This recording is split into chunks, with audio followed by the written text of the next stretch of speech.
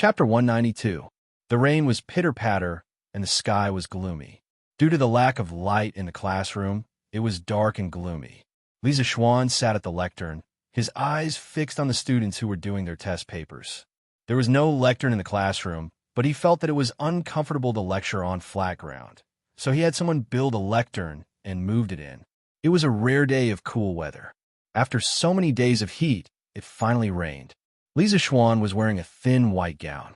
He was lying on the tall and long desk in front of the lectern, looking at the students who were doing their tests. He felt very satisfied. Once upon a time, he was like them, sitting upright and still, racing against time to answer the questions. Not only did he have to ensure that his answers were correct, but he also had to ensure that they were correct. That was not a normal kind of hard work. Now, he could be considered to have opened up a god's perspective. He was high up, watching others take their tests. Naturally, he felt different. That's right. Today was the small test that was held every 7 days. However, Xianxia habitually called it a weekly test in his mind, even though people in the Tang dynasty did not know what a weekly test was. His thoughts flew back to 2 days ago. Under Kong Ingda's strict supervision, Xianxia had no choice but to conduct 2 afternoons opinion special training sessions for all the instructors, teaching assistants, and professors of the Imperial College. Letting a 14-year-old child teach to these old scholars who were mostly in their 40s, and there were even some who were in their 60s, was bound to cause some people to express their dissatisfaction. However, this time, Kong Ingda personally supported Xianxia and made it clear that if anyone did not pay attention and did not learn pinyin in the end, Kong Ingda would personally report to His Majesty and expel them from the Imperial College. This kind of extremely strict punishment system directly nipped in the bud the restless instructors who wanted to jump out and cause trouble in the bud. One had to know that the positions of instructors, teaching assistants, and professors of the Imperial College were a great honor for scholars. Speaking of which, these positions were even more awesome than being a professor at Peking University or Tsinghua University in his previous life, because these positions all had ranks. In this lifetime, they had studied hard for decades, and it was not easy for them to get to where they were today. How could they bear to be stripped of this glorious position just like that? Therefore, during the 2 afternoons of classes, there was no such thing as showing off or slapping people in the face. Instead, each of them was more serious than the other, and with the help of the blackboard, the learning efficiency of these teachers of the Imperial College was surprisingly high. However, their attitude towards Xianxia had completely changed after they had grasped the basics of pinyin.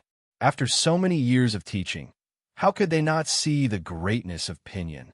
As a result, their attitude towards learning became more and more correct. During class, the expressions on their faces were as fanatical as if they were on a pilgrimage. These teachers learn things really fast. But this is even better. I estimate that in another afternoon, they will all be able to grasp pinyin. At that time, wouldn't she be able to return home every afternoon to sleep and tease the servant girls? How carefree would that be? Xianxia propped up his cheek with one hand and sat there thinking happily. Suddenly, he caught a glimpse of movement below. His position had a high platform view. Some students might think that Xianxia wouldn't be able to see what they were doing under the table, but what they didn't know was that sitting on the podium, he could use the high platform view to see every single movement below clearly. Xianxia used his fingers to pick up a piece of chalk, folded it half an inch, weighed it in his hand, and threw it in a certain direction below. That half-inch piece of chalk was like a cruise missile, accurately smashing into Cheng Chumo's head. Cheng Chumo, who had been sneaking glances at Qin Huayu's paper, was shocked by this sudden attack. He quickly looked toward the podium and met Xianxia's fierce gaze. If there's a next time, I'll give you 0 marks. Xianxia coldly harumphed and said this arrogantly. In his heart, he thought that this was the catchphrase of the invigilator in his previous life. It felt so good to use it. The students in the classroom all raised their heads, trying to figure out who Xianxia was talking about. Cheng Chumo rubbed his forehead as if nothing had happened. Then, this fellow acted as if Xianxia was not talking about him and pretended to calmly look at his paper. Even though he did not understand some of the questions at this time, he definitely could not let everyone know that Li Zixuan was talking about him. Even though he was thick-skinned, plagiarism was too shameful. Cheng Chumo expressed that he still wanted to show some face. Seeing that Cheng Chumo had calmed down, Li Zixuan did not continue to pursue the matter. He walked down from the podium and began to patrol. The first place he came to was Li Tai's position. This little fatty was writing at a rapid speed. He did not seem to be affected by the commotion just now and was quickly doing calculations on the draft paper. Li Zixuan glanced at his paper and was slightly surprised. This little fatty had actually finished the second to last question. His speed was really fast. There was still nearly an hour before the exam ended. He just did not know how accurate this kid was. Li Zixuan paused for a while before continuing his patrol. He found that most of the students were still stuck at the fifth or sixth last question. Qin Huayu, Iron Egg, and Kushir Qing had all finished the third to last question. Moreover, Li Zixuan saw that they had all answered the questions correctly. What surprised Li Zixuan was that Meng Wenhao had also finished the second to last question. Li Zixuan had learned a lot about this child's family background from Su Hongji. This child was truly from a poor family. In this era, it was dozens of times more difficult for a poor family to nurture a child into a talent than it was in modern society. It was also very difficult to pass through the layers of selections in various places and finally enter the Imperial College. Therefore, in Li Zixuan's opinion, whether it was Meng Wenhao or Meng Wenhao's father, they were truly amazing people. Li Zixuan sincerely admired their perseverance. From the part that Meng Wenhao was writing at the moment, he had completely thought through the train of thought for this question. As long as he did not take the initiative to court death, he would definitely be able to get all the points for this question. Li Zixuan secretly nodded and thought to himself, if this child can get into the top 3 in this weekly exam, then I'll pay a visit to their home and help their family solve some of their living difficulties. He admired hard-working and diligent children like Meng Wenhao from the bottom of his heart. When Cheng Chumo saw Li Zixuan coming over for an inspection, he hurriedly covered his paper and glared at Li Zixuan to prevent him from looking. Li Zixuan was speechless and thought to himself, is this guy's brain short-circuited? Aren't you going to show me your paper sooner or later? Why are you covering it now? Li Zixuan snorted unhappily and returned to the podium. Chapter 193. Clang, clang, clang. The bell rang, signaling the end of the class. Li Zixuan stood up, knocked on the table, and shouted, "Stop writing! Stop writing! The last student in each row, stand up and collect the papers. If you don't stop writing, I'll give you 0 marks." Cheng Chumo's wrist shook, and he quickly put down his pen. He looked at Li Zixuan bitterly, and then stood up to collect the papers. After all, he was sitting in the last row. After a while, all the papers were collected. Li Zixuan tidied them up, and then he looked at the weather outside and said, "We'll have a break in the afternoon. You don't have to come. Have a good rest at home." The exams had just finished, so no one was in the mood to go to class. Moreover, it was raining heavily outside. Although the children all had straw raincoats, the raincoats were barely enough to block the rain. Also, tomorrow and the next 2 days were off, so he might as well give them an extra half-day off. "Oh, sir, that's great. We finally have a break." "Huh? We actually have an extra half-day off. The student from the other schools can only be envious. Ha ha." When the students heard the good news, they couldn't help but cheer loudly. At present, the other schools in the Imperial College were under pressure to adopt the daily schedule of the School of Mathematics. However, the School of Mathematics 2-day break for every 5 days of classes was firmly rejected by the instructors of the other schools. Therefore, although the pace of learning in the School of Mathematics was very tense, with a small exam every Monday and a senior high exam every month, and there was a feeling of being eliminated at the end of the class, the students of the School of Mathematics had more rest time. This was something that the students from the other schools envied.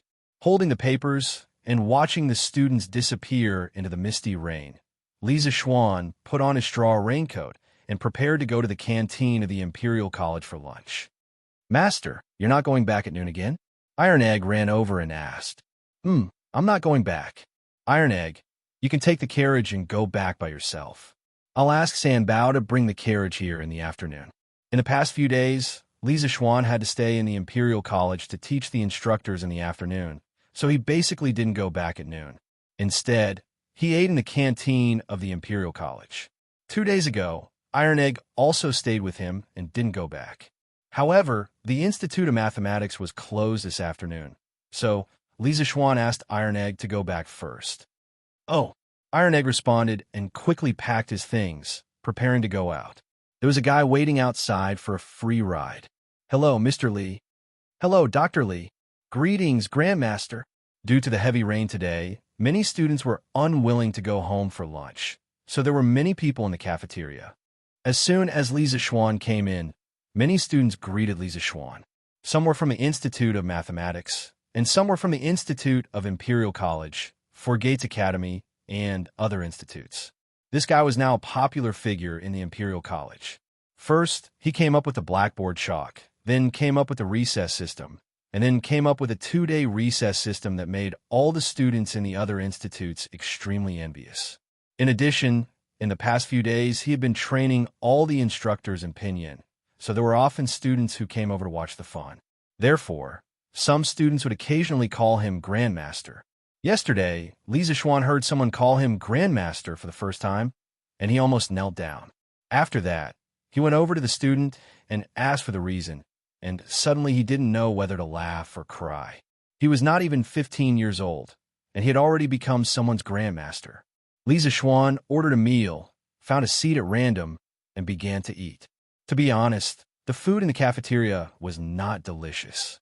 It was completely incomparable to the food in the Li family, but it was still bearable. Hey, Grandmaster, is there no one here? How come Iron Egg isn't eating with you today? A loud and clear voice sounded in his ear. Li Zixuan raised his head and saw that it was the little bastard who first called him Grandmaster yesterday. His name was Sun Zifen, and Li Zixuan had almost been annoyed by Sun Zifen's name yesterday. This guy was a top student in the Imperial College, but he had only gotten in because of his father's relationship. His father's name was Sun Wuxia, and he was an amazing person. During the 5th year of the Tang Dynasty's Wuda era, he had obtained first place in the imperial examination and became the top scholar. He could be considered the first top scholar in China's history. After Li Er ascended the throne, he was bestowed with the title of Baron, living in Lu and becoming a vice-chancellor of the Supreme Court. The Supreme Court was equivalent to the modern Supreme People's Court, and the vice-chancellor of the Supreme Court was equivalent to the vice-chancellor of the Supreme Court. It was a lower, third-rank official, and there were usually 2 of them. Yuan Wendao, who had impeached Li Zixuan last time, was also a vice-chancellor of the Supreme Court. However, this guy was not as talented as Sun Wuxia, so Sun Wuxia was definitely more likely to be promoted to vice-chancellor of the Supreme Court. Li Zixuan lowered his head and continued to eat. He casually replied, "Yes, the Imperial College will be on holiday this afternoon," so Iron Egg went back. Sun Zifen had just sat down unceremoniously when he heard Li Zixuan's words. He immediately exclaimed, "Damn, why is the Imperial College on holiday early?" Sun Zifen immediately expressed that he could not accept the fact that the Imperial College was on holiday at the weekend. Li Zixuan pursed his lips. Sometimes he really wondered if this unlucky kid was Sun Wuxia's biological son. Logically speaking, since Sun Wuxia could be the top scorer in the exam, even if his son's results were not top-notch, he should at least be polite, right?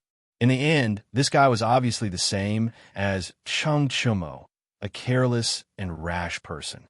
However, he was much younger than Cheng Chumo, probably only in his teens. They just finished the exam this morning. I saw that they were working too hard, so it's not too much to give them half a day off, right? Even if Chancellor Kong knows about it, he can't say anything. Li Zixuan said faintly, but his words really attracted some hatred. Mr. Li, how can you do this? That's right, Professor Li. How can you give the people from the Imperial College such a long holiday? I can't take it anymore. When the students from the other schools who were eating nearby heard Li Zixuan's words, they all started to denounce him. Li Zixuan had been eating in the canteen recently and had become familiar with many students. As his personality was more casual and he was very young, about the same age as most of them. Many students liked to talk to him. Sometimes they would make some harmless jokes, but Li Zixuan was not angry. Instead, he would go along with their jokes and tease them. This led to everyone calling him teacher, but they would always talk to him as if he was a good friend. Li Zixuan waved his hand and laughed. Who asked our Imperial College's students to have such outstanding results? As a teacher, of course, I have to sympathize with them. What's wrong with giving them half a day off? Suddenly, there was a wave of wailing from the surroundings. Damn! Sun Zifen put down his chopsticks, indicating that he could not take it anymore. He shouted exaggeratedly, Grandmaster, do you still want people from the Imperial College? Quickly take me in as well. A 10-year-old kid was dancing and shouting there, looking very funny. Instantly, there's a wave of laughter from the surroundings. Chapter 194. In the canteen of the Imperial College. Hearing Sun Zifen's words, Li Zixuan put down his chopsticks, raised his head, and glanced at this joker. He said unhappily, Go back and ask your father if he's willing to let you come to the School of Mathematics. It wasn't that Li Zixuan was belittling himself, but there was a hierarchy among the 6 schools of the Imperial College. The School of Mathematics, School of Books, and School of Law were basically at the bottom.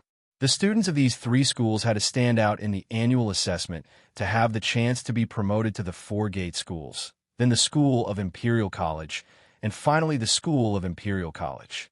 Sun Zifen was able to enter the School of Imperial College because his father was a 3rd-rank vice-chancellor of the Supreme Court. However, if his father was more powerful and was promoted to a 3rd-rank vice-chancellor of the Supreme Court, then he might be able to enter the Imperial College directly. Under the current hierarchy of the Imperial College, it would be strange if Sun Wuxia was willing to let Sun Zifen go to the School of Mathematics. Sun Zifen chuckled and said, Hee, Grandmaster, my father already knows that you invented Pinyin. He also admires you very much.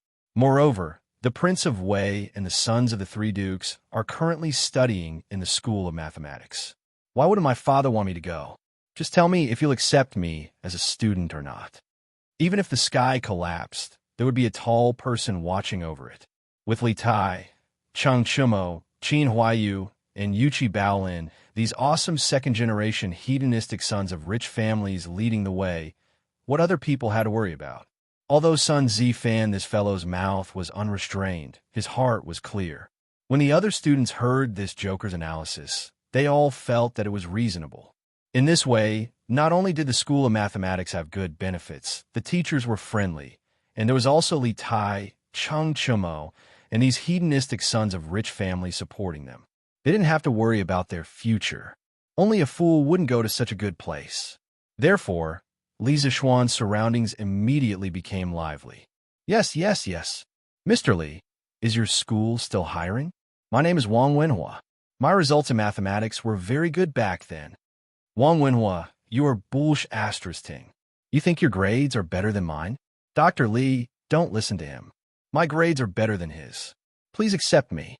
Grandmaster, please accept me. Take me in. Take me in. Collect your sister.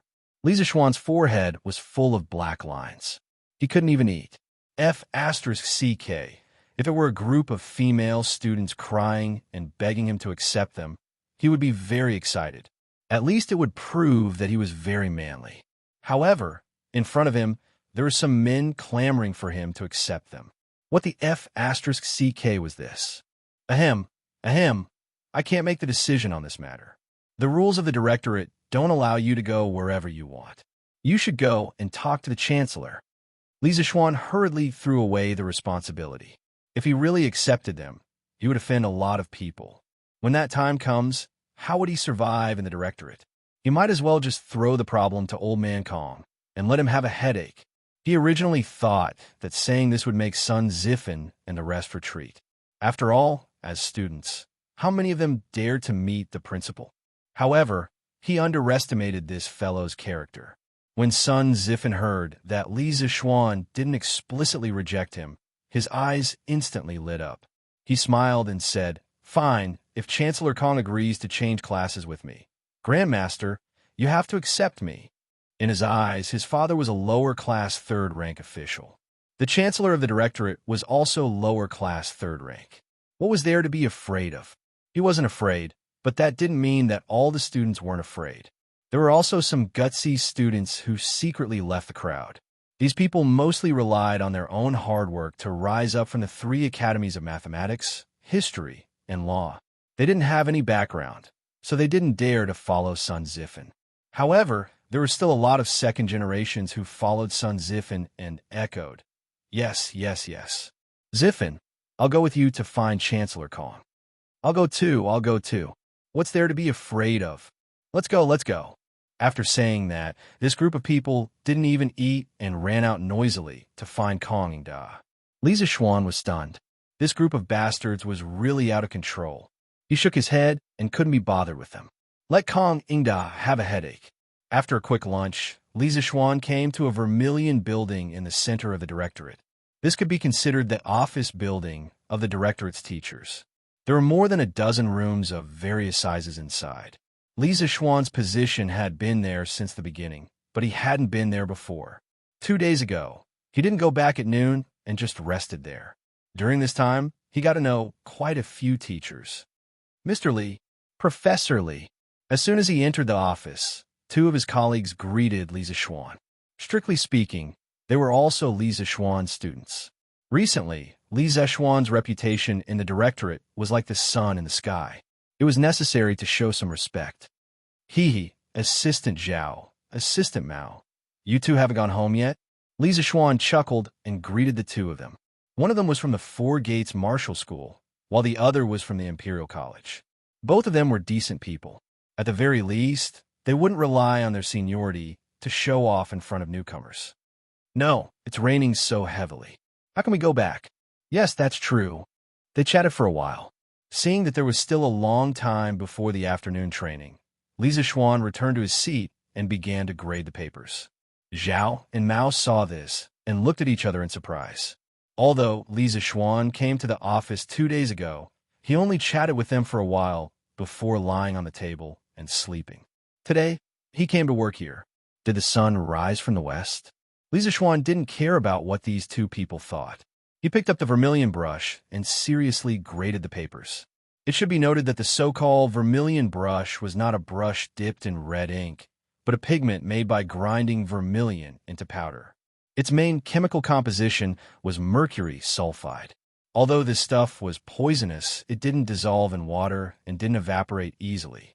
As long as it wasn't swallowed directly, it wouldn't be inhaled under normal circumstances. This was why Li Zixuan dared to use this stuff. While Li Zixuan was having an easy time, Kong Ingda was in complete misery. Old Kong had just finished his meal and returned to his single office. Just as he was about to take a nap, someone knocked on his door. "Chancellor, open the door. Students are looking for you." "Yes, Chancellor." "Quickly open the door. We're all looking for you." Kong Ingda heard the noise outside and frowned slightly. This was because he heard a few very familiar voices from the noisy crowd. The owners of these voices were all troublemakers from the directorate. Kong Ingda rubbed his head and got up to open the door. Chapter 195. Chancellor, I want to be transferred to the School of Mathematics. I also want to be transferred to the School of Mathematics. Me too, me too. When Kong Ingda opened the door, he was instantly stupefied by the chattering bastards in front of him. Transfer to the School of Mathematics? Ever since the directorate was divided into 6 academies, there had never been such a transfer from the top to the bottom.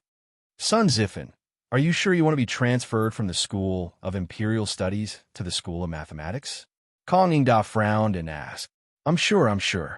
Chancellor, can you quickly transfer me to the School of Mathematics? Sun Zifan hurriedly nodded his head excitedly. What about you guys?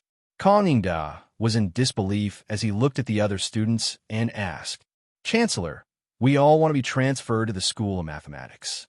Kong Ingda was completely stupefied at this moment. He stared blankly for a moment before suddenly putting on a stern face and berating sternly Sun Zifan, who instigated all of you to be transferred to the School of Mathematics. Sun Zifan said with a blank face, Chancellor, no one instigated us. We all did it willingly. Yes, we all did it willingly. Kong Ingda asked with an ugly expression. Then do all of your elders know? Cough, cough, my father still doesn't know. Son Ziffin coughed awkwardly. Transferring academies is an important matter. You all must discuss it with your elders. If they agree, then I will allow you all to do it. If they don't agree, then you all must reflect on your own actions today. Kong Yingda's thoughts turned and decided to drag it out like this. Otherwise, if so many students were to be transferred to the School of Mathematics all of a sudden, wouldn't that be a complete mess? Moreover, although these students were muddle-headed, Kong Yingda didn't believe that their fathers would also do muddle-headed things. Son Ziffin rolled his eyes and smiled as he agreed. Chancellor is right. I will go home today and ask for my father's opinion. After saying that, he bid farewell to the other wastrels and left. Kong Yingda's eyelids twitched fiercely as he felt that things weren't as simple as he thought. Li Zixuan marked the test papers for a while. When he saw that it was almost time, he went to another classroom to prepare for the training session for the instructors. In the office, the other two teaching assistants naturally followed him. The afternoon training session was surprisingly smooth. After a little more than 2 hours, the last bit of opinion knowledge was taught. Li Zixuan let out a sigh of relief. He thought to himself that he was finally done with his work. In the future, he could continue to live a leisurely life. After the teachers finished asking their questions, Li Zixuan dismissed the class in advance. He packed up his teaching materials in high spirits and prepared to go home. In this terrible weather, he should be cooped up at home, teasing his servant girl. Instead, he came out to give a lecture. God knows if his brain was flooded with water. I want to go home. I want to go home. Li Zixuan's brain was now dominated by the strong desire to go home.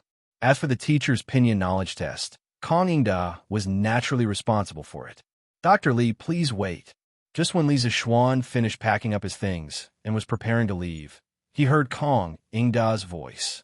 Li Zixuan secretly cursed his bad luck. Chancellor Kong, is there anything else? Li Zixuan stopped and asked. Dr. Li, Sun Ziffin and the other students from the Imperial College want to be transferred to the Institute of Mathematics. Do you know about this? Kong Yingda chased after him and asked with a serious face. Li Zixuan opened his eyes wide in shock, and his face was filled with disbelief as he asked, There is such a thing? That is really strange. I have never heard of such a strange thing. Could it be that Chancellor is purposely making fun of me? Even if he was beaten to death, he would never admit that it had anything to do with him. Moreover, this matter had nothing to do with him. It was the group of students who wanted to cause trouble. Kong Yingda saw Li Zixuan's exaggerated expression and frowned. He had nowhere to vent his anger.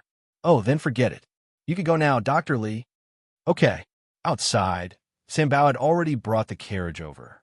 Li Zixuan took off his straw rain cape and got on the carriage. The carriage moved slowly and gradually out of the Imperial College and into the drizzling streets of Chang'an. Li Zixuan sat comfortably on the sofa and drank some hot water. He looked at the rain outside the window and was lost in thought. This scene reminded him of a modern poem, Dai Wangshu's Rainy Alley. It was a pity that he didn't have a girl with the same color and fragrance as a lilac beside him. All right, to put it more simply, this guy was starting to miss his wife again. Sigh. Ancient times have their good points, and modern times have their good points.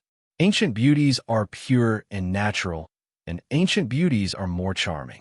Modern times have all kinds of high-tech. No matter where you are, no matter how far you are, when you miss your wife, you can send her a message, call her, or even accept a video call. Li Zixuan muttered to himself. He did not expect that after experiencing so many years of long-distance love in modern times, he would still have to endure the pain of a long-distance love for a few months after transmigrating to ancient times. Although this so-called long-distance love was only a few dozen miles away, due to secular etiquette, this few dozen miles was a gap that he and Han Yushi could not cross in these few months. Young master, we are home. Just as Li Zixuan was lost in his thoughts, the carriage arrived at the Li residence. Li Zixuan came back to his senses. He got off the carriage and took the oil paper umbrella from Sanbao. He walked alone to the west courtyard. Sanbao looked at Li Zixuan's back and scratched his head in confusion. He felt that his young master was a little off today, but he couldn't pinpoint exactly what was wrong. Young master, you are back? Xiaoxi will go to the kitchen to make a bowl of ginger soup for you to get rid of the cold. When he returned to the west courtyard, he met Xiaoxi as soon as he entered the house.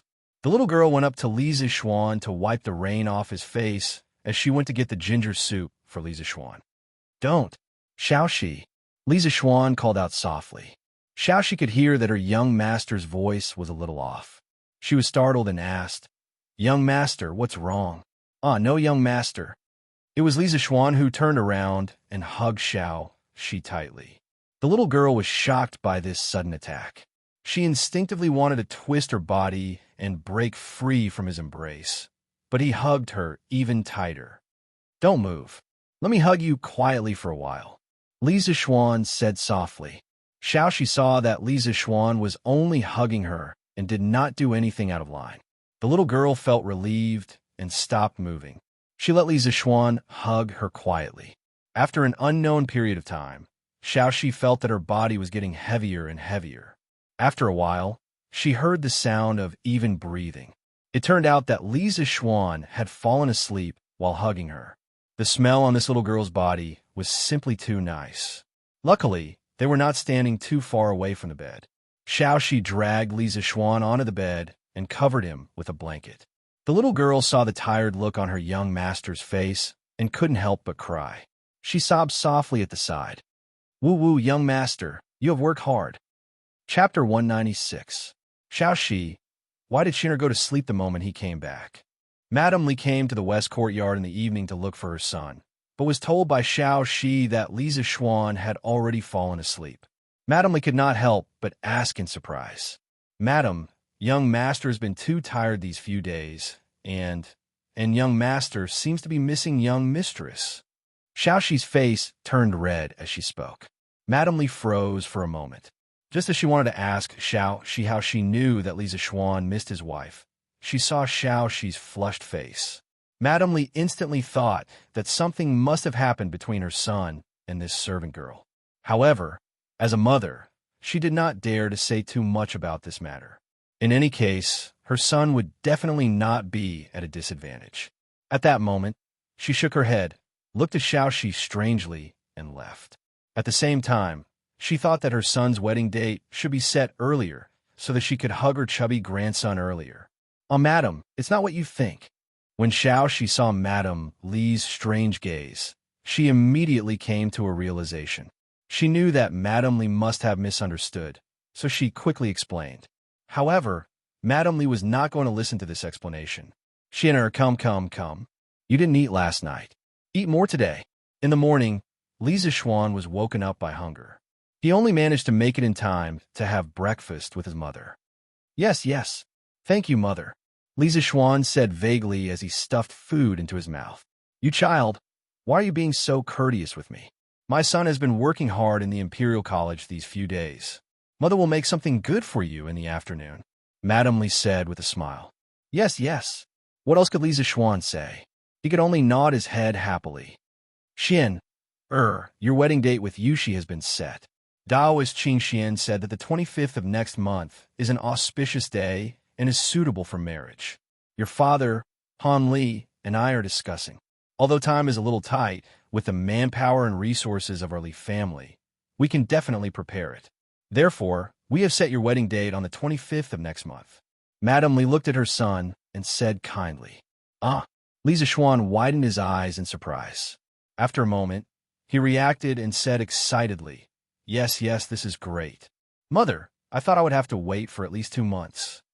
Haha, look at how anxious you are. When you have a wife in the future, are you going to forget about mother?" Mrs. Li couldn't help but tease her son when she saw that he couldn't wait to get married. "How could I?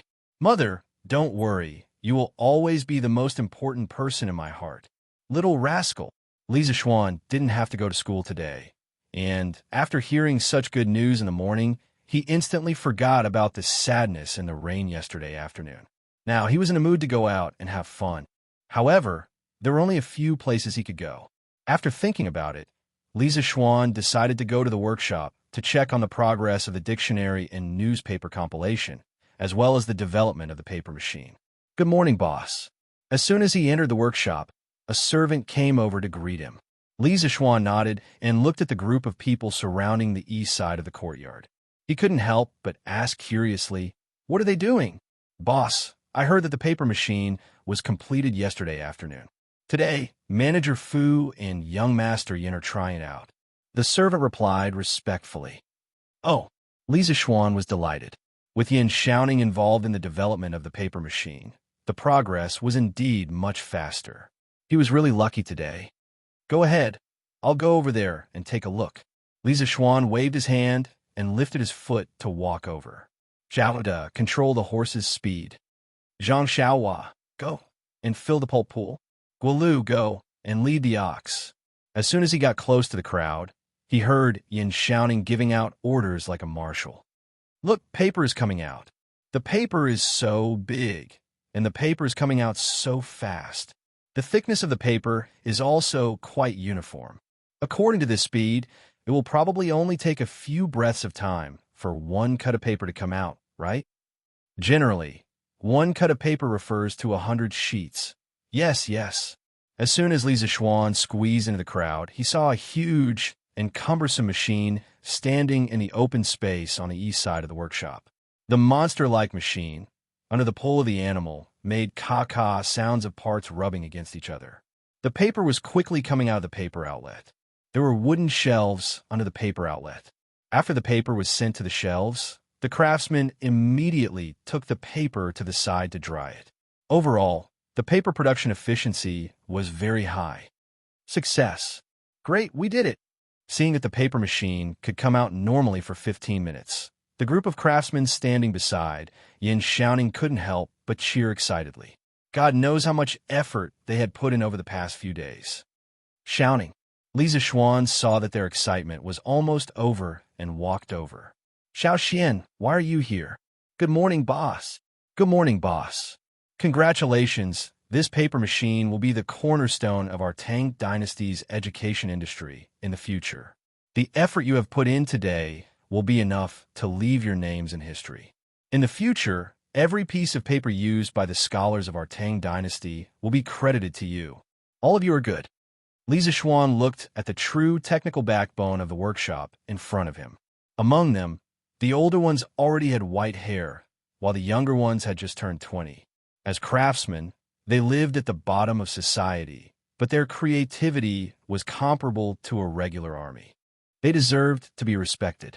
Looking at them, Li Zixuan couldn't help but think of the scientists in his previous life who worked hard on the front lines of research. They also worked hard, but a lifetime of research couldn't even compare to the money a celebrity could earn from acting in a movie. At the thought of this, Li Zixuan couldn't help but shout.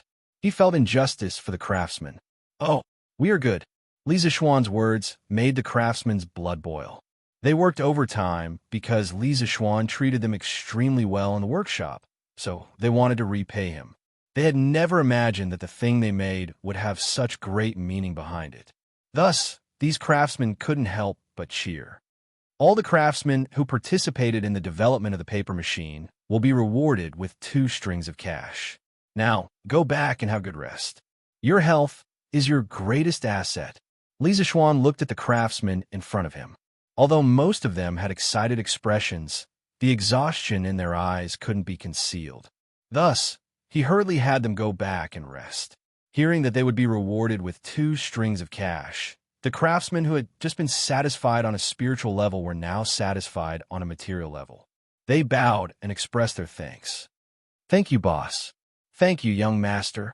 Li Zixuan hurriedly waved his hand and said, Go and rest." Chapter 197. In the workshop of the strange interest pavilion, the craftsmen dispersed. Li Zixuan followed Faubert and Yin Xiaoning to a room and said, "Brother Faubert, Brother Xiaoning, thank you for your hard work these days." Faubert politely waved his hand and said, "It's no trouble at all." Yin Xiaoning, on the other hand, snorted in dissatisfaction. "It's really hard work. You are the one who came up with this idea. Logically speaking, you're the most suitable person to do this, and you'll be the fastest. But you just had to be lazy and leave everything to Faubert, causing us to work so hard." Li Zixuan pursed his lips. Why did this guy's tone sound like a disgruntled housewife? But when he heard the second half of Yin Xiaoning's sentence, he immediately complained, "Brother Xiaoning, I didn't slack off these 2 days. Recently, I've been teaching pinyin to the instructors of the Imperial College. I'm almost as tired as a dog." Yin Xiaoning was teased and laughed. He pretended to size up Li Zixuan and then teased, "Hey, little Xian, you really do look a little like a dog now." Puffed. Li Zixuan almost spat out a mouthful of blood. He said unhappily, "Chow, get lost." After joking around for a while, Li Zixuan began to talk business with Yin Xiaoning and the others. "Brother Xiaoning, how much is the output of our paper machine and the cost of producing paper?" Hearing this, Yin Xiaoning closed his eyes and pondered for a while. Then he opened his eyes and said, "According to my preliminary estimation, the paper production efficiency of a paper machine is about 30 to 40 times that of manual labor. Moreover, the paper produced by the paper machine has a uniform thickness and is more delicate. The quality seems to be better than the current Xian paper. Overall, the cost of our paper is about 20 copper coins per cut. As far as I know, the cost of paper for other paper mills in Chang and is about 500 copper coins per cut. Moreover, their paper is still in short supply.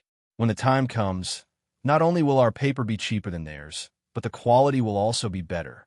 I believe that once our workshop starts producing at full capacity, the traditional Xian paper will be completely replaced by our paper." Hearing Yin Xiaoning's confident words, Li Zixuan was slightly surprised. He didn't expect that the paper production cost could be reduced to 1/25th of the original through the paper machine. It was really amazing. Marx said that if capital had 50% profit, it would risk everything. If it had 100% profit, it would dare to break all the laws of the world. If it had 300% profit, it would dare to commit any crime, even at the risk of being hanged.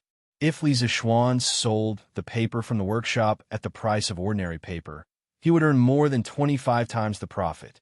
This huge profit was enough to make anyone go crazy. The three people in the room gradually thought of this. The three of them were shocked by the high profit, and their breathing became rapid. Li Zixuan shook his head and forced himself to wake up.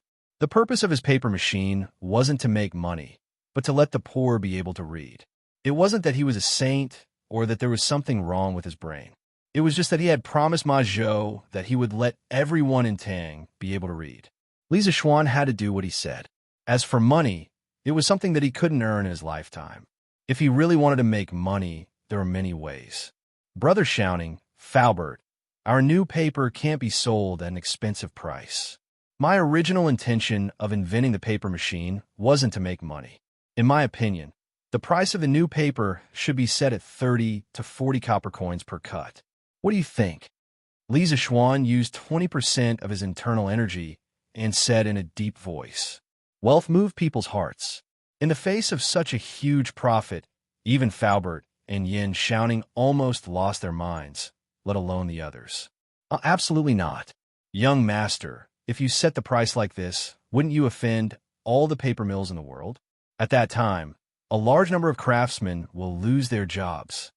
Faubert had just been awakened by Li Zixuan's shout and heard Li Zixuan's shocking price. His heart trembled, and he quickly dissuaded him. "Yeah, Xiaoxian, if you set the price like this, it will be a devastating blow to the rice paper mills." Yin Xiaoning couldn't help but say. Li Zixuan frowned. Faubert and Yin Xiaoning's thoughts were still somewhat stubborn and conservative. During the First Industrial Revolution in England, it also had a devastating impact on the traditional handicraft industry. In the end, large machinery production replaced the inefficient handicraft industry, which also caused a large number of traditional craftsmen to lose their jobs. But didn't England survive in the end? Not only that, England also became the world's largest country after the First Industrial Revolution. Xiaoning, Faubert, in the future, our workshop will have batches and batches of new technology. At that time, do you still want us to adapt to the backward handicraft production of this era? The purpose of our development of new technology is to break the inefficient and backward technology of the current era. As the era progresses, so does technology. We should let people catch up and adapt to the pace of our new technology. Under the rolling wheel of the era, those who can't catch up with the new technology will be eliminated. In this era, there is no waiting and there is no sympathy. Our Strange Taste Pavilion Workshop must lead the new technology trend and promote the technological innovation of the entire Tang dynasty. Li Zixuan felt that he had to correct Xianxia and Faubert's thoughts. These two were the top technical backbone of the workshop. If their thoughts were shackled and they did things fearfully, it wouldn't be good for the development of the workshop. Good.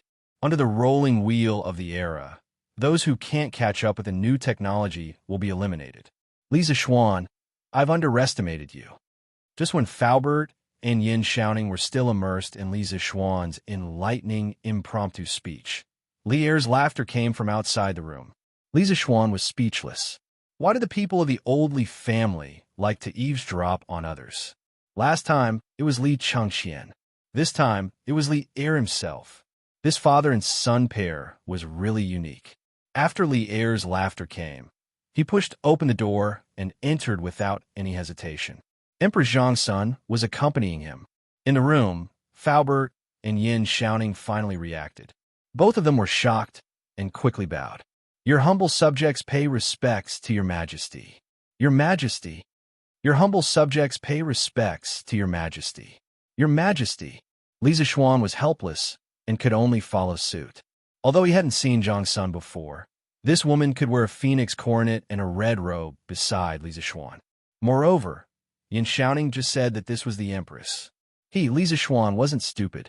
Li Er waved his hand and laughed. Haha, all rise. Li Zixuan, come here. I just heard you say that the cost of your new paper is only 20 copper coins. Is this true? Li Zixuan was speechless. Didn't you eavesdrop just now? Why are you still asking when you already know the answer? You're really too free. Your Majesty, this is only our initial estimate of the cost.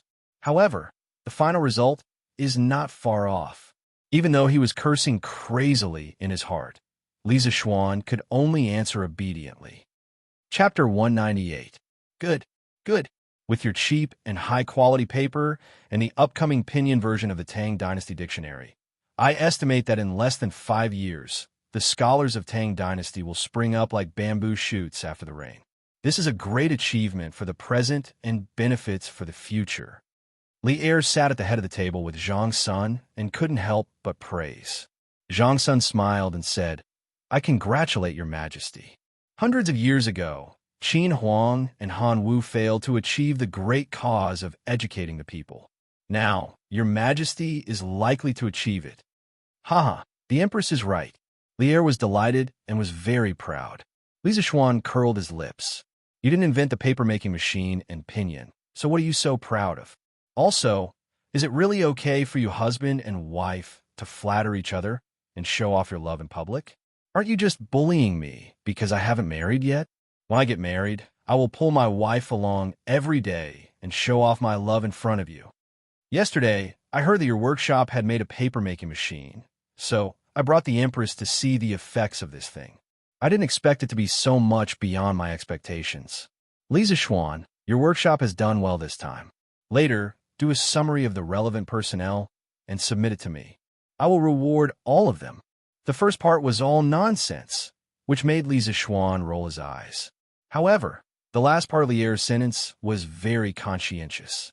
Li Zixuan was invigorated when he heard it. He quickly put on an act and cupped his hands and said, On behalf of the workshop's 3,000 craftsmen, I thank your majesty for your kindness. Li Er spat out a mouthful of tea and immediately choked. He said in a bad mood, What 3,000 craftsmen?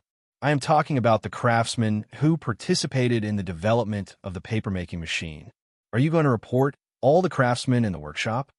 Replying to your majesty, the development of the paper-making machine, whether it was the smallest part or the huge wheel, whether it was the logistics or the front line of production, there were countless craftsmen in the workshop. The reason why the paper machine can be made in such a short time is definitely not something that can be done by just a few dozen people. It can't be done without the efforts of every craftsman. Although Li Zixuan's words were a little exaggerated, they were basically the truth. The structure of the paper machine was not simple. To be able to make it in such a short time was really a miracle. However, Behind every so-called miracle, there were countless people who worked hard in silence.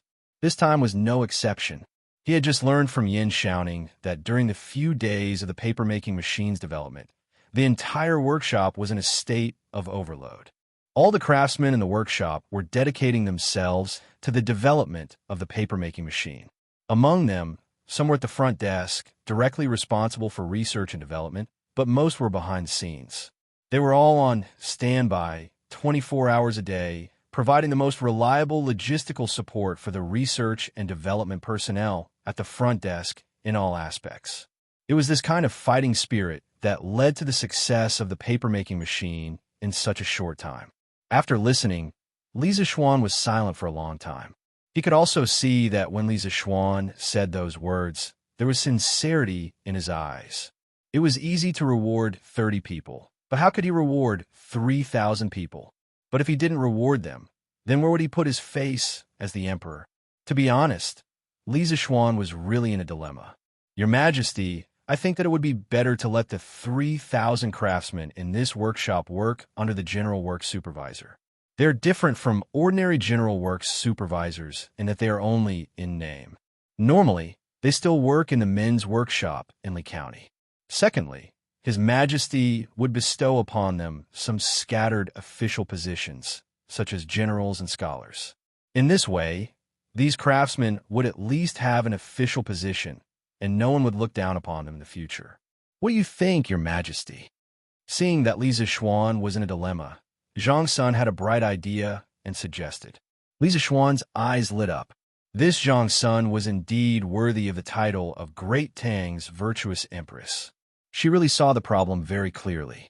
Her analysis was right. At present, the craftsmen in the workshop lacked the recognition of the outside world the most. Otherwise, they would still be the craftsmen living at the bottom. He raised his eyes and secretly glanced at Xianxia. He saw her sitting high in the seat of honor. Her facial features were beautiful, her body was graceful, and her bones revealed a graceful aura. Li Zixuan cursed in his heart. I don't know how Li Zixuan got lucky to marry such a perfect wife. Good, the Empress is right. Li Zixuan, what do you think of this? Li Zixuan smiled happily. Li Zixuan quickly replied, I have no objection. Your Majesty is wise. Your Majesty is benevolent. Li Zixuan slapped the table and said, Good. I will write the decree later. Xianxia and Faubert looked at each other and couldn't help but be happy. Li Zixuan, Xianxia, Fu Yuanqi, when the Tang dictionary is finished, I will reward the three of you separately. Li Zixuan was very generous today. He had just rewarded 3,000 people, and now he promised to reward the three of them. Li Zixuan really didn't know what was wrong with Li Zixuan, but if there were benefits to be gained, only a fool would refuse. He, Xianxia, and Faubert went forward to express their gratitude. Thank you, Your Majesty. Li Zixuan nodded happily. He was really happy today. No one could understand the great significance of the paper machine better than him. It could destroy the foundation of the aristocratic families. Li Zixuan, you said before that under the rolling wheel of time, whoever can't catch up with the new technology will be eliminated. In this era, there is no waiting and there is no sympathy. I agree with this very much. Do it boldly. I am looking forward to what this workshop will change Tang Dynasty into in the future. I joined the army when I was young and was about to conquer the world. I like your drive to forge ahead. Li Zixuan's blood was boiling. He thought to himself that today's trip wasn't in vain. Li Zixuan couldn't help but be excited when old Li was so sure of his radical thinking. He went forward and said, Thank you, Your Majesty, for your trust. I believe that the changes that the workshop will bring to Tang Dynasty in the future will definitely surprise Your Majesty. Xianxia couldn't help but cover her mouth and chuckle. Your Majesty, this child is young, but his tone is really big. Li Zixuan held Xianxia's hand and stood up with a smile. Ha, Li Zixuan, I will wait and see. Farewell, Your Majesty, farewell. The few people in the room bowed again. Xiaoxian, we did well this time. I guess it won't be long before our workshop is famous in Chang'an, right? Not only that, this time we gained both fame and profit. Li Zixuan laughed and said, "Haha, you are satisfied with just this? Don't worry. There will be more opportunities in the future to make you even more satisfied." Chapter 199. Hey, shouting, I still want to make another type of paper machine. Hey, don't go. Come take a look. Li Zixuan suddenly thought of toilet paper. Now that the paper machine had been made, he only needed to add a scraper to it to make toilet paper. Therefore, he wanted to ask Yin Xiaoning to make a toilet paper machine. Who knew that this guy would turn around and leave before he finished listening? Li Zixuan quickly pulled back. Puffed. It's easy for you to say that. We worked tirelessly for so many days to make a paper machine. And you want to do something new? If you're so good, then do it. Don't call me. I have to go back and rest. Yin Xiaoning spat in exasperation. Cough, cough. Xiaoning, listen to me first. This paper machine doesn't need to be troublesome. Its general structure is similar to the paper machine you made before. It's just that its dryer is more special. It's a dryer with a large diameter. On the other side of the dryer, there's a scraper to remove the wrinkles from the paper. Li Zixuan pulled Yin Xiaoning and explained. Yin Xiaoning was puzzled. If you do it this way, won't the paper be soft and fluffy? How do you write on this kind of paper? Faubert thought for a while and nodded in agreement. Yes, young master. The paper you make can't be used at all. Li Zixuan immediately retorted. Who said it can't be used? This kind of paper is soft and fluffy. Wouldn't it be extremely comfortable to use it to wipe butt in the toilet? Yin Xiaoning's face was full of black lines. He was really speechless towards Li Zixuan. Don't you have toilet paper chips to use in the toilet? Why do you have to do this? Li Zixuan stomped his feet. Damn, the toilet paper is so hard. How do you use it? How can it be more comfortable than this soft paper? This was the most unacceptable thing for Li Zixuan after he transmigrated. He could live without a computer or a phone, but he couldn't live without toilet paper. Why the F***CK do you want me to use bamboo to wipe my butt? Then what do you usually use in the toilet, young master? Faubert couldn't help but ask. Cough, cough. I asked someone to make the rice paper soft before using it. But this is really troublesome. Li Zixuan said after thinking for a while. Faubert and Yin Xiaoning suddenly felt a toothache. They really wanted to beat him up. What a waste. You brat. You're simply a refined scum. Yin Xiaoning couldn't help but point at Li Zixuan's nose and scold. Li Zixuan rubbed his nose and felt very helpless. Isn't it just wiping your ass with a piece of paper? It's so normal. Is there a need for that? In the end, Yin Xiaoning agreed to Li Zixuan's request. There was no other reason other than Li Zixuan saying that this thing could also make a lot of money. After reducing the cost of paper, Li Zixuan let out a sigh of relief. As long as paper could be mass-produced, many of his later plans could be carried out smoothly. Well, the most important thing was that the toilet paper problem was solved. He could finally see the most commonly used industrial product in ancient times. This made him feel a little closer. After leaving the room, Li Zixuan went to the back hall. He wanted to see how Ma Zhou and the others were progressing. When he pushed the door open and entered, he saw that there was an earth-shattering change inside.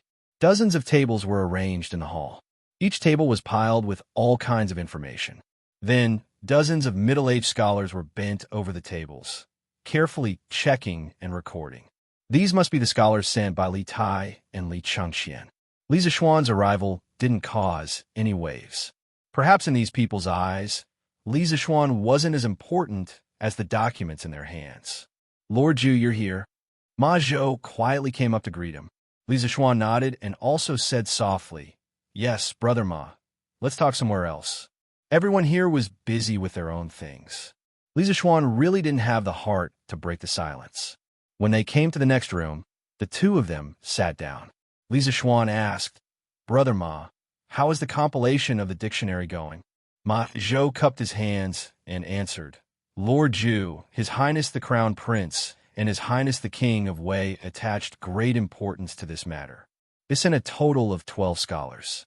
A few days ago, the compilation of the dictionary was fully launched.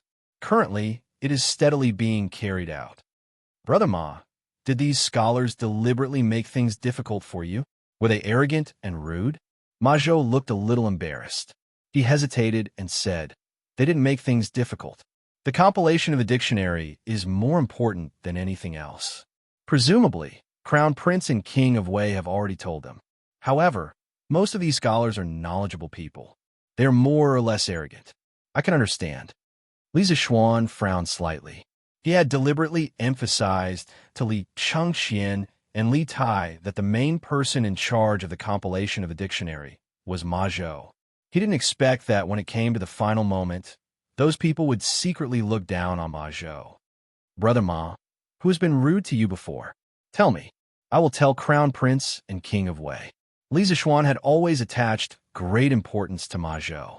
Now, how could he sit by and do nothing? Ma Zhou quickly waved his hand and said, Lord Zhu, there is no need to do this. Ma Zhou is just a commoner. Those scholars belong to the rank 6 imperial residence or the Easter Palace. It is natural for me to be looked down on. However, I should be the one to fight back. Ma Zhou believes that with his talent and knowledge, I will definitely be able to make these scholars look down on me. Ma Zhou's meaning was clear. He would get back the face he lost in the future. Li Zishuan smiled and said, Brother Ma is so bold. Just based on this point, those scholars can't compare to Brother Ma.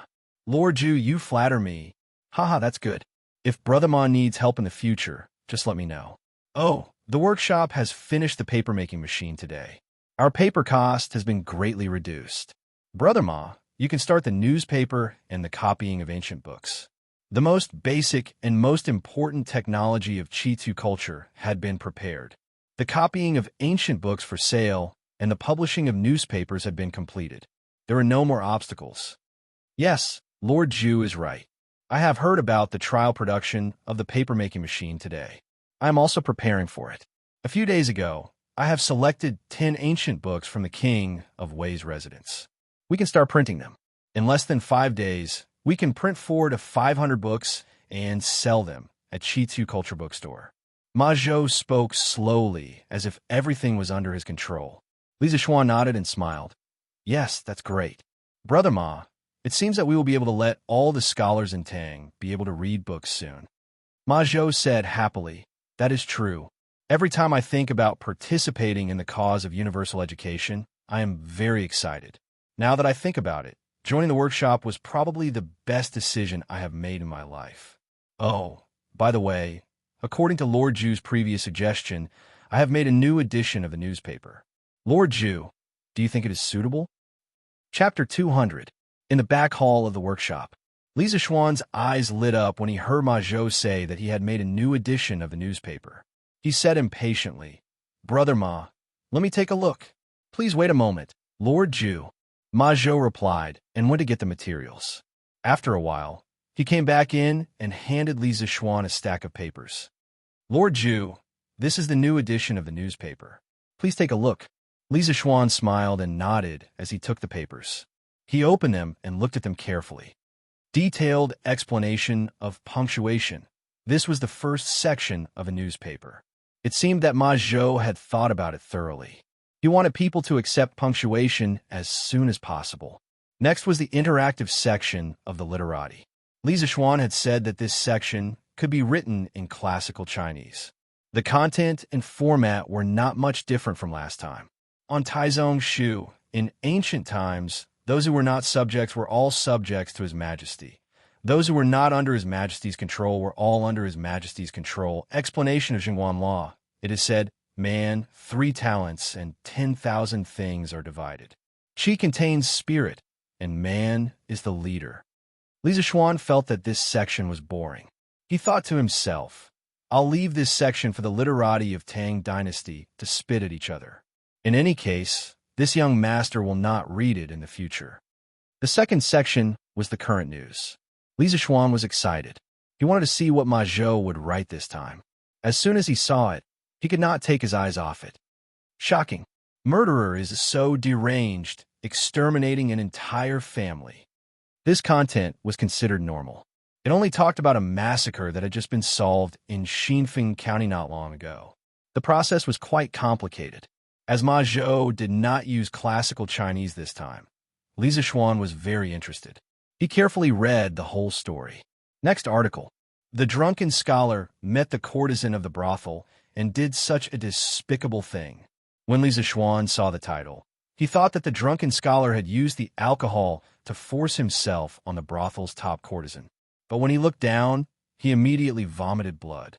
It turned out that the drunken scholar had drunk too much and had the urge to pee, so he had peed on the side of the road.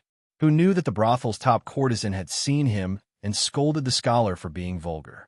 As a result, the two had an argument, which finally alarmed the Chong and Marshal Marquis. Chong and Wu Ho rushed to the widow Zhao Zhuangyi's house in the middle of the night, and the reason was actually like this.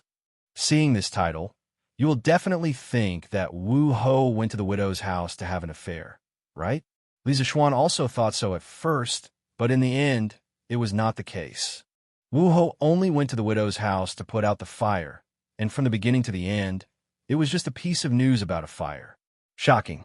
A woman actually dared to do such a thing in broad daylight. What is it? You must have thought it was something embarrassing, right? In the end, the woman's skill was just a bit better, and she met a thief on the street.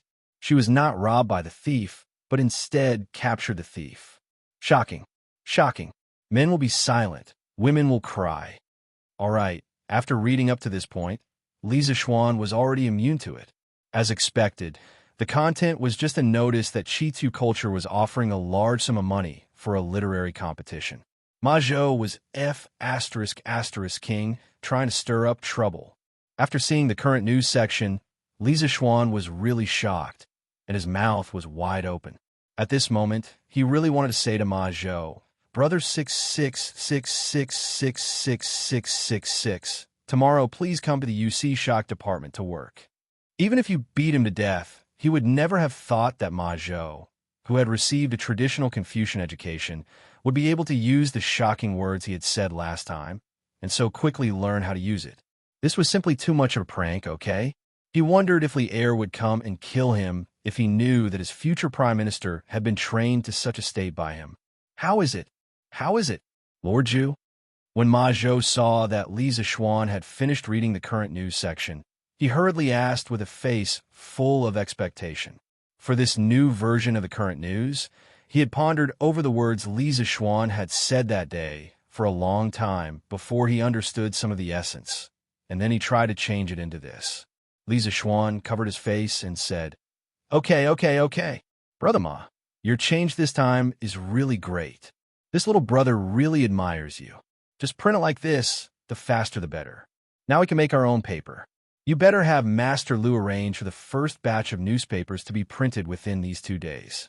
The first batch of newspapers should be printed in 1,000 copies. When the time comes, remember to recruit a group of children from poor families to help sell the newspapers.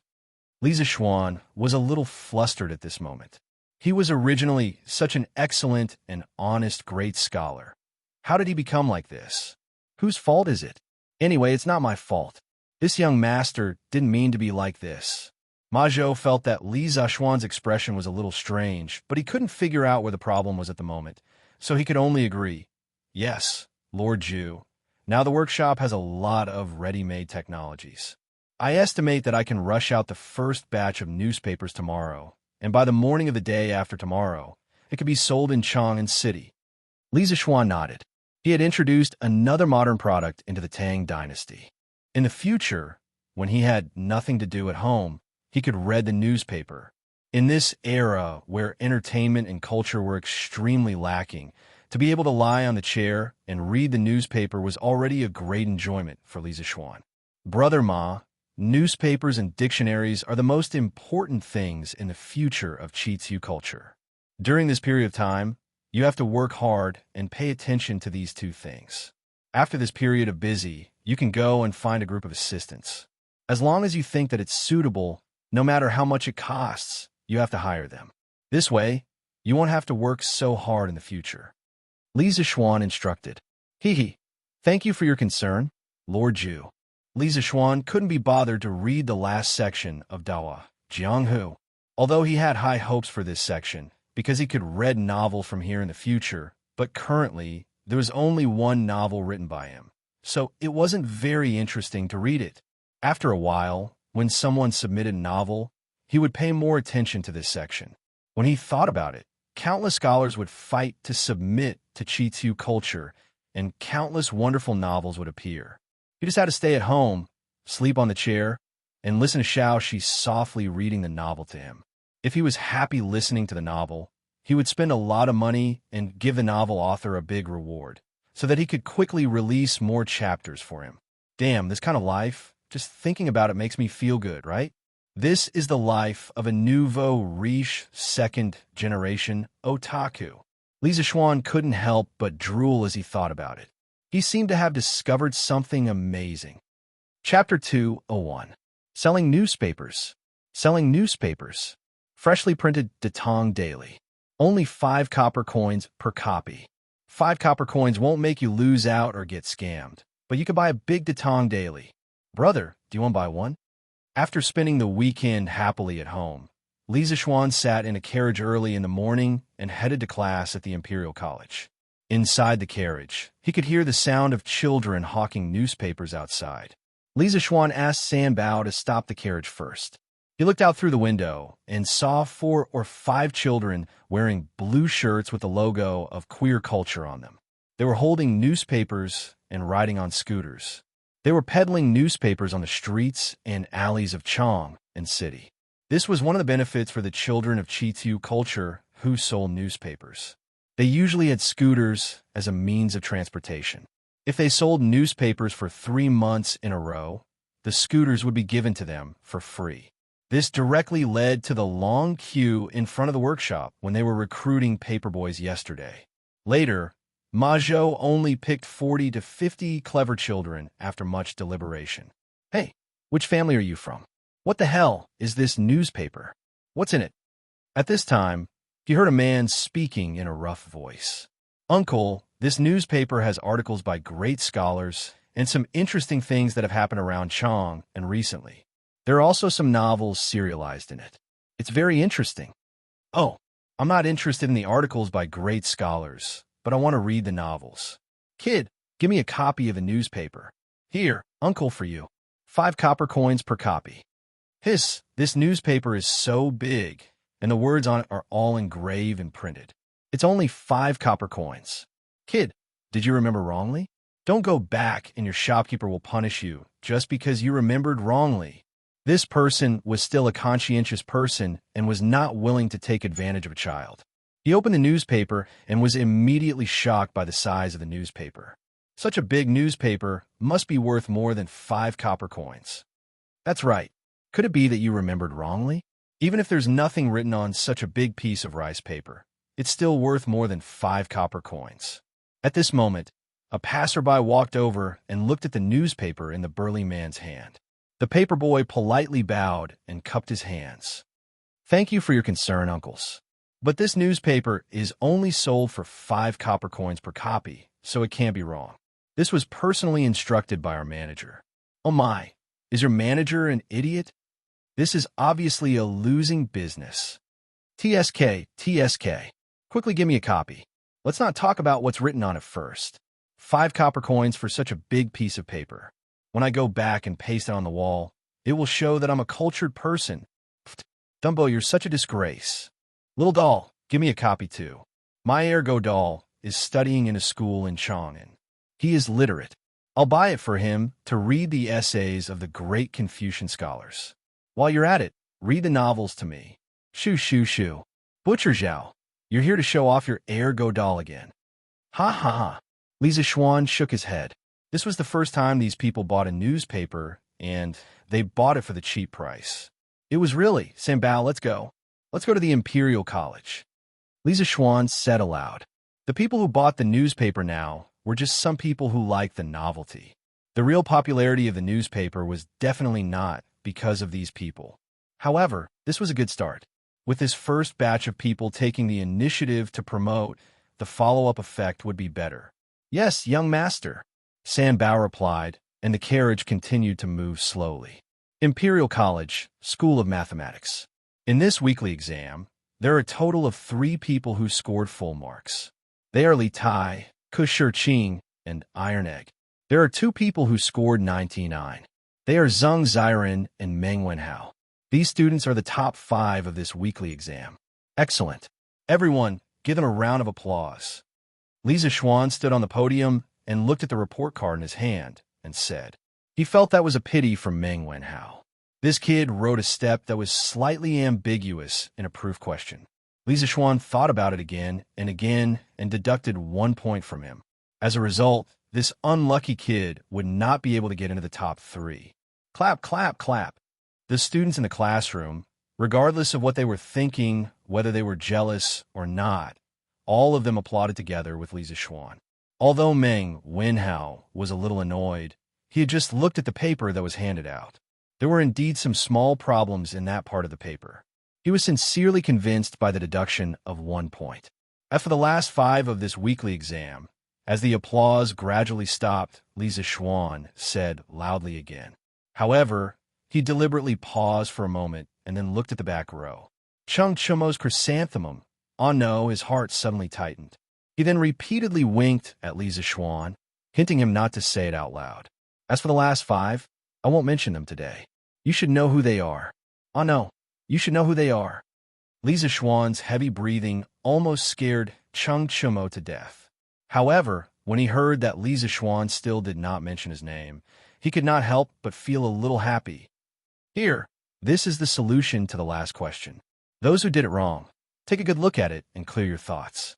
You must make sure that you will not make a mistake the next time you encounter the same question. After a simple introduction of the results, Li Zixuan began to explain the test paper to them. The questions were relatively simple, so he explained them quickly. In less than 1 class, he had finished explaining. Damn, this is great. This novel is so F***ing great. This brother is too good. Suddenly, a roar came from the classroom, scaring all the students. Li Zixuan was also a little startled, but then he became angry. He quickly found the source of the sound and shouted angrily, "What the hell? Wang Meng, stand up." Wang Meng suddenly shivered. In fact, after he shouted, he had already sobered up. Now that he heard Li Zixuan's angry voice, how could he not know that he had already eaten a pill? Sir, I was wrong. Wang Meng's face was bitter, and his voice was trembling. Li Zixuan sneered. Humph. Now you know you were wrong. What were you doing just now? Wang Meng hesitated and did not dare to say anything. Li Zixuan sternly shouted, "What are you waiting for? Do you want to quit school?" Wang Meng did not dare to hesitate anymore. He quickly took out a piece of paper from under his seat and said anxiously, Don't, sir, I'll tell you. I was reading a novel just now. This is what I bought from a newspaper boy on my way to school. It said it's called a newspaper. The other students looked at it curiously, wanting to know what kind of magical item this newspaper was. On the other hand, Li Zixuan's old face darkened. Of all his calculations, he did not expect that running a newspaper would make students addicted to novels and affect their studies. In modern times, bad students often did this in class. He did not expect to encounter it in ancient times as well. Wasn't this like shooting himself in the foot? Chapter 202. Inside the School of Mathematics. Li Zixuan's face turned from green to white, then from white to red. Wang Meng was so scared that his heart was trembling. He had never seen Li Zixuan so angry before. Wang Meng, tell us how many points you got this time.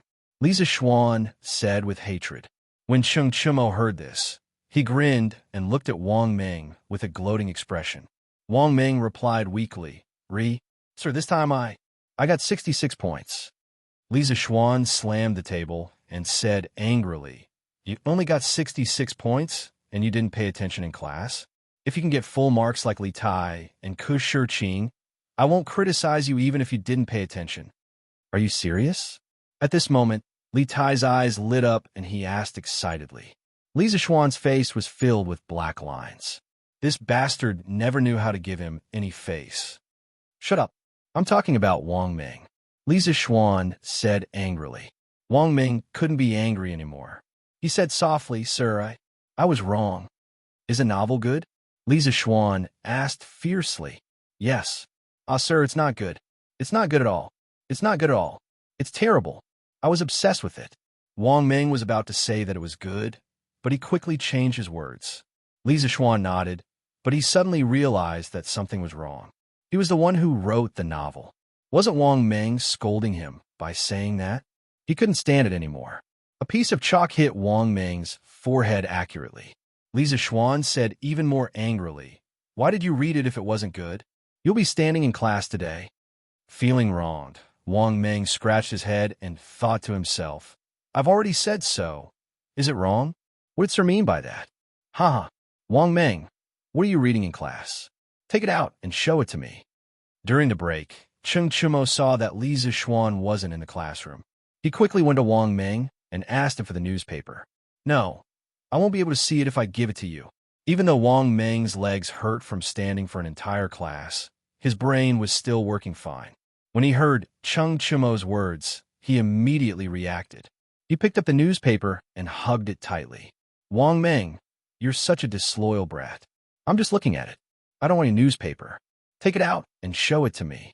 Cheng Chumo was so anxious that he scratched his ears and cheeks like a monkey. That's right, that's right. Wang Meng, why don't you take it out and let everyone have a look? We definitely won't take yours. If it's really good, we'll go and buy another set." Yuchi Baolin chimed in. That's right, that's right. Take it out and let us have a look. We're all classmates. Don't be so stingy." Li Tai, the little fatty, also brought some students over to join the fun. At this moment, Wang Meng suddenly felt a lot of pressure. He felt like he was alone. "All right, I'll let you have a look, but you must remember to return it to me. I haven't finished reading it yet." Wang Meng could only reluctantly hand over the newspaper. Otherwise, he really suspected that he would be attacked by the crowd. "Don't worry, don't you dare ask around. I, Cheng Chumo, am the most trustworthy person in Chang'an City." Cheng Chumo waved his hand nonchalantly and said arrogantly. Then, he couldn't wait to take the newspaper and sat down next to him to start reading. The surrounding students also curiously surrounded Cheng Chumo and began to bend over to read the newspaper. "Chonyo, turn the page. What's so good about this scholarly article?" That's right, that's right. Time is of the essence. Let's read the rest of the novel." Wang Meng was so engrossed in it last class. "Turn the page and let me see if this story is interesting or not." That's right, that's right. Hurry up and read the novel. Otherwise, class will start soon." "All right. I, Cheng Chumo, am not interested in these scholarly articles anyway." Cheng Chumo felt that it made sense. Hence, he turned the page. Instantly, the words "a record of a mortal's journey" came into view. Wow, a record of a mortal's journey? Just the name alone sounds impressive. Cultivation? Could this novel be about cultivation? Could there really be people who can cultivate? I suddenly feel a surge of emotions. The students wanted to continue reading just by looking at the name of the novel. Chapter 1. A mountainside village. Dumbo's eyes were wide open as he stared at the black roof made of straw and mud. The old quilt covering his body had already turned a deep yellow, and its original appearance could not be seen. There was also a faint musty smell. After a moment, Cheng Chumo finished reading the first chapter. He smacked his lips and said doubtfully, "I, Cheng Chumo, don't feel that this first chapter is very interesting. How could Wang Meng have been so engrossed in it before? It's really ordinary. However, this Seven Mysteries sect seems to have some tricks up their sleeves. It seems like this world can really cultivate. If that's the case, then it's really interesting. All right. Stop talking nonsense. Hurry up and read on." What they did not notice was that after Li Tai saw the title and the author of the novel, he curled his lips and secretly left the crowd. He had read this novel before, but he was very puzzled by the author's name on the newspaper. Chapter 2. Black Ox Town. This is a small town. Although it's called a small town, it's actually just a slightly larger town called Black Ox Town. Only those ignorant natives who live in the nearby ravines call it Black Ox Town. After a while, the surrounding students began to discuss again. This is interesting. I'm guessing that the Seven Mysteries sect and the Feral Wolf Gang will have an earth-shattering battle in the future. Let's fight. Old Chang Saber is already thirsting for blood. Hurry up and read the next chapter. Seeing that the others were enjoying the novel, Wang Meng could not help but come over. He had also just finished reading the third chapter. Chapter 3. Seven Mysteries sect. The smell in the carriage was obviously not pleasant. It's no wonder that there were nearly 30 children squeezed into the carriage. Although a child is much smaller than an adult, it still makes the car unbearably crowded. Damn, this Seven Mysteries sect seems to be very powerful. Indeed, indeed. I just don't know if this Han Li will be able to pass the examination. It's a pity that it's gone. The author of this novel is really asking for a beating. He only wrote so little at a time. Mr. is here. Hurry up and leave. Immediately, all the students hurriedly returned to their original seats.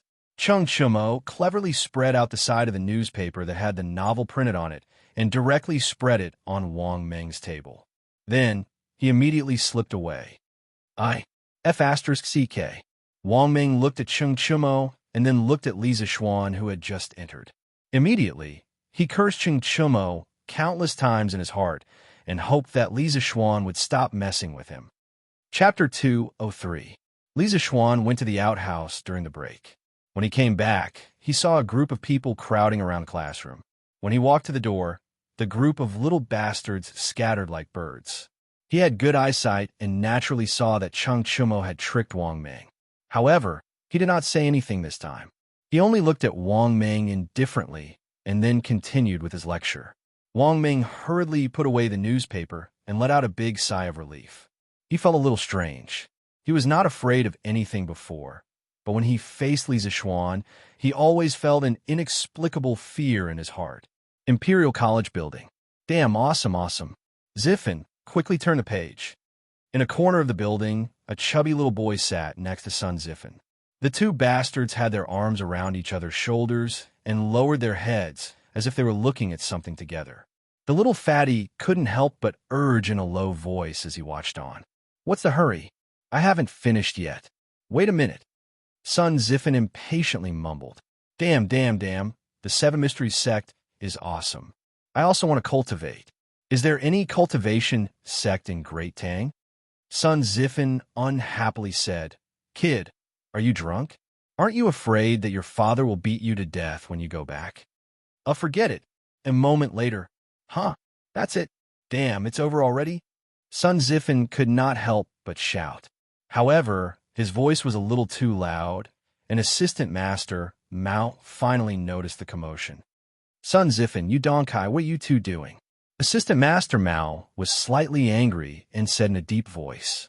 He always had a headache when it came to the students of the Imperial College. These bastards were used to being arrogant, and it was difficult to discipline them even in the Imperial College. Nothing. Teacher, you must have misheard. Sun Ziffin quickly calmed down. Then, he stood up and said with a calm face. Yes, sir. We really didn't read the novel just now. No. I mean, we didn't read the newspaper just now. No. Yudonkai was not as calm as Sun Ziffin. His expression was slightly flustered, and in the end, he accidentally exposed himself. Sun Ziffin could not help but spit out a mouthful of blood. Truly, one should not be afraid of a godlike opponent, but one should be afraid of a pig-like teammate. He glared fiercely at the scammer next to him, wishing he could strangle him to death. When Assistant Teaching Assistant Mao heard this, how could he not know that these two bastards must have been secretly causing trouble downstairs? He walked down from the podium. Yes, the podium. After the School of Mathematics introduced the blackboard chalk, the other schools introduced the podium one after another. This was because the chalk was very useful to the teachers as it could predict the enemy's moves. Teaching Assistant Mao walked up to Sun Ziffin and said coldly, Take it out. Only then did Yu Dong realize that he had cheated his good brother this time. He looked at Sun Ziffin pitifully. Sun Ziffin felt a headache in his heart. It was as if he had forked a dog. Teacher Mao, what do you want? Sun Ziffin really liked the newspaper now and could not bear to hand it over. He still wanted to put up a resistance.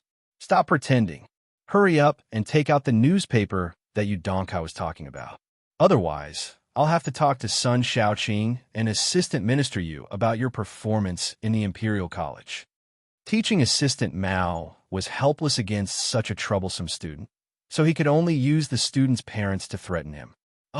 Sun Ziffin and Yu Dongsai's faces immediately fell. They were not afraid of the teaching assistant, but they were afraid of their own parents. Here, Sun Zifan reluctantly took out the newspaper from under the table.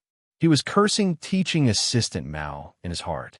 What's the difference between a teacher who uses his parents to threaten a student and a woman who uses her pregnancy to keep a man? This teaching assistant Mao is so boring.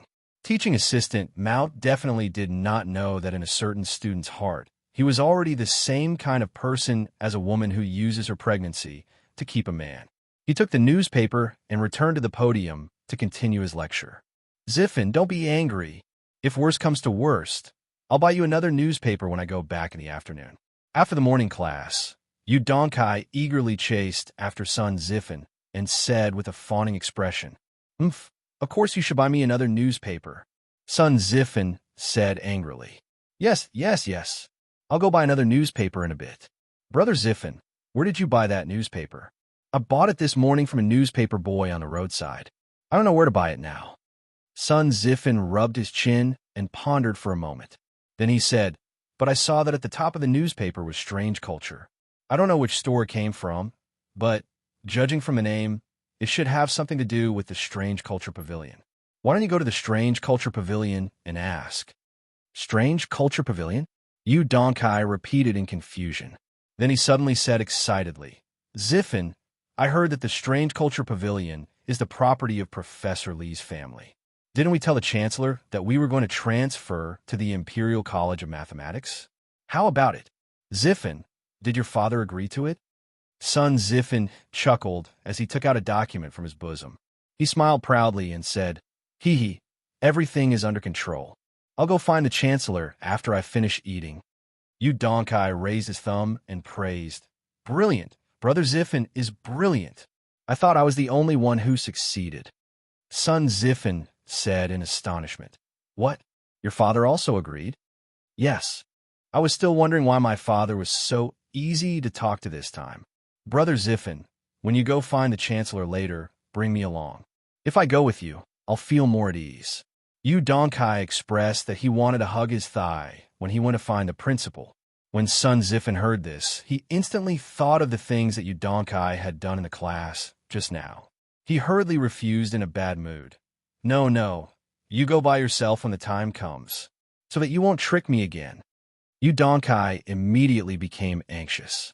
He chased up and said, Don't. Brother Zifan, bring me along. I promise that I won't say a word this time. I definitely won't trick you. Are you sure you won't say a word? Yes, I'm sure. I definitely won't say a word.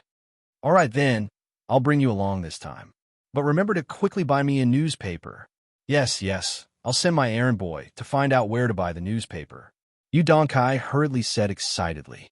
On the other side, teaching assistant Mao finished his class and went to the canteen of the directorate. He took a meal, went to his seat by the window, and began to eat. Suddenly, he caught a glimpse of the newspaper in his hand, and his heart skipped a beat. He thought that it would be better to eat while reading what was written in the newspaper. It actually made his student so fascinated in class.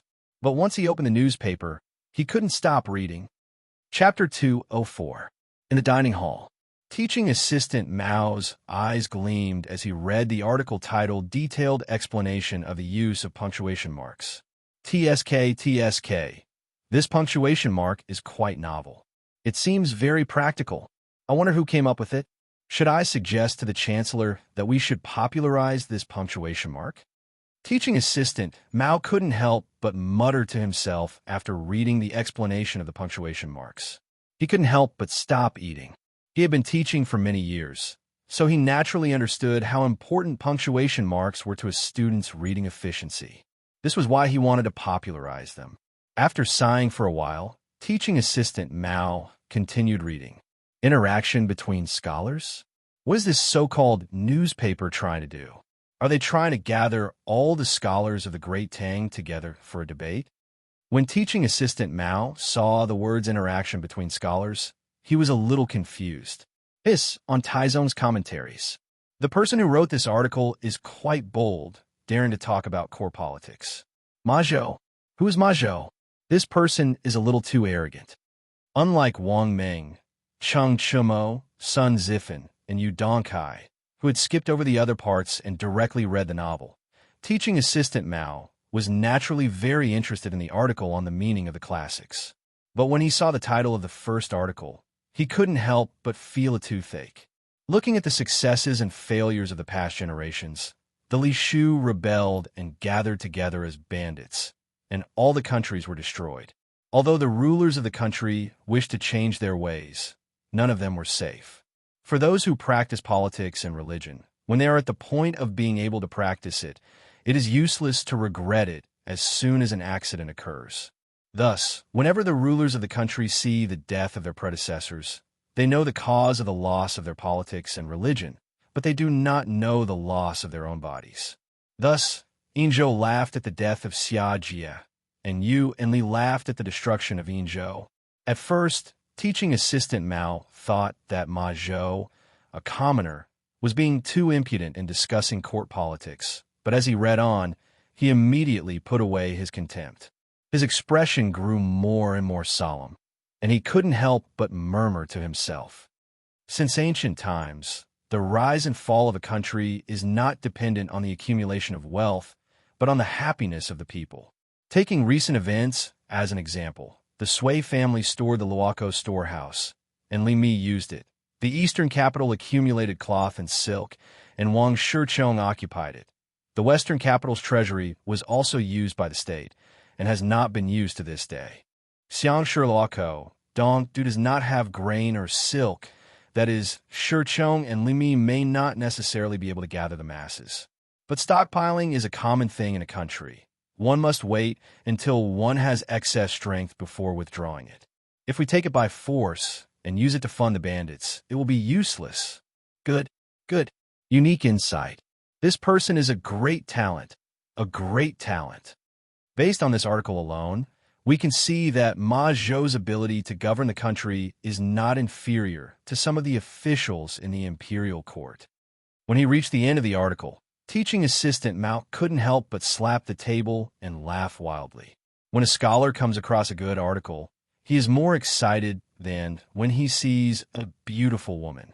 In history, Ma Zhou, in the 11th year of Zhenguan era, wrote an article called Shangtai Zong Shu and presented it to Lier. The comprehensive mirror for aid and governance had a very high evaluation of this article, and it could be called the #1 article in public security policy since ancient times. Although some of Ma Zhou's ideas had yet to reach the realm of Mahayana, it already contained many of his later political ideas. Therefore, this article could be considered an extremely rare masterpiece. How can such a great talent be unknown? Alas, there are so many talented people in the world who have been buried.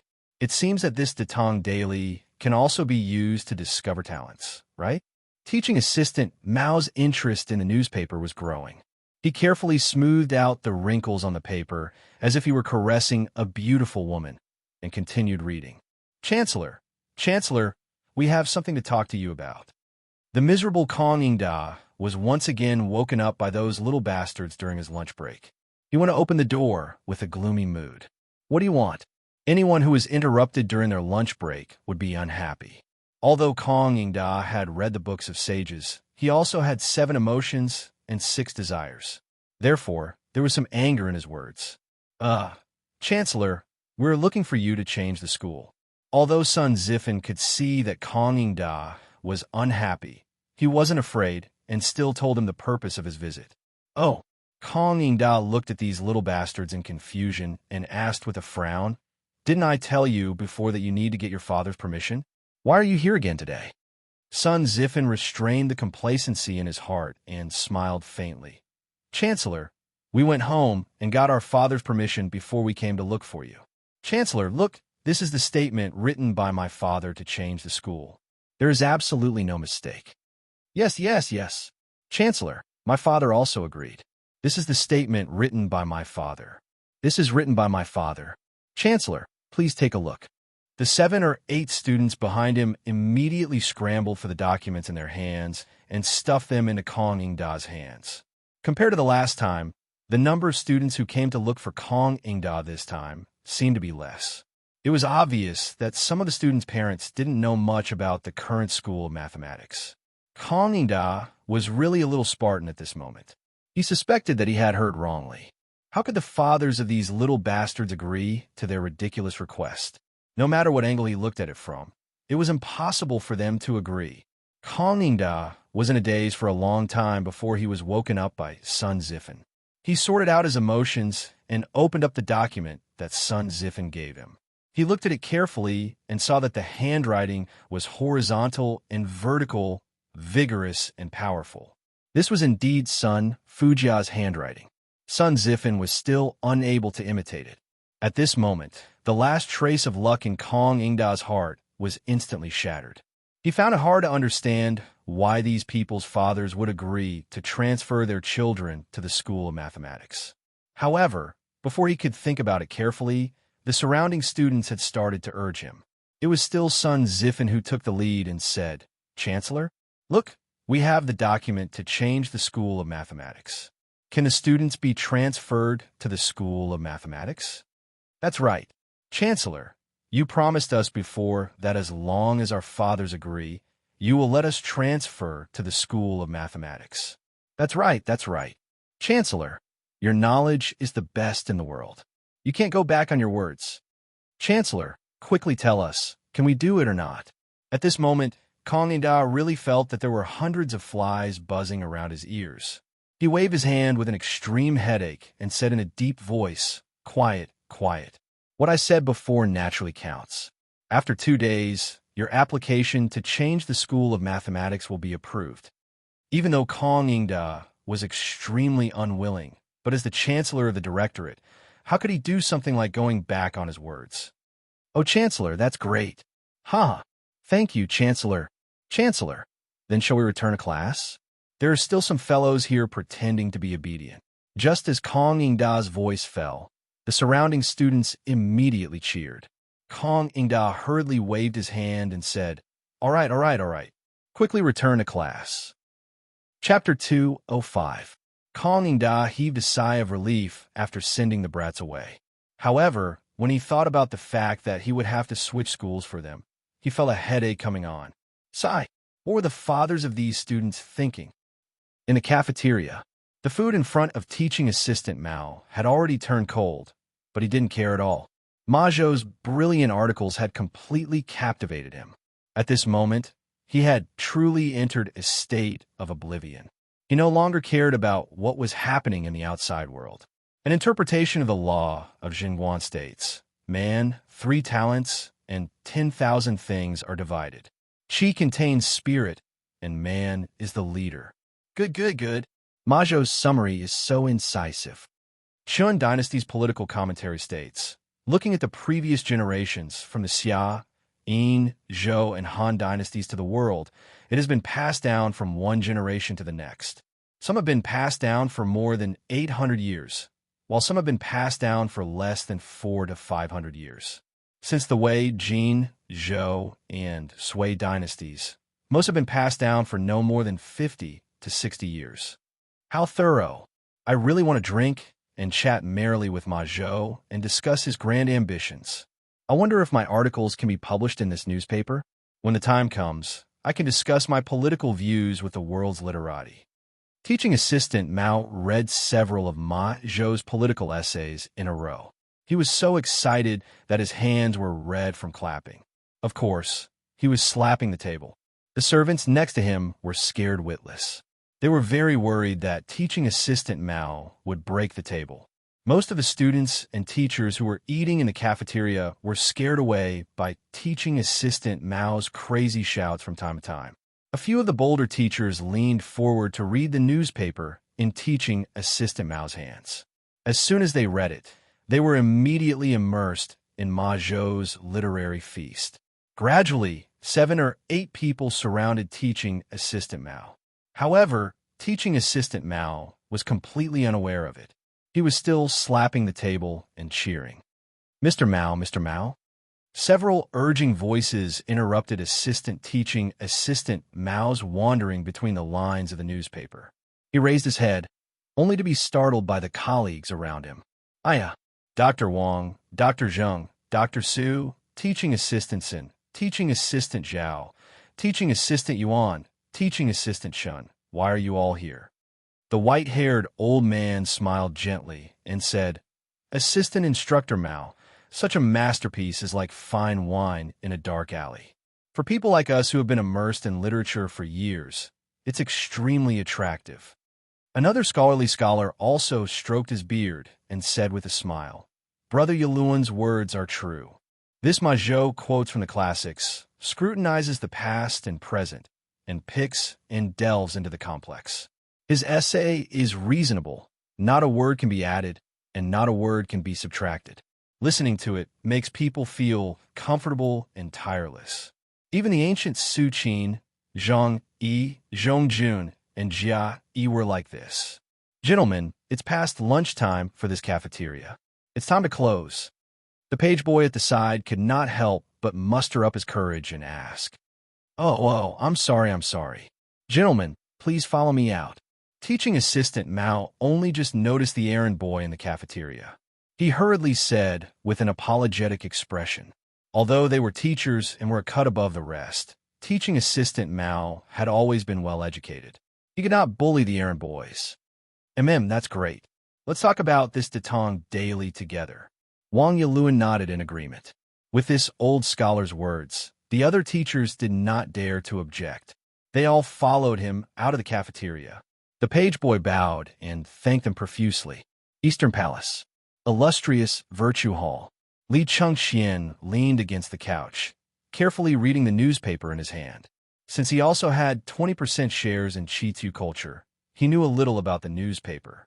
However, he did not know the details. Therefore, when he learned that the newspaper was officially released today, he specially sent someone to buy a copy and come back to read it.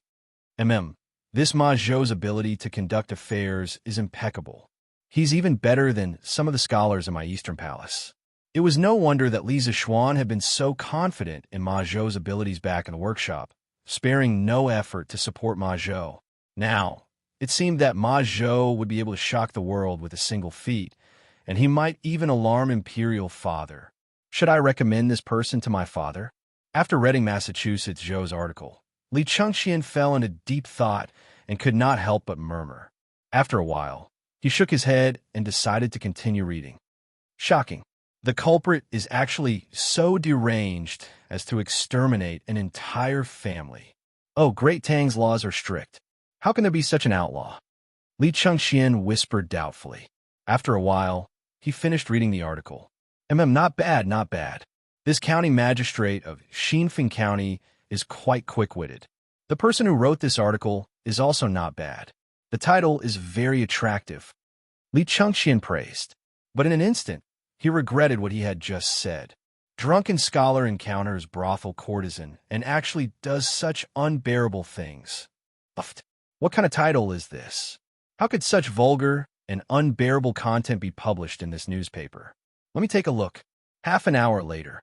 Damn, this was written by Ma Zhou. This is simply not right. It's not what I thought before. Even someone as calm as Li Chengxian could not help but curse after reading the content of this article. But when he read the other articles, he realized that he was too young. Chang, a marquis, rushed to widow Zhao Zhuangyi's house in the middle of the night for this reason. Shocking. A woman actually does such things in broad daylight. Shocking. Men will be silent. Women will cry. Is this still the Ma Zhou that I know? Is this still the Ma Zhou that wrote so many beautiful articles before? Li Chengxian was about to vomit blood at this moment after encountering headlines, one after another. But even though he knew that some of the headlines were a trap, Li Chengxian could not help but continue reading. He even had a faint trace of expectation in his heart. Perhaps this was, let him abuse you 1,000 times, but you still treat him as your first love. Wasn't this A Mortal's Journey to Immortality written by Xianxia? Why does it say Leather Knight? Li Chengxian had previously read the first 10 chapters of A Mortal's Journey to Immortality, so he was not very concerned about the latter part of the novel. He originally planned to put down the newspaper directly, but after inadvertently seeing the author's name under the title of the novel, he could not help but be stunned. He knew the author of this novel better than anyone else. But what the hell was this Leather Knight?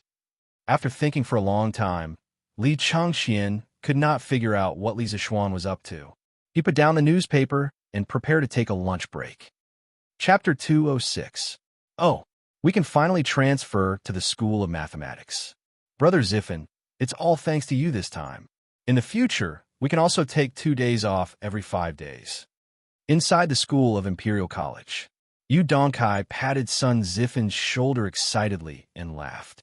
Haha, Donkai, do you think I went through so much trouble to transfer to the School of Mathematics just for this? Sun Ziffin laughed in a low voice. The little fatty's eyes suddenly lit up when he heard this. He sneakily approached Sun Ziffin and asked, "Oh, Brother Ziffin, do you have a deeper meaning?" "Huh." Sun Ziffin laughed proudly and then said mysteriously, "Of course, Donkai. Think about it carefully.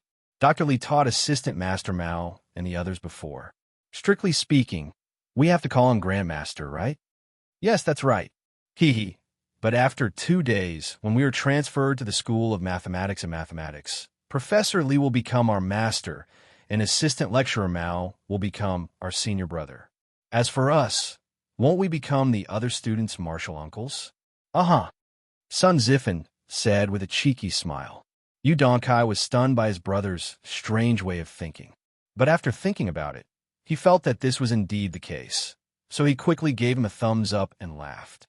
Yes, Brother Ziffin's words are reasonable, very reasonable. Ha! I didn't expect you and me to become martial uncles so soon, ha! This wild laughter immediately attracted the attention of the other students in the school. Slap! Sun Ziffin slapped him hard and said angrily, "Are you stupid? Do you want everyone to hear you so loudly?" Sorry. But why hasn't Assistant Master Mao come today?" Yu Donkai rubbed the back of his head and then asked doubtfully. Sun Ziffin rolled his eyes and said, "How would I know? But I told you to buy a newspaper for me this afternoon. Did you buy it?" Yu Donkai hurriedly laughed and said, "Ha! Brother Ziffin, don't worry. I've already sent my errand boy to the Strange Interest Pavilion to inquire about this newspaper. When the time comes, we'll definitely be able to buy it." In the pine forest to the east of the Imperial College, the 9 teachers from different academies sat on the stone benches in the forest, drinking and chatting merrily. They sat down and discussed the Tao, feeling very comfortable. Assistant Teacher Mao, for this Ma Zhou to be able to write such a splendid essay, he must be a virtuous sage. Have you heard of him before? Wang Yaluan held a cup of wine and took the lead to ask. "Dr. Wang, this person has always been unknown. I've never heard of him before. Now, this Ma Zhou has amazed everyone with a single brilliant feat." Assistant Master Mao hurriedly replied. Wang Yaluan nodded, stroked his beard, and said, "Well, I have a different opinion about some of this Ma Zhou's points of view. I just don't know if I can write an essay and publish it in the Datong Daily. When the time comes, I can debate with Ma Zhou on the same stage." The other assistant teachers and professors also echoed, "Yes, it would be best if you can debate with Ma Zhou on the same stage." Yes. Assistant Master Mao replied, "I also have the same idea, but I don't know how to publish it in the Datong Daily. Why don't we read it together?" "That's a good idea." A moment later, shocking. The murderer is so deranged that he killed the whole family. Why did this essay start to use vernacular? There's no literary talent at all? Indeed, it's really disappointing, but the content of this essay is very interesting. Well, maybe this Ma Zhou deliberately used vernacular so that ordinary people can understand it. After the 9 teachers finished reading the first article, they couldn't help but discuss the huge change from classical to vernacular. Drunken Scholar met the courtesan of the brothel and did such a despicable thing. Chang and Marquis rushed to widow Zhao Zhuangyi's house in the middle of the night for this reason. Shocking. A woman did such a thing in broad daylight. However, the following 3 pieces of news left everyone dumbfounded. I thought this Ma Zhou was a refined person. I didn't expect him to be so vulgar. Yes, the titles of the following articles are exaggerated and vulgar. It's really a disgrace to the refined. As scholars, how can we be so shameless? It's really abominable. The voices were almost one-sided. Almost all of them condemned Ma Zhou. Ma Zhou had changed from a handsome and virtuous person to a refined scum that everyone condemned in speech and in writing. Only assistant coach Mao and Wang Yaluan didn't say anything. After the others finished criticizing, Wang Yaluan said with a smile, "I don't think so. As the saying goes, great vulgarity is great elegance. The difference between vulgarity and elegance is just a matter of thought. It depends on how you look at it. The wording of these few articles is not flowery. The entire article is written in plain language. This old man guesses that this section is mainly written for those who are barely literate and have not studied the meaning of poetry. If that is the case, these topics are really not ordinary. This Ma Zhou is a true wise man." "Why do you think so, Brother Yaluan?" "Yes, why are these titles extraordinary?" Wang Yaluan looked at Assistant Coach Mao and said with a faint smile, "Assistant Coach Mao, you seem to have some ideas. Why don't you tell us your opinion?" Assistant Coach Mao straightened his back and said in a deep voice, "I think Ma Zhou wrote these titles on purpose. Professor Wang had previously said that these articles were written for the common people to read. Hence, these titles were even more pleasing to the common people and would make them even more interested in reading them. I think this is Ma Zhou's cleverest part. He is elegant when he needs to be, and vulgar when he needs to be." Wang Yaluan clapped his hands and said with a smile, "Assistant Coach Mao is right. I think so too. Let's continue reading." Wang Yaluan was the most experienced person here. The others couldn't refute his words, so they continued reading. "Shocking, shocking. Men will fall silent. Women will cry." Everyone was gradually getting used to these exaggerated titles, so they didn't make a fuss this time. However, when they saw the content, they were all shocked. "Huh, Datong Daily is collecting manuscripts from everyone? It's not limited to men or women, and the pay is very generous. This is a very novel idea.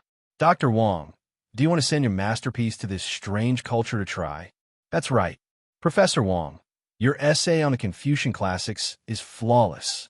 Wang Yaluan was quite tempted when he heard this. He didn't care much about the pay from Kiki culture, but who didn't want their essays to be read by the world? "My fellow colleagues are right. Please excuse me for a moment.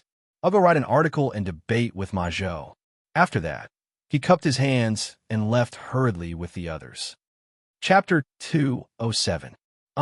Excuse me for a moment. I almost forgot that I still have to teach the students. Assistant Lecturer Mao exclaimed when he saw the time. After bidding farewell to everyone, he hurried to the Imperial College. While he was in a hurry, an idea popped up in his mind. Since the Tong Daily is offering a high price for everyone's essays, should I give it a try? Unlike Wang Yaluan, who was well off, Assistant Lecturer Mao's salary was relatively low. If his essay was accepted, he could become famous and earn money to support his family. Wouldn't that be perfect? With that in mind, Assistant Lecturer Mao quickened his pace. "Good morning, sir." Assistant Lecturer Mao had almost doubled the usual 30-minute journey. He stood on the podium and coughed dryly. "Ahem, sir, I was delayed by something earlier. In the afternoon, everyone will study by themselves and revise what I explained this morning." Assistant Lecturer Mao's mind was elsewhere. He cleverly copied Li Zixuan's lazy trick and told the students to study by themselves. Although the students were puzzled, they did not ask too much and could only obey obediently. Assistant Lecturer Mao saw that everything was settled. He asked a few students to keep an eye on the situation and then hurried to his office. He remembered that the Tong Daily had written that submissions should be submitted as early as possible. If he went back now and sent it to Chitsu Culture, it might be published tomorrow. In a restaurant in Dongsha City. So there was a massacre in Xinfeng County recently. No wonder I saw so many officials when I went to my child's second aunt's house last time. That's right. This family is so pitiful. Big Dog Wang, what are you talking about? Why don't I understand? Haha, Zhao Lauer. Didn't you read today's newspaper? What newspaper? Here. That's the one. This morning, there were children hawking this all over the capital. Didn't you buy one? Oh my, it's such a big piece of paper with so many words. I can't afford it. What's written on it? Is it as good as what you said? Haha. Zhao Lauer, you're wrong this time. This newspaper isn't expensive. It only costs 5 copper coins. How is it? Are you surprised?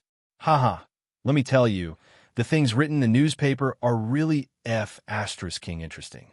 For example, let me read to you, drunken scholar encounters brothel's top courtesan and actually commits such a despicable act. What do you think? Do you want to see it? The eyes of the man named Zhao Er immediately lit up. He hurriedly nodded like a chick pecking at rice and said with a lewd smile, "Yes, yes, yes. Brother to go, quickly tell me what happened next." Seeing Zhao Lauer's anxious face, Wang Dago's vanity was greatly satisfied. He smiled proudly and said, Then let me tell you. 2 days ago, a drunken scholar wandered into Peace Square. As Wang Dago spoke, more and more people gathered around the table. The newcomers didn't know what Wang Dago was talking about. After asking, they understood that it was an interesting story from Datong Daily. After getting to the bottom of it, they were naturally surprised by the low price of Datong Daily. They all secretly made up their minds that if they met a child selling newspapers tomorrow, they would definitely buy a copy. It would be stupid not to buy such an interesting and cheap newspaper. This interesting phenomenon was rapidly spreading to all parts of Chang'an. The novel thing called newspapers was also quietly entering the lives of the people of Tang Empire. Brother Ma, how's the sales of today's newspaper?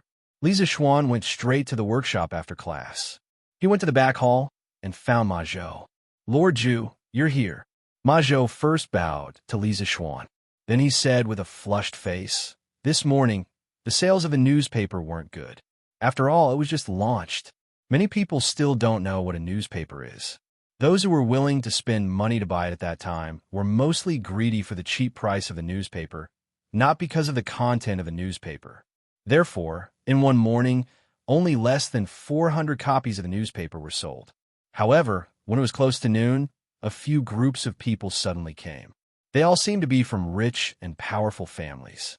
Each of them bought dozens of copies, and they seemed to already know the content of the newspaper. Before Lord Zhu came, all the newspapers today were sold out." The more Ma Zhou spoke, the more excited he became. He was indeed excited. First of all, the good sales of a newspaper were an affirmation of his hard work. Second of all, in the first edition of the newspaper, there were many proud works that he had been brewing for a long time. Now, they were widely praised in Chang'an. His political views and ambitions would be read by countless people. He was very likely to become famous in one fell swoop. Li Zixuan looked at the excited Ma Zhou and smiled meaningfully. Haha, now that Brother Ma is going to become a big celebrity in Chang. And it won't be long before the officials in the imperial court know that there is such a talented and virtuous person among the people. At that time, maybe His Majesty will also be alarmed. Brother Ma's day of meteoric success will not be far away. Li Zixuan was right. Gold would shine no matter where it was. If Li Er knew about Ma Zhou, this kind of genius, he would definitely spare no effort to recruit him. According to the historical records, in the 5th year of Jingguan, Li Er requested that every official in the imperial court write an article about the gains and losses of the current political situation. At that time, Ma Zhou was only a follower of Chang'e. This person was very important.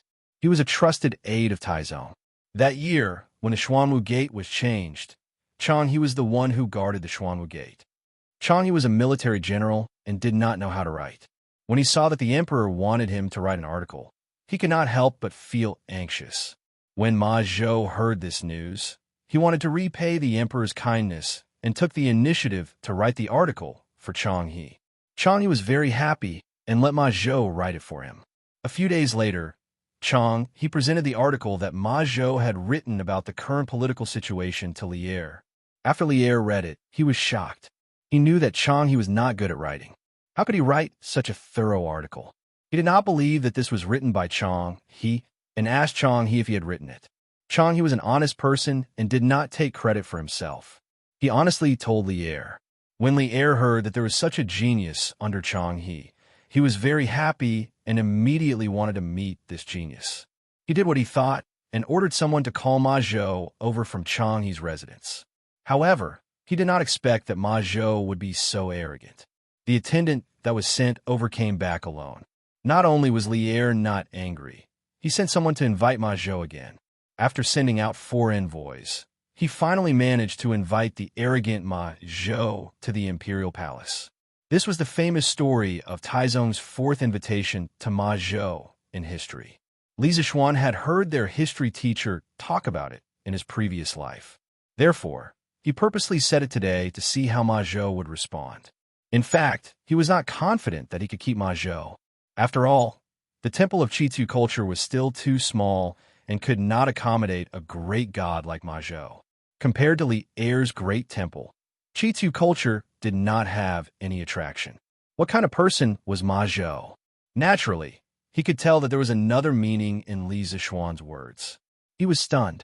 After a moment, he solemnly cupped his hands and said, "What are you talking about, Lord Zhu? Ma Zhou was just a homeless scholar in Chang'an. I am indebted to Lord Zhu for not abandoning me and being willing to help me in a business together. That is how Ma Zhou is today. Now that Qi culture has just taken shape, I will definitely not leave." Chapter 208. Even if His Majesty summons me at this time, I will never do such a treacherous thing. I remember Lord Zhu once said that you want all the scholars in Tang to be able to read books.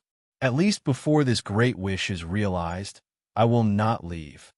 In the back hall of the workshop, Ma Zhou looked at Li Zixuan and said sincerely. Li Zixuan was touched. Unlike modern people who chased after fame and fortune, ancient scholars had integrity. This was the first time he had experienced such a scholarly character. "Haha, Brother Ma, you are a man of noble character and unquestionable integrity. I was right about you. But don't worry, Brother Ma. The scale of court culture will become bigger and bigger in the future. It will not bury your talent. Moreover, Brother Ma's future will not be bad if you work in court culture. Just like now, didn't you become famous in Chang, and because of the first issue of the newspaper?" After listening to Ma Zhou's sincere words, Li Zixuan could not help but laugh happily. Ma Zhou nodded in agreement and said, "Haha, Lord Zhu is right. Ma Zhou has been wandering around for so many years, and I am a little indifferent about the future. The most important thing for a person is self-cultivation. A talented person will get the future he deserves no matter where he is." That makes sense. Gold will shine no matter where it is. The two talked and laughed for a while. Unknowingly, their relationship became closer. Lord Zhu, the first batch of books, has about 300 copies of each book, a total of 15 books. It is estimated that the printing will be completed in the next few days. How was the preparation of our bookstore? Ma Zhou took the initiative to ask. Li Zixuan pondered and said, "Brother Ma, don't worry about this matter. I have already bought a shop next to Court Pavilion. The interior has been renovated and it can be opened at any time. In the future, this shop will be used to sell new paper, books, and newspapers. The shop will be named after court culture. What do you think, Brother Ma?" Li Zixuan had already asked Wang Zhong to contact someone about the shop. Wang Zhong was in charge of paying for the shop and finding someone to decorate it. He had always been a good hands-off shopkeeper. Very good, very good. Since everything is under Lord Zhu's control, I just need to do things with peace of mind. Steward Ma, there's a young man outside who insists on buying a newspaper. Just as the two of them were chatting happily, a manservant came over and said in a hurry, "Tell him directly that today's newspaper has been sold out and that he will come back tomorrow." Ma Zhou waved his hand and said. The manservant said with a bitter face, "I also told that person, but he said that he had to buy the newspaper today. Otherwise, he was afraid that his young master would not forgive him. Moreover, he came here today after inquiring about many places." The person asking for the newspaper outside was the errand boy sent by Yudong Kai. After this unlucky fellow was sent out by his young master, he asked around and finally found the curious pavilion workshop.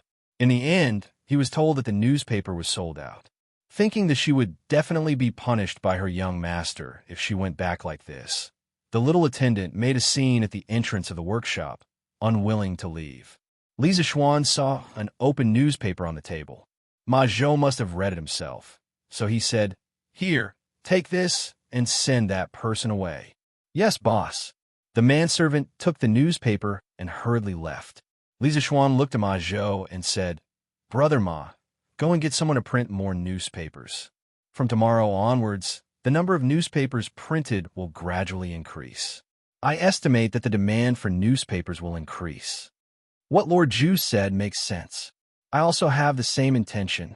Li Zishuan nodded and said, Well, Brother Ma, how are the preparations for the layout of the second issue of the newspaper? After all, the newspaper had just been published. Li Zishuan felt that there would be relatively few people submitting articles today, so he asked this question. Ma Zhou smiled confidently and said, Don't worry, Lord Zhu. I have already prepared the content of the second issue. Even if no one comes to submit articles today, I will still be able to fill the newspaper. Li Zishuan felt a little relieved. Ma Zhou's work was indeed reassuring. There were some things that he did not need to instruct at all. Ma Zhou had already taken the initiative to do it. Nan Feng, come here. In an old house in Yang Lane, Wang Yaluan called for the servant to come over. Hey, master, you called for me? A servant in green ran over quickly and bowed. Wang Yaluan handed over a stack of papers and said, Nan Feng, help me send these papers to the editorial department of Core Culture in the East City. Tell them that I want to submit articles. Yes, master. Nan Feng took the papers and was about to go out. Suddenly, he paused and hesitated carefully. Master, where's the editorial department of Core Culture? I have never heard of it. Wang Yaluan stroked his beard and smiled. Ha! According to the newspaper, it should be inside the workshop of Core Pavilion in Ani Lane. You should be able to find it if you look carefully. Although Nan Feng did not know what a newspaper was, he still knew about the workshop of Core Pavilion that had been popular in Chong and recently. Yes, master, don't worry. I will definitely send the papers. The Imperial College. Kong Yingda had gotten a newspaper from somewhere. He was sitting on a stool and reading it with great interest. From time to time, he would sigh. After an unknown period of time, Kong Yingda put down the newspaper and sighed. This Ma Zhou is really a refined person. The first few policy essays were written clearly and logically. The last few articles on current affairs, although straightforward and popular, did not lose their humor.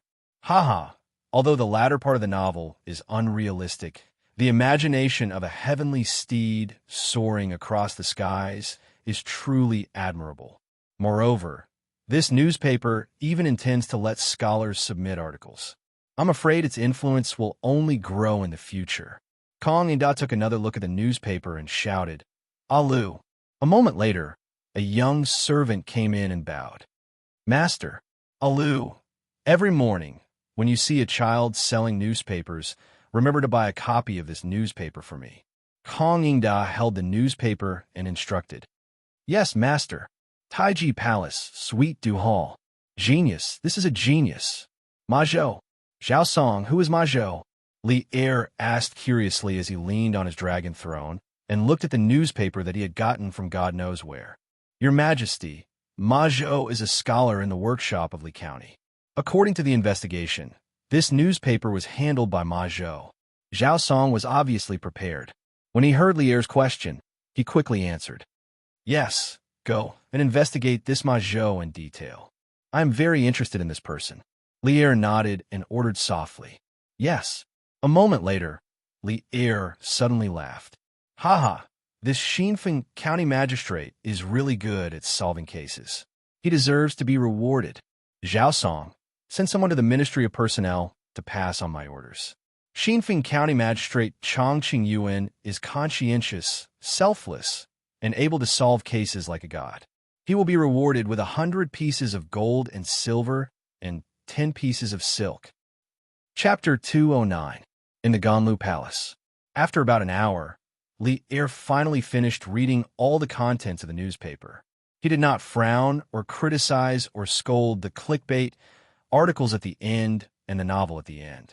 He just smiled thoughtfully and said to Xiao Song, this newspaper that you found is quite interesting.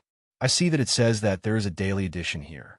From now on, send me a daily edition of the newspaper. Xiao Song heard Li Er and smiled like a blooming chrysanthemum. He bowed and said, Yes, Your Majesty. Oh, right. How much is the price of this newspaper? Li Er thought for a while and said, Your Majesty, the price of this newspaper is 5 coins per copy. It's so cheap. Doesn't that mean that ordinary people can also afford to buy newspapers? Lier raised his eyebrows and said in surprise. Unlike some fatuous emperors who did not know the ways of the people, Lier was very familiar with the prices of the people. He knew how cheap a newspaper was at 5 coins per copy. Indeed, Your Majesty. I heard from a eunuch in the palace that there were people talking about the news in the newspaper in all the taverns in Chang, and today, every time Li Xianxia comes up with something new, the people of Chang, and will talk about it for a long time. Lier thought for a while and shook his head with a smile. Heh, this kid still has a conscience this time. He did not set a high price for profit. I don't know what he's thinking, but this is also a good thing. It can let the people know about the Tang Empire's national policy. It's also beneficial to the imperial court. Moreover, this newspaper will encourage more people to learn how to read. It's quite a good education. Li Zishuan, this kid, I'm afraid he's up to something big. Steward Ma, 2 people came to the workshop to deliver manuscripts. They said that their master is coming over to submit a manuscript. In the backyard of the workshop, in the editorial department of Chi Tzu Culture, a servant knocked on the door and came in. He bowed to Ma Zhou and reported. Ma Zhou's eyes flashed with a trace of surprise. He got up and took the manuscripts and said, "Okay, I got it. Song Xiaoxi, thank you for your hard work." Song Xiaoxi trembled. He did not expect Ma Zhou, a big shot in the workshop, to remember his name. It's not hard at all. This is what I should do. Steward Ma, thank you for your hard work. Song Xiaoxi hurriedly said with a smile. Ma Zhou smiled and said, well, if there are any submissions in the future, please send them to me as soon as possible. This is very important. Yes, I will remember. If Steward Ma has nothing else, I will take my leave. Ma Zhou smiled and nodded. After Song Xiaoxi left the room, he sat down and read the article seriously. After a while, he clapped his hands and laughed. Good article, good article. It seems that tomorrow's newspaper needs to be changed. With that, he took the manuscript and hurried out to the printing department of the workshop. The next morning, with the beating of the morning drum in the bell tower, the city of Chang, which had been asleep all night, was awakened. The pedestrians and peddlers who had woken up early also walked out of the shop and began a tiring day of running around. Selling newspapers. Fresh out of the Tang Dynasty Daily, today's headline was, Bloodwind Stockade is heartless enough to kidnap innocent girls. Li County's man is enraged by beauty, draws his sword, and challenges Beimeng Mountain alone. If you want to know what will happen, you only need to pay 5 coins. Early in the morning, a newspaper boy on a skateboard wandered around the streets of Chang. The crisp sound of selling newspapers woke up the people who had just woken up and were still in a daze. The passers-by saw that these children were all neat and tidy and were very cute. Moreover, the story from the newspaper boy was really interesting. The most important thing was that the newspaper was not expensive. Many people had already bought the newspaper yesterday, and the content was really interesting. Therefore, the passers-by who woke up early all took out 5 copper coins to buy the newspaper. Hey kid, wait, give me a copy of the newspaper. Give me a copy too. Give me a copy. Unlike the desolate sale situation yesterday morning, after a day of accumulation, many people knew that the content of the newspaper was really interesting. As soon as the newspaper boy came out, he was surrounded by many people. Don't worry, everyone has one. Auntie, you haven't paid yet. Uncle, don't worry, here's your change. Don't push, everyone must have one. The newspaper boy had never experienced such a scene and was a little flustered. However, these people still had some quality. Under the advice of the newspaper boy's young voice, although they did not manage to be orderly, at least there was no stampede. After a quarter of an hour, the crowd in front of the newspaper boy finally dispersed. He breathed a sigh of relief and was secretly happy. According to today's situation, he would definitely be able to sell a lot of newspapers. When the time came, he would get a lot of money. According to Li Zishuan's suggestion, Ma Zhou set the daily salary for these newspaper boys according to the number of newspapers they sold every day. For every 5 newspapers sold, they would get a commission of 1 coin. It was not that Li Zishuan was stingy, but for these children, earning a dozen coins a day was really a lot. Moreover, with the current price of the newspaper, the workshop was not making money. Now, they were making a loss. First, they had to build the reputation of the newspaper and then think about making money. After Li Zixuan finished his breakfast, he sat in the carriage on the way to the Imperial College. Just as he stepped out of the door, he heard the newspaper boy's advertisement for selling newspapers. He almost vomited blood. Ma Zhou was the one who came up with the advertising message for the newsboy. The message was changed every day. Yesterday, he was only concerned about the progress of the layout of today's newspaper and did not look at the content. In his opinion, since he used Ma Zhou, he should not doubt the people he used and not use the people he suspected. He should try his best to delegate as much power as possible. Of course, one could also say that he was lazy. Who knew that he would put himself in the headlines by delegating power? This Ma Zhou was King up trouble. How could an employee mess with his boss like this? San Bao, go and buy a newspaper for me. Li Zixuan's face was full of black lines as he shouted outside. Yes, young master. San Bao stopped the carriage outside and quickly went to buy a newspaper and handed it in. Li Zixuan opened the newspaper and began to read it seriously. After a while, he touched his chin and muttered with a smug face. Am I really that handsome? Not bad, not bad. This Ma Zhou's writing style is really good. TSK. This psychological description is so accurate. It deeply and vividly shows the anxiety of an infatuated man to save the woman he loves. TSK. This description of the action is so handsome. Ha, Ma Zhou, well done. When I go to the workshop, I will give you a raise. Li Zixuan was originally unhappy that his subordinate had made the headlines. However, when he saw Ma Zhou's wonderful description in the newspaper, the discomfort in his heart was immediately forgotten. Anyway, this news was not written by him, so there was no suspicion of him praising himself. At most, it could be considered as him praising himself. Iron Egg heard his master's shameless words and quickly lowered his head to cover his face. He could not help but snicker. Chapter 210. You brat, what are you laughing at? Am I not handsome and powerful? In the carriage, Li Zixuan saw Iron Egg covering his face with his hands, as if he was ashamed to be associated with him. Li Zixuan slapped the table and snorted. No, of course you are powerful. Iron Egg quickly waved his hand to deny it. Here, take a look at it. Actually, this newspaper is very well written. Iron Egg was speechless. Young master, the newspaper you wanted, I have bought it for you. On Vermilion Bird Avenue, a young boy in green held the latest newspaper and excitedly rushed to the front of a black carriage.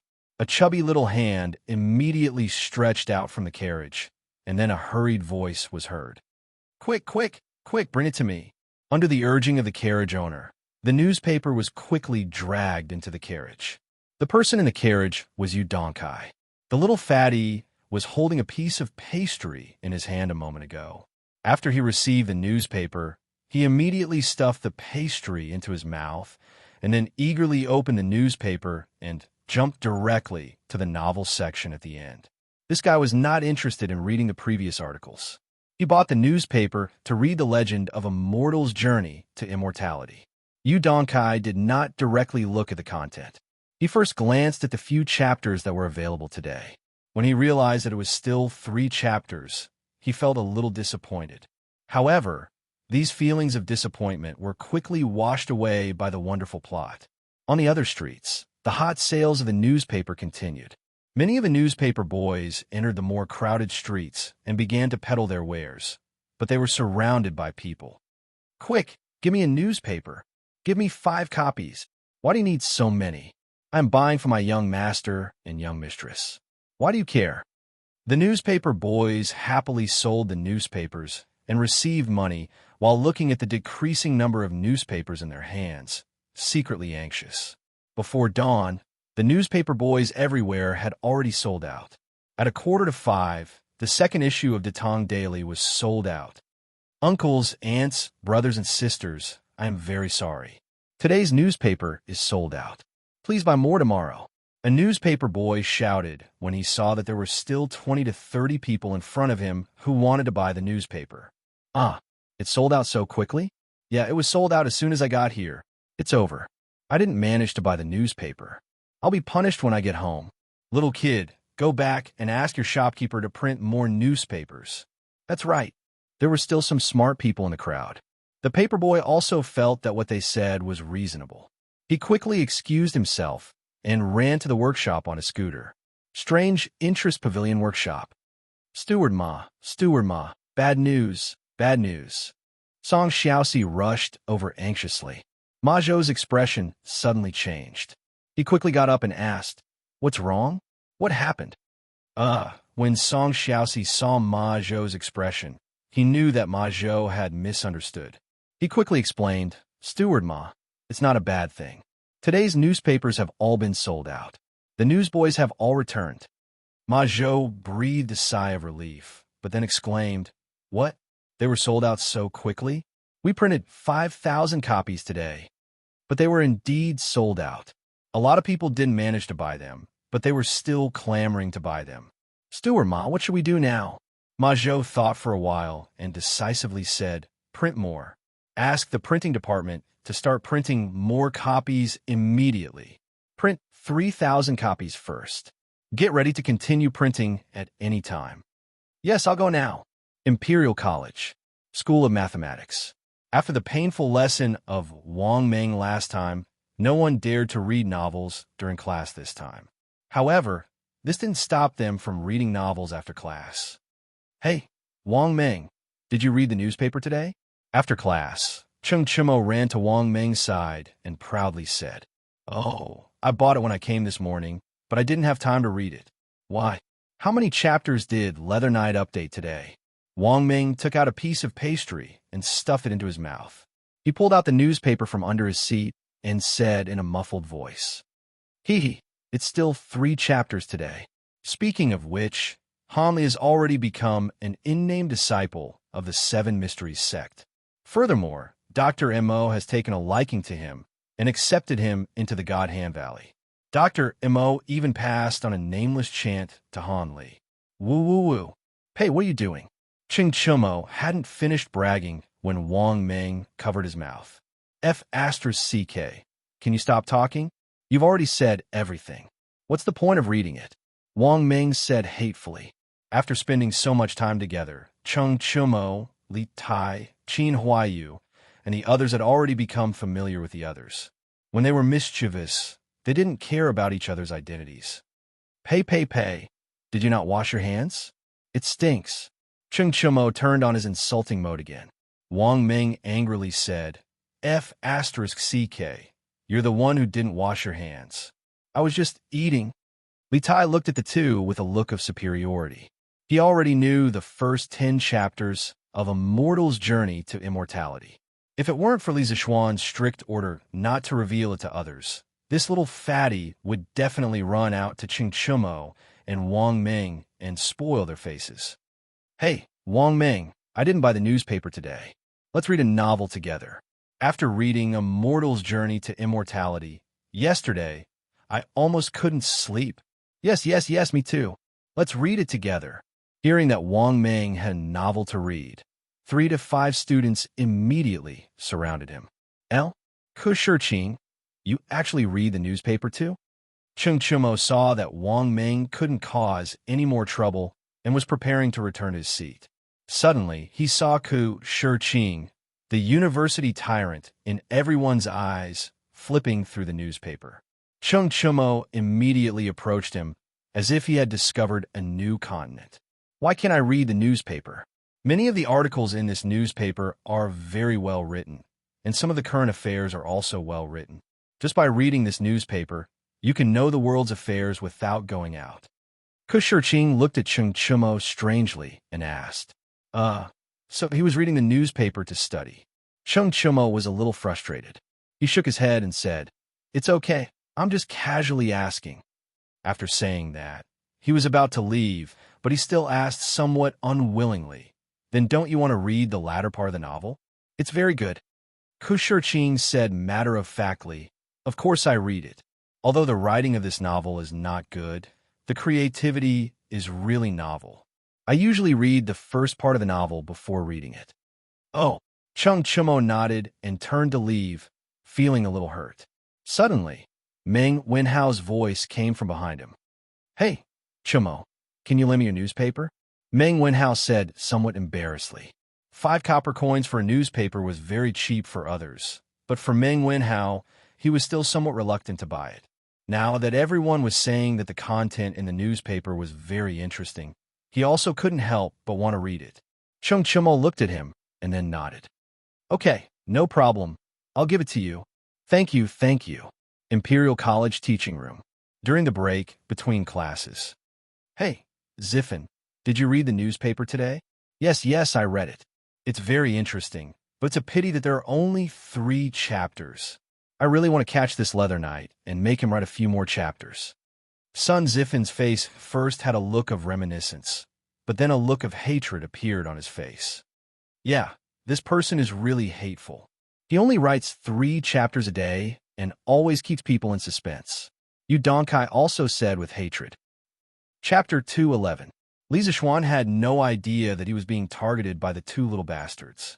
He was taking advantage of the break between classes to rest on the sofa in the carriage in front of the classroom. It wasn't that he was lazy, but it was really tiring to stand and lecture for a long time. At this moment, he truly understood how difficult it was to be a teacher in his previous life. It was indeed a respectable profession. Outside the classroom of the Imperial College, Assistant Professor Mao also took advantage of the break between classes to come out. Unlike Li Zixuan, he didn't have a luxurious caravan. Assistant Professor Mao came to the grove and sat on a large rock. He hurriedly flipped open the newspaper to see if his article had been accepted. Hey, Assistant Professor Mao, have you read the newspaper today?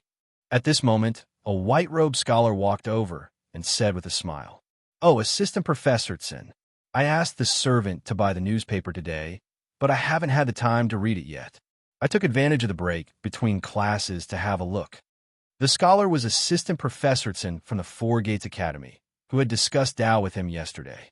At this moment, Teaching Assistant Tsin said with a smile, Then Brother Mao, quickly take a look. Both your and Dr. Wang's articles have been published in today's newspapers. I've already read them. I didn't expect Brother Mao to still be so brilliant despite not writing for so many years. Assistant Professor Mao was pleasantly surprised. Really, he didn't care about modesty anymore. He hurriedly flipped open the newspaper to look for his article. Yo, Brother Zheng, what are you doing here? Yang Lane, Wang Yaluan's old house. There was a knock on the door. Wang Yaluan knew it was Professor Zheng, so he personally went out to welcome him. Haha, Brother Yaluan, I'm here to congratulate you. Have you read the newspaper today? Professor Zheng followed Wang Yaluan into the courtyard and laughed. Yes, I have. Haha, Brother Yaluan's policy paper was really brilliant. I'm itching to write one too. Brother Zheng, you must be joking. Your policy paper is definitely better than mine. If you write, I won't dare to embarrass myself. Please come in and let's talk inside. In a restaurant in East City, 2 men in their 30s were sitting opposite each other. There were 2 or 3 dishes on the table. The gray-clothed man took a sip of wine with satisfaction. Then, he looked at his companion and proudly said, Hey, Wang Dachui, have you read today's newspaper? Wang Dachui stuffed a mouthful of food into his mouth and said in a muffled voice, Not yet. What's so nice about it? Hey, you're wrong. Do you know that the Bloodwind Stockade was wiped out by the Imperial Court's army a while ago? I know. I saw those bandits at Yinshin Gate that day. Then do you know why these mountain bandits were suddenly exterminated after occupying Mount Mang for so many years? I don't know about that. I was also wondering earlier, aren't those mountain bandits quite famous on the Greenwood Path? How did they get wiped out all of a sudden? That's the headline of today's newspaper. It said that the Bloodwind Stockade abducted innocent girls. A man from Lee County was so angry that he drew his sword and challenged Mount Mang alone. Let me tell you, the process was King brilliant. Wang Dachui's eyes lit up, and he immediately became interested. He hurriedly said, Hey, then Brother Zhao, quickly tell me about it. What's the point of talking about it? I'm not a storyteller. You might as well buy a newspaper. It's only 5 coins. Nowadays, how many people in Chang and city don't read newspapers? The gray-clothed man looked disgusted. He was just short of saying, "You don't even read newspapers. You're already out." Wang Dachui was sweating profusely. He didn't expect that he couldn't chat happily with others just because he didn't read the newspaper. "Damn, I'll buy it. It's not like I can't afford it. Waiter, help me buy a newspaper. Here, the extra coin is your reward." The waiter was speechless. This situation was not unique. Today, it was happening everywhere in Chang and city. In this era where there was a general lack of entertainment, a trivial matter could be talked about for a long time. The news in the newspaper just happened to be the topic of many people's leisure conversations. People who had never read newspapers naturally felt that they couldn't chat well. Therefore, as long as their families were not particularly poor, they would buy a newspaper and read it. This was a new thing. Once it had a certain number of fans, it would become popular in the later stages without additional publicity. Because the initial fans would take the initiative to introduce this new thing to the people around them. Eventually, the fans would snowball and become larger and larger. After the morning class, Li Zixuan left the teaching house. When he was about to go home for lunch, he saw Kong Ingda walking towards him. Li Zixuan asked Iron Egg to get in the car first, and he went up to him. "Chancellor Kong, you're looking for me?" This old man usually didn't come over. Once he did, something must have happened. As for whether it was a good thing or a bad thing, Li Zixuan secretly calculated in his heart. It seemed that the probability of something bad happening was higher. It's not a big deal." Kong Ingda looked around, paused, and said in a low voice, "I've read today's newspaper. Generally speaking, it's not bad. However, I still want to say one more thing. Young people should be more humble. You must not be arrogant and boast about yourself." After Kong Ingda finished speaking, he patted Li Zixuan and left directly. He didn't give Li Zixuan a chance to explain. In his opinion, the facts were right in front of him. There was no need to explain. "Hey, it's not like that." Li Zixuan was stunned by Kong Ingda's strange words. When he came back to his senses, Kong Ingda had already disappeared. This old man, Li Zixuan grumbled under his breath for a while, then stopped caring about this matter. If others misunderstood, then let them misunderstand. Imperial Palace, West Court. "Your Majesty, is this the newspaper? I've heard many people talking about this newspaper these 2 days." Xianxia couldn't help but ask when she saw Li Er flipping through the newspaper while eating. It's the newspaper. Guanyi maid, come and take a look." Li Er put down his chopsticks and hugged Xianxia. He sniffed her body fragrance, then pointed at the newspaper headline and laughed. "Look, this newspaper was created by Li Zixuan. But now this brat is here boasting about himself. How shameless." Xianxia curiously leaned forward.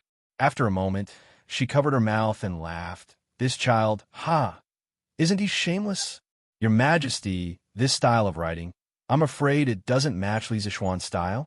Xianxia had seen Li Zixuan's memorial before, so she had some doubts. Li Er laughed and said, "Of course this article wasn't written by that brat himself. If he really did that, wouldn't he be shameless to the extreme? I reckon that Li Zixuan must have forced Ma Zhou to write it. That brat. Your Majesty, who is this Ma Zhou?" Li Er said warmly, "This Ma Zhou." Chapter 212. Han Village. "Yushi, this is the newspaper that I asked old Hu to bring back from Chang'an." Han Lijing walked in from outside and handed a newspaper to Han Yushi. Then he smiled. Han Yushi quickly took it and said happily, "Thank you, father. Haha, take a look. What's written in today's newspaper?" "Okay." Han Yushi responded softly and began to read the newspaper carefully. Today's headline came into view: "Blood Wine Stockade abducted a good girl." Li County's man was furious for a beauty. He drew his sword and challenged Beimeng Mountain alone. Han Yushi's expression couldn't help but be startled. The soul-stirring life and death rescue half a month ago reappeared in her mind once again. The corners of her eyes flashed with tears not long after. "Yushi, what's wrong with you?" Han Lijing saw that his daughter's expression was not right. She looked like she was about to cry. so he quickly asked, "No, nothing, father. Today's newspaper is very interesting. I want to take it back to my room and read it carefully." Han Yushi immediately realized that she had lost her composure. She quickly wiped the corner of her eyes and forced a smile. Although Han Lijing felt that something was wrong, he was a father. He was always separated from his daughter's inner world. Some things were not good to ask in detail. He could only nod and say, "Okay, you go. Yushi, if you have anything unhappy, you can go to Qin's mansion in Chong and talk to your adoptive mother.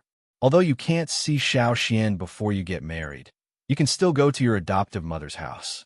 Ever since the marriage between the Han and Li families was confirmed, Han Lijing changed the way he addressed Li Zixuan from young master to little Xian.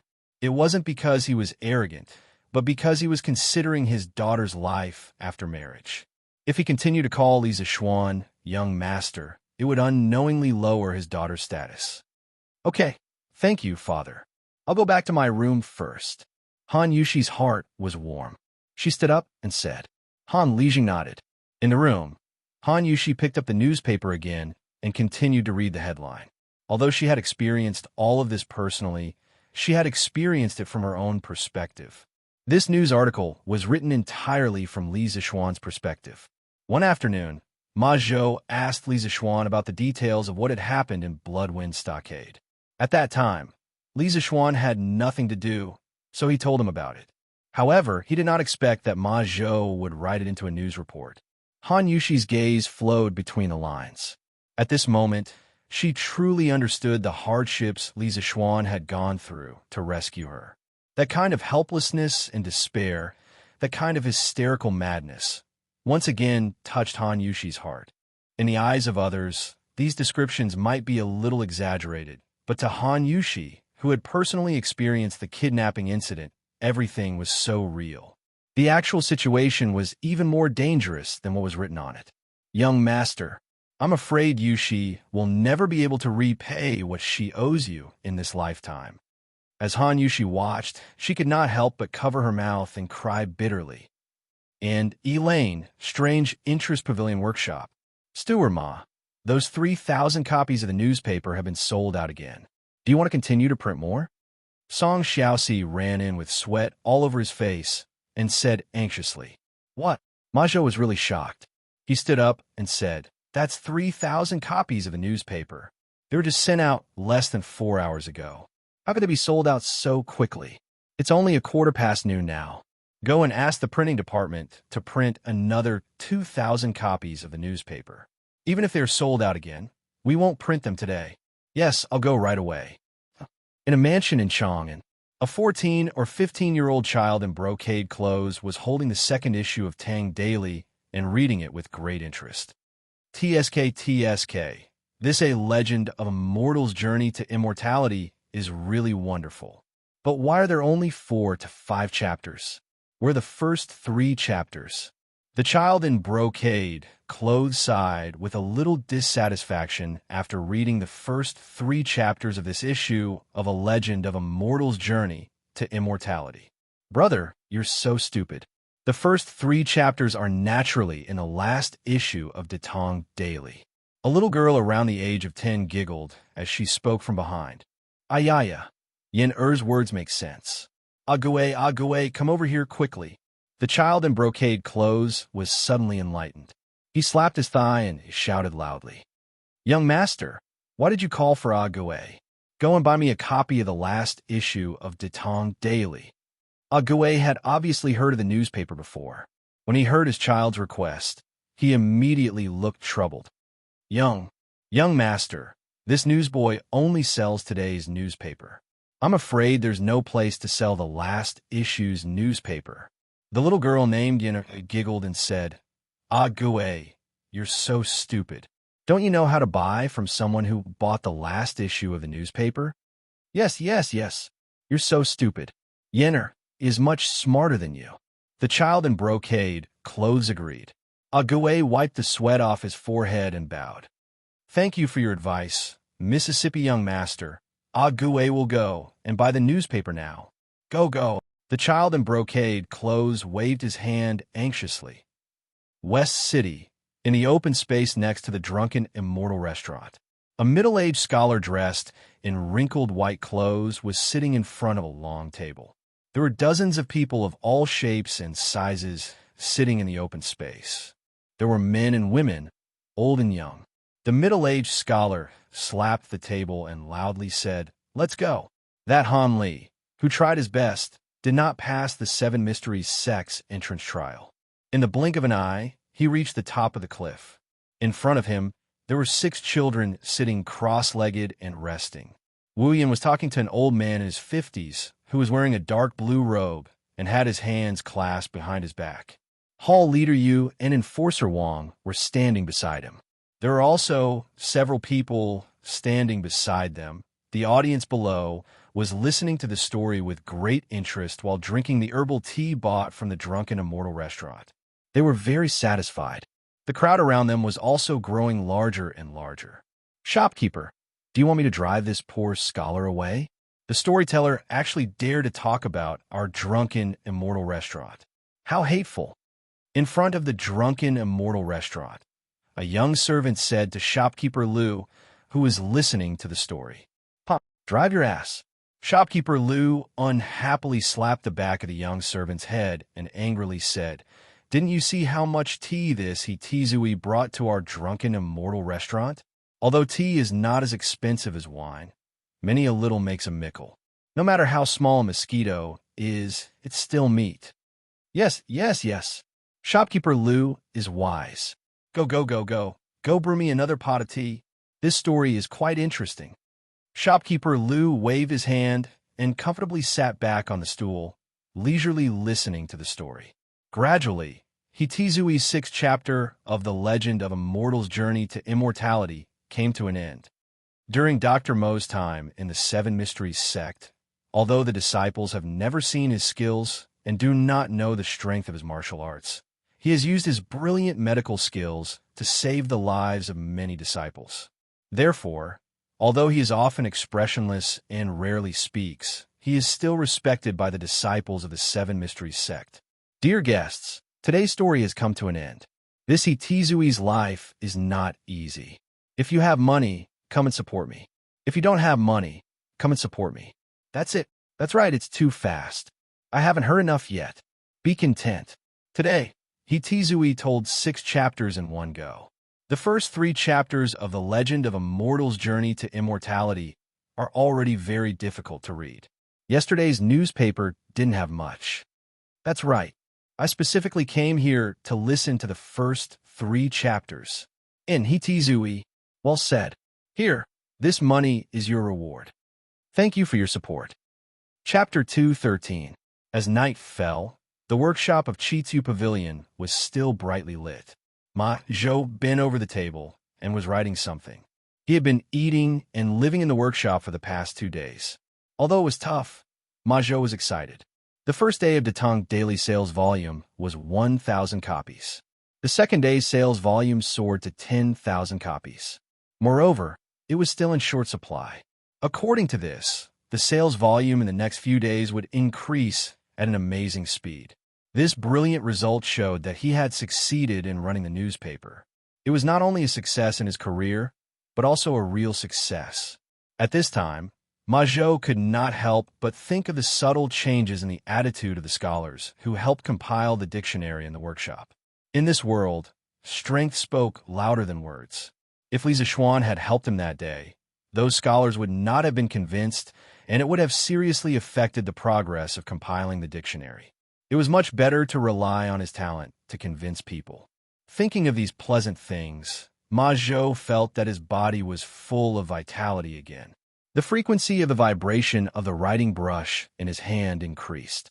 The next day, as Ma Zhou expected, the sales of a newspaper were even better. Hey, kid, give me 2 copies of the newspaper. My young master and young lady are anxious to read the legend of a mortal's journey to immortality. Give me 1 copy. My young master is anxious to go to the Imperial College. Give me 10 copies. After 2 days of word-of-mouth accumulation, there were very few people in Chang and who did not know about the newspaper. Driven by the popularity of the newspaper, when it was sent out by the newsboy in the morning, it was snatched up. Fortunately, Ma Zhou was prepared and printed 35,000 copies. That was how he withstood the crazy rush in the morning. Master Ma, the 35,000 copies of the newspaper printed this morning are almost finished. Do you want to print more? Now, in the workshop, who dared not to admire Ma Zhou when they saw him? Therefore, the people below called Ma Zhou Master Ma instead of Steward Ma. Ma Zhou pondered and said, "Print another 5,000 copies. The demand for the newspaper in the afternoon should not be as high as in the morning." Yes, old Ma, there are two businessmen outside. They said that they want to buy a batch of newspapers from the workshop and send them to the counties near Chong and to sell. At this moment, Xianxia rushed in from outside and said, "Oh, someone came so quickly? It seems like there are still smart merchants around." Ma Zhou stroked his chin. He was mentally prepared for this situation. "Let's go take a look. Brother Ma, how's the newspaper sales today?"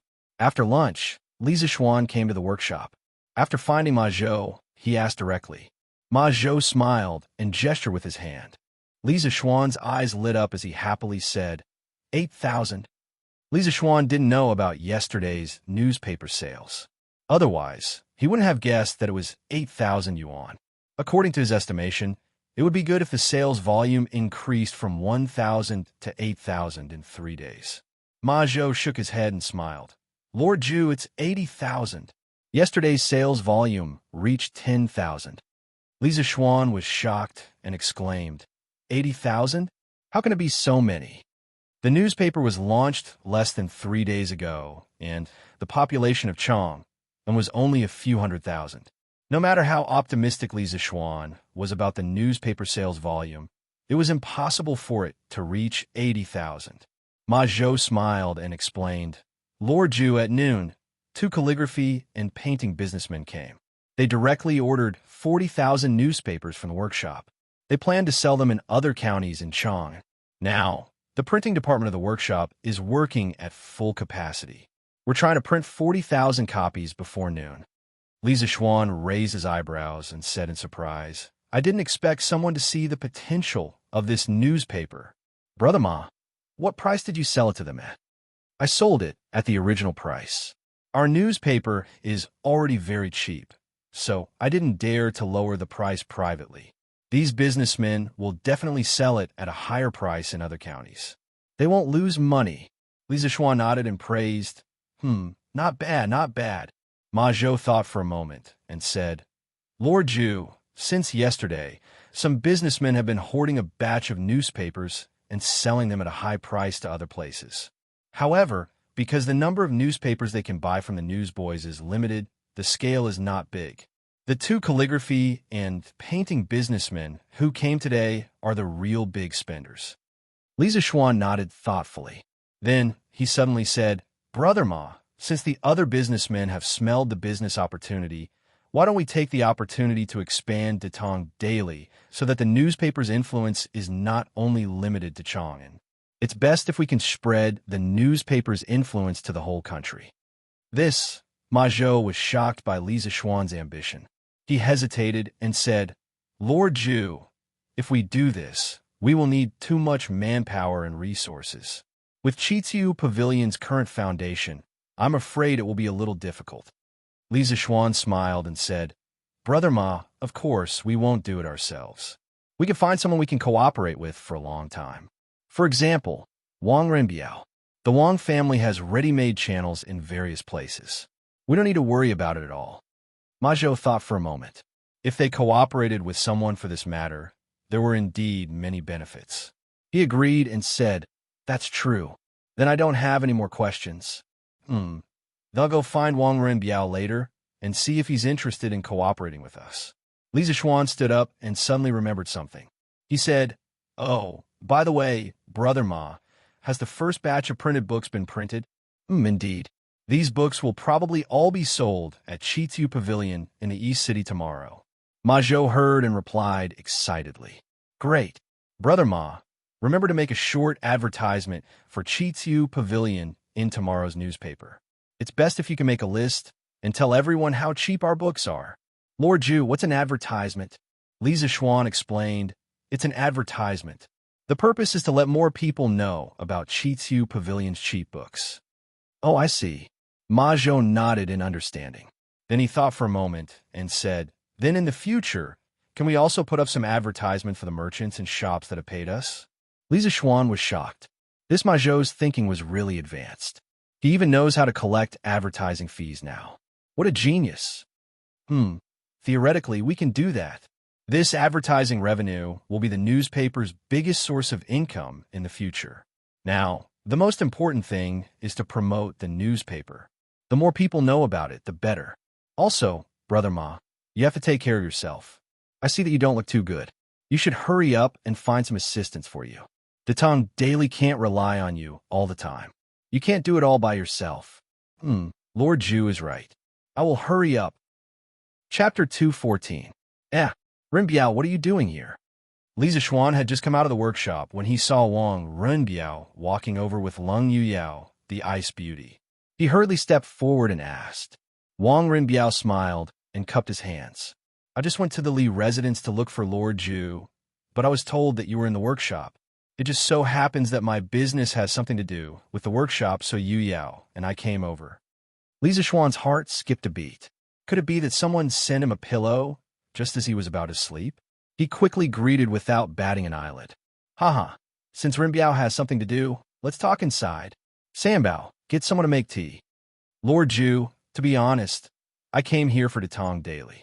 Now that this newspaper is popular in Chong, and we have a very good foundation for cooperation, why don't you ask the workshop to increase the printing volume and provide me with a batch of newspapers? I will introduce the newspapers to other states and counties. How about it? After they found a room and sat down, Wang Renbiao went straight to the point. Li Zixuan was delighted. His guess was right. This Wang Renbiao was really coincidental. However, he didn't show it on his face and only pretended to be puzzled. Oh, Renbiao is actually interested in newspapers? Wang Renbiao smiled. Of course, the potential value of newspapers is huge. I have read 3 issues of the newspaper, and the content is indeed very interesting. Li Zixuan said, Haha, Renbiao, how many copies do you want? To be honest, this morning, 2 Chong and traveling merchants bought 40,000 copies of newspapers from the workshop. Wang Renbiao didn't look surprised at all. He said, I have heard of these 2 traveling merchants, and I guess they just want to make a short profit. Lord Zhu, what you need is a long-term cooperation, and I can satisfy that. I can buy 100,000 copies for the first batch, and then I can increase it according to the specific sales volume of each state and county. These newspapers will be sent to other states and counties through our Wang family's various business routes. Li Zixuan was taken aback. This was truly extravagant. He had asked for 100,000 servings, and this was only the first batch. Were all the children of aristocratic families so rich? Renbiao, aren't you afraid that you won't be able to sell so many newspapers and that they will rot in your hands? Haha, the results of a newspaper have already been tested by the people of Chong. I don't believe that something that can become popular in Chong and will not be popular in other provinces and counties.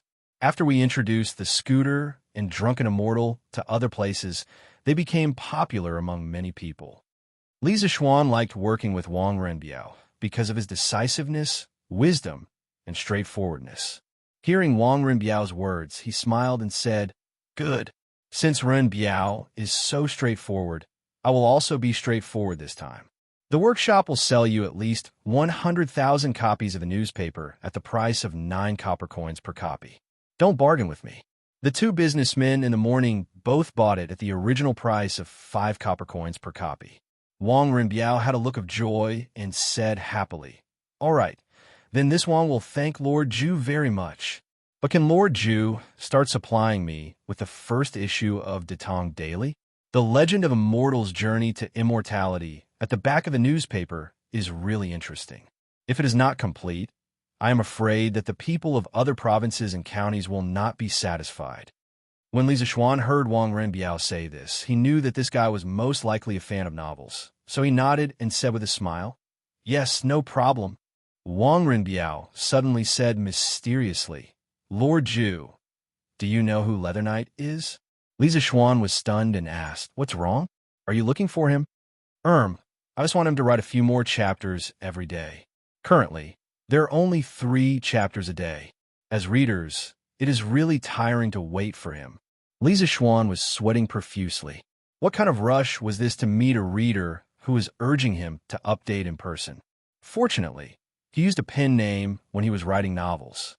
Otherwise, when he went out in the future, would he be kidnapped by readers? The next day, early morning. Selling newspapers, the freshly printed Datang Daily. Today's headlines, shocking strange case. The sealed mansion was heavily guarded. Why would a beautiful young woman mysteriously die in broad daylight? Gentlemen, if you want to know what happened after her death, you only need to spend 5 coins to read it.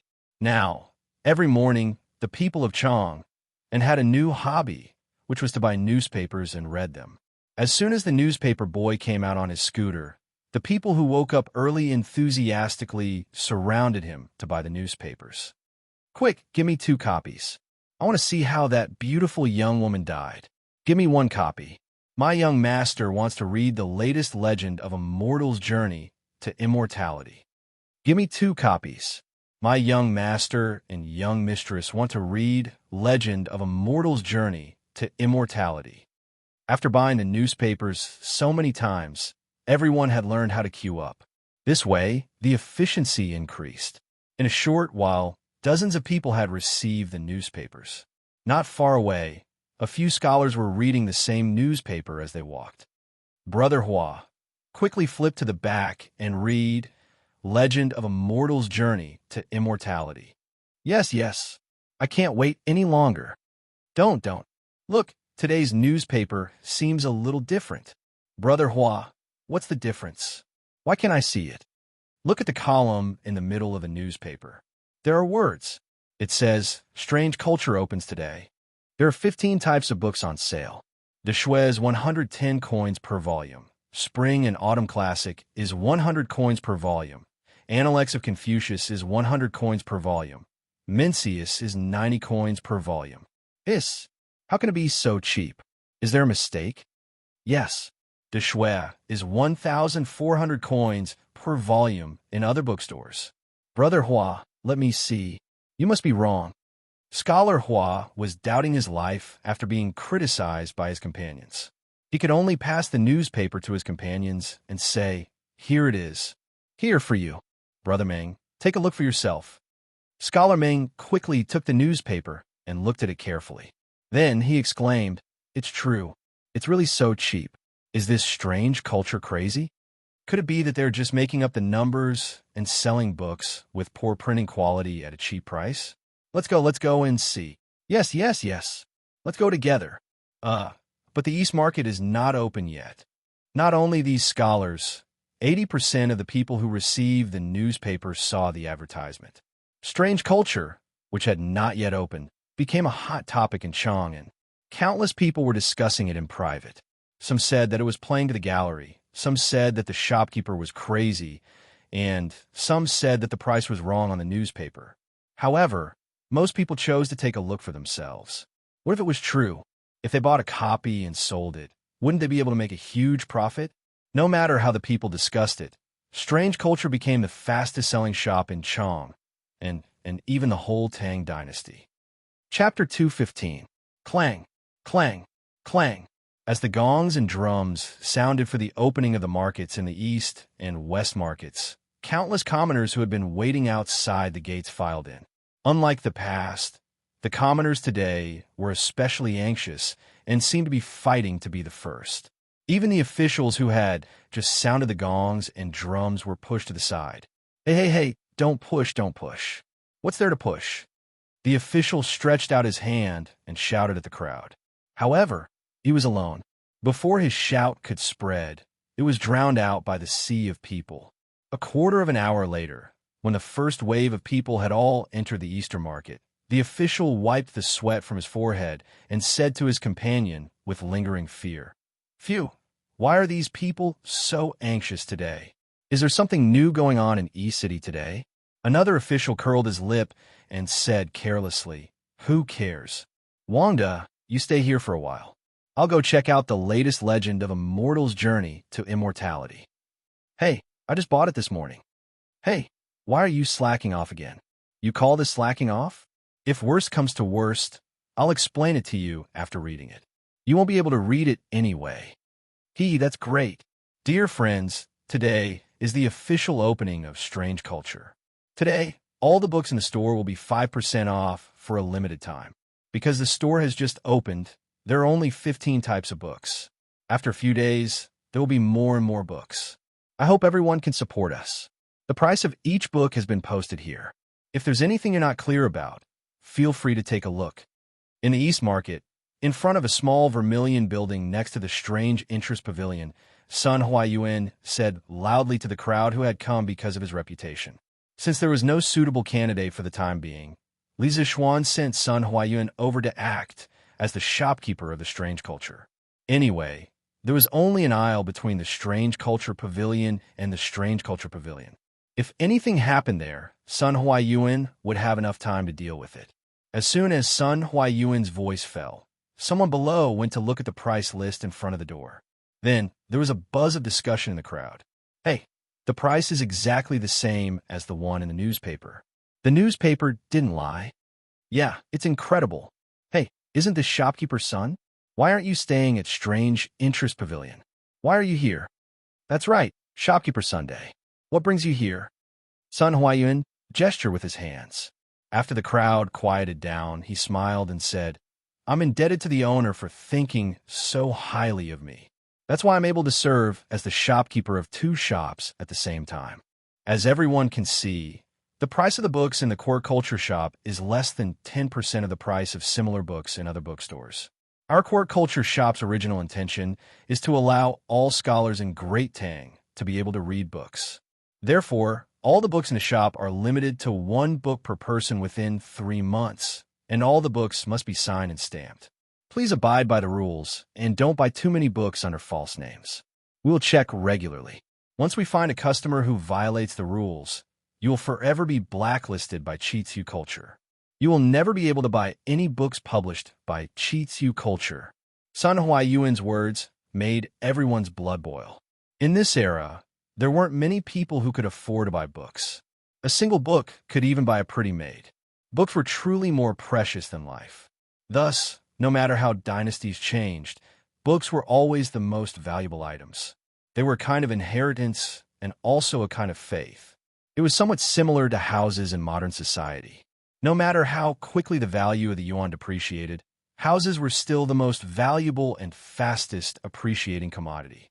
In modern society, it was hard to find a house, and similarly, in ancient times, it was hard to find a book. Thus, when they heard Sun Huayuan say allow all scholars in Great Tang to be able to read books, many scholars who were usually refined and cultured began to shout the loudest. Well said, Shopkeeper's son. Good job, Shopkeeper's son. Support Strange Interest Culture. Allow all scholars in Great Tang to be able to read books. Good. Thank you for your support. Strange Interest Culture is now officially open for business. Due to the limited space in the store, please follow your order in the queue and enter in batches to choose the books you want. Remember, each person can only buy 1 book of each type. Sun Huayuan clapped his hands and announced the official opening of Strange Interest Culture. The crowd below couldn't help but cheer loudly. The 10 or so lucky people at the front of the queue hurriedly rushed into the store in excitement. Among these 10 or so people were the scholars who had first discovered the advertisement in the newspaper in the morning. Wow, this book is actually made of high-quality Xian paper. Calculating it, how much is Strange Interest Culture going to lose with each book? After entering the store, these people hurriedly went to the bookshelves to find the books they wanted. One of the scholars picked up a book and flipped through it. When he touched the paper, he immediately exclaimed in disbelief. That's right. They actually used such high-quality paper. Just how high is the cost of this book? Isn't Strange Interest Culture going to lose money? That's indeed the case. No matter how rich the owner of Strange Interest Culture is, they can't possibly continue losing money like this, right? SSS. Quickly look at the words in this book. The horizontal and vertical lines are neat and tidy. It's even clearer and neater than the books in other bookstores. This printing quality requires a lot of engraving skills from the carving craftsman. Damn, I thought the reason why Strange Interest Culture's books were sold so cheaply was because they were crudely made. I didn't expect that whether it was the paper or the printing quality, it was so much better than other books. Moreover, it was sold so cheaply. Crazy. Crazy. This Strange Interest Culture is really crazy. Such good books at such a price. I really want to buy all of them. Unfortunately, I can only buy one of each. Shopkeeper, give me one of each of these 15 books. Shopkeeper, I also want one of each. Here, I'll give you the money. Sun Huayuan replied with a smile. Okay, a total of 1,701. Hey, Brother Hua, I didn't bring enough money when I went out today. Can you lend me some? Don't worry, I'll return it as soon as I get back. A scholar touched his shriveled pockets and suddenly looked dejected. It was not easy to get to the front of the queue, but he did not bring any money. What a painful realization. He looked at his classmate and friend and quickly asked for help. No one could bear to give up such a good opportunity. If he could buy it, it would be a profit. Okay, here for you. The scholar, surnamed Hua, thought for a moment, and then handed a golden bean to that person. Hey, Brother Hua, lend me some money too. I still need 501. If I don't buy such a good book today, I'm afraid I'll regret it for the rest of my life. Yeah, Brother Hua, you can't leave us in the lurch. The other two scholars saw the situation and quickly went up to him. Such a good book, even if you have to borrow money, you have to buy it. If you miss this village, there won't be another shop like this. Chapter 2:16. The first batch of people who went in almost all bought a book of each kind. When they came out, they all carried a thick stack of books and were all grinning from ear to ear. The people who were queuing behind were secretly anxious when they saw this situation. The people in front had bought a lot, so it was very likely that they would have nothing when it was their turn. Sun Huayuan couldn't help but frown and say, "Everyone, please try your best to pick the books you need and leave some opportunities for others. In the future, the supply of books from Strange Culture will definitely increase. You don't have to rush to buy every book." Although he said that, not many people listened to him. The people who went in later still returned with a full load. If the supply of books today reached 100 types, these people might really buy 100 books. It was like a modern house. A house on a certain street was generally priced at around 8 million yuan. If a developer suddenly announced that his house in the same area would only cost 6 or 700,000 yuan, wouldn't many people go crazy just thinking about that scene? Even if the developer reminded them that there would be many houses at this price in the future and that they shouldn't rush, would people believe it? They only knew that this price was unique. If they could get it, they would make a profit. Who cared about whether they needed it or not? Who cared about the price in the future? Butcher Zhao, why did you buy so many books? Are you illiterate? A burly man at the back of the queue couldn't help but scold a fierce-looking man who had just come out of Strange Culture with books in his arms. Although I'm illiterate, these books are nice to look at home. Smell the fragrance of the books. Look at the paper, TSK. It's so cheap. Wouldn't it be a pity not to buy it? Besides, Blacksmith Feng, aren't you King illiterate as well? Why are you here to join in the fun? Butcher Zhao hugged the books he had just bought and scolded back with a look of superiority. Blacksmith Feng straightened his neck and said, "Although I'm illiterate, my son is literate. Can't I buy books for my Ahu?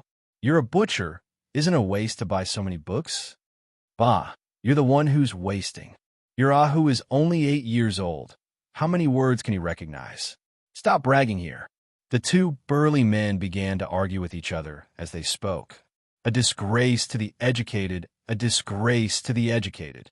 How can such books of sages be wantonly trampled by you? A young scholar dressed in coarse cloth saw this scene and couldn't help but rebuke angrily with a flushed face. "That's right. All of you are illiterate. Why are you fighting with us for the sage books? That's right. These books are for us scholars. What are you guys doing here?" The young scholar's words immediately resonated with many of the poor scholars. These people were the people who were in need of cheap books in Strange Culture. Usually, they couldn't afford to buy books, so they had to endure the supercilious looks of others and borrow here and there. Today, They finally heard that there were cheap books for sale here, but when they came to take a look, they saw that there were so many irrelevant people rushing to buy them. Wasn't this just causing trouble? People like Butcher, Zhao, and Blacksmith Feng, who were illiterate, probably came to buy books with the intention of reselling them to others for a large sum of money. This was because these books could be easily sold for 10 times the profit. It was impossible for others not to be tempted. This was a bit like some of the property speculators in modern times. They didn't buy a house to live in, but to resell it for money. For the time being, people like Butcher Zhao could be called book speculators. Butcher Zhao and Blacksmith Feng were still arguing with each other a moment ago, but in the blink of an eye, they were denounced by dozens of scholars. Even though the Tang people revered martial arts, these scholars still had a very high status in the eyes of these common people. The two of them looked at each other and were a little scared. They planned to escape with their tails between their legs. Oomph. Who said that only scholars can buy books? Can't I buy for my child? Can't I buy it and learn it myself? Who was born knowing how to read? In any group, there were 2 or 3 daring people. Butcher Zhao and Blacksmith Feng were scared, but it didn't mean that the other book speculators would be scared. Just look at them. Seeing that they were about to become street rats that everyone wanted to beat, a curly-bearded man couldn't help but refute. Big Brother Huang is right. Can't I buy books for my child? Did I violate any laws of the Tang dynasty? You're not convinced? Are you going to scold your mother when she buys books for you? This was the type of person who scolded the streets. Old Wang's wife is right. Besides, Shopkeeper's son said that everyone in the Tang dynasty should be able to afford to read. What's wrong with us buying books and learning them ourselves? This was the type who secretly changed the concept. You're spouting nonsense. Shopkeeper's son clearly said that all the scholars in the Tang dynasty should be able to afford to read. You're not a scholar. Immediately, a quick-witted scholar reprimanded. Right. Shopkeeper's son already said that these books are prepared for scholars. What are you all doing here? Only scholars can buy books. All of you go away. Why do you care if I buy books for my son? That's right. You're not convinced? If you're not convinced, come and beat me up. He's such a shrew. You're simply unreasonable. Who are you calling a shrew? Husband, someone is scolding your wife. Aren't you going to do anything about it? Who dares to scold my ruhua? You're asking for a beating. A gentleman uses his mouth, not his fists. You dare to hit someone? So what if I hit you? As a scholar, your mouth isn't clean. You're not worthy of being called a scholar. Yes, hit him. You have no respect for the law. You all really have no respect for the law. The people on both sides blamed each other. The more they argued, the more chaotic they became. In the end, when one of them made a move, it was as if a spark had been thrown into a pile of gunpowder, causing an explosion. In the end, the argument escalated into a group brawl. Sun Huayan, who was busy collecting money and maintaining order, was caught off guard. Stop, all of you stop. No more fighting. Whoever fights again is not allowed to buy books in the strange culture in the future.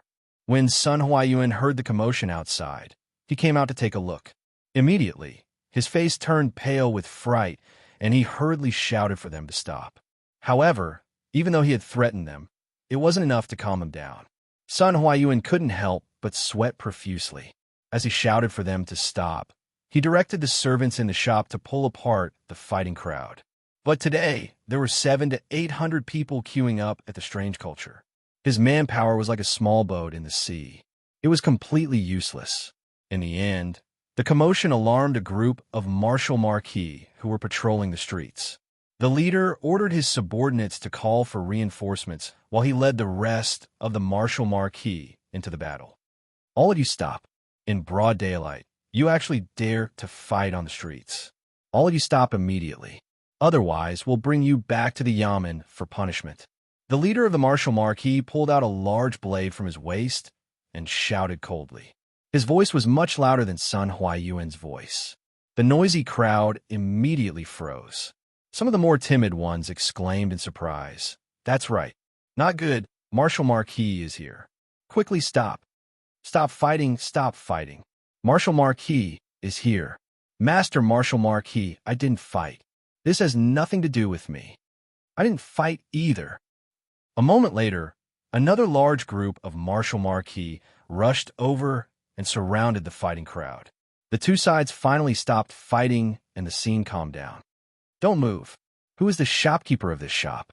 Come out and answer me. The leader of the young martial marquis saw that his companions had finally arrived. He felt a little more confident, so he stood out and said coldly. Chapter 217. Imperial College. In the mathematics school, Lisa Xuan was teaching the students. There was a weekly exam tomorrow, so he was very serious in his lecture. The other students were listening even more seriously. Facing this binary linear equation, we must first observe its structure and find a way to eliminate the elements to reduce the number of unknowns. As for how to do this, let's look at an example. Cough, cough. Chung chumo, pay attention. Tomorrow's weekly exam will definitely have a binary linear equation. Li Zixuan was about to turn his head to write an example on the blackboard when he suddenly caught a glimpse of Chung Chumo's little tricks. He could not help but scold him. Chung Chumo was greatly embarrassed. He quickly straightened his body and puffed out his chest, pretending to be a good student. However, in his heart, he was secretly criticizing Li Zixuan for being a bad brother. Bang, bang. At this time, there was a sound of knocking on the door from outside the classroom. Li Zixuan looked up and saw San Bao standing by the door. She was carefully looking at him, as if she had something to say. Li Zixuan thought that something must have happened. Otherwise, San Bao would not be so stupid as to disturb him during class time. Thus, he said to the students, "Wait a moment." Then he walked out the door. At this time, he realized that behind San Bao was a person in blue clothes and a gray hat. Li Zixuan recognized this attire at a glance. It was the staff attire of the Strange Interest Pavilion. He could not help but be shocked. Could it be that something happened at the Strange Interest Pavilion? San Bao, what happened? Li Zixuan brought the two of them to a cypress tree in the courtyard and hurriedly asked, "Young master, shopkeeper's son sent air who to say that something happened at the Strange Interest Pavilion. He wants you to go there." San Bao pulled out the servant behind her and said to her young master, "Erhu, what exactly happened to the Strange Interest Pavilion?" "Boss, in front of the Strange Interest Pavilion, many customers who bought books are fighting." Even Wu Ho was alarmed. "Shopkeeper's son sent me to ask you, what should we do?" "What?" Li Zixuan exclaimed with his eyes wide open. "Wait, I'll go to the dormitory to inform the students, and then I'll go there myself. You can tell me the details on the way there." On the other side, in front of the strange culture, "Young General, I am Sun Huayuan, the shopkeeper of this shop. Thank you for bringing your men here in time to prevent the situation from worsening." Sun Huayuan walked up to the leading Wu Ho and cupped his hands. The young martial marquis quickly stepped aside, not accepting his bow. He looked at Sun Huayuan, squinted his eyes, and said meaningfully, "I am only the right martial marquis Wei Isigu, and am not worthy of the title of general. Since shopkeeper's son has opened a shop to do business, then you must restrain your customers. How can you gather people to cause trouble and disturb public order? Could it be that you think our Wu Ho government's planks are vegetarians?" The left and right Wu Ho Wei of the Tang dynasty was a department that was responsible for the security of Chang. It was similar to the function of a modern police station. The left and right Wu Ho Wei had one general each, and two generals each. Below them, there were different officials. Sigu was only a minor 8th rank official, and indeed was not worthy of the title of general. Sun Huayuan had been a shopkeeper for such a long time, and naturally knew that the king of hell was easy to provoke, and the little demons were hard to deal with. He did not change his title, and quietly gave the Wu Ho a few golden beans, and said with a smile, "Young general is right. Today's matter is indeed due to our strange culture's lack of consideration. I've troubled all of you to personally come here. This is just a small gift, and I'll treat all of you to tea." The Wu Ho's eyes flashed, but his face did not show it. He pointed out, "Shopkeeper's son, this time, we have mobilized over 100 brothers." The meaning of these words was clearly saying that there were too many brothers here today, and the money you gave was not enough to divide. Sun Huayuan's eyes flashed with a trace of anger, but he suppressed his anger and waited for his young master to come quickly. Then how much does young General think is appropriate? The young Wu Ho smiled proudly and was about to speak when he heard a voice full of energy from outside the crowd. Who dares to cause trouble at the foot of the Son of Heaven? The crowd automatically dispersed, and the young Wu Ho saw the person who came and was shocked. He hurriedly went forward and bowed. This subordinate pays his respects to great General Yuqi. The person who came was Yuqi Jingde, the only great general of the right Wu Ho Guard. For such a big shot to personally come, the young Wu Ho could not help but be surprised. Get up. Tell me what happened here.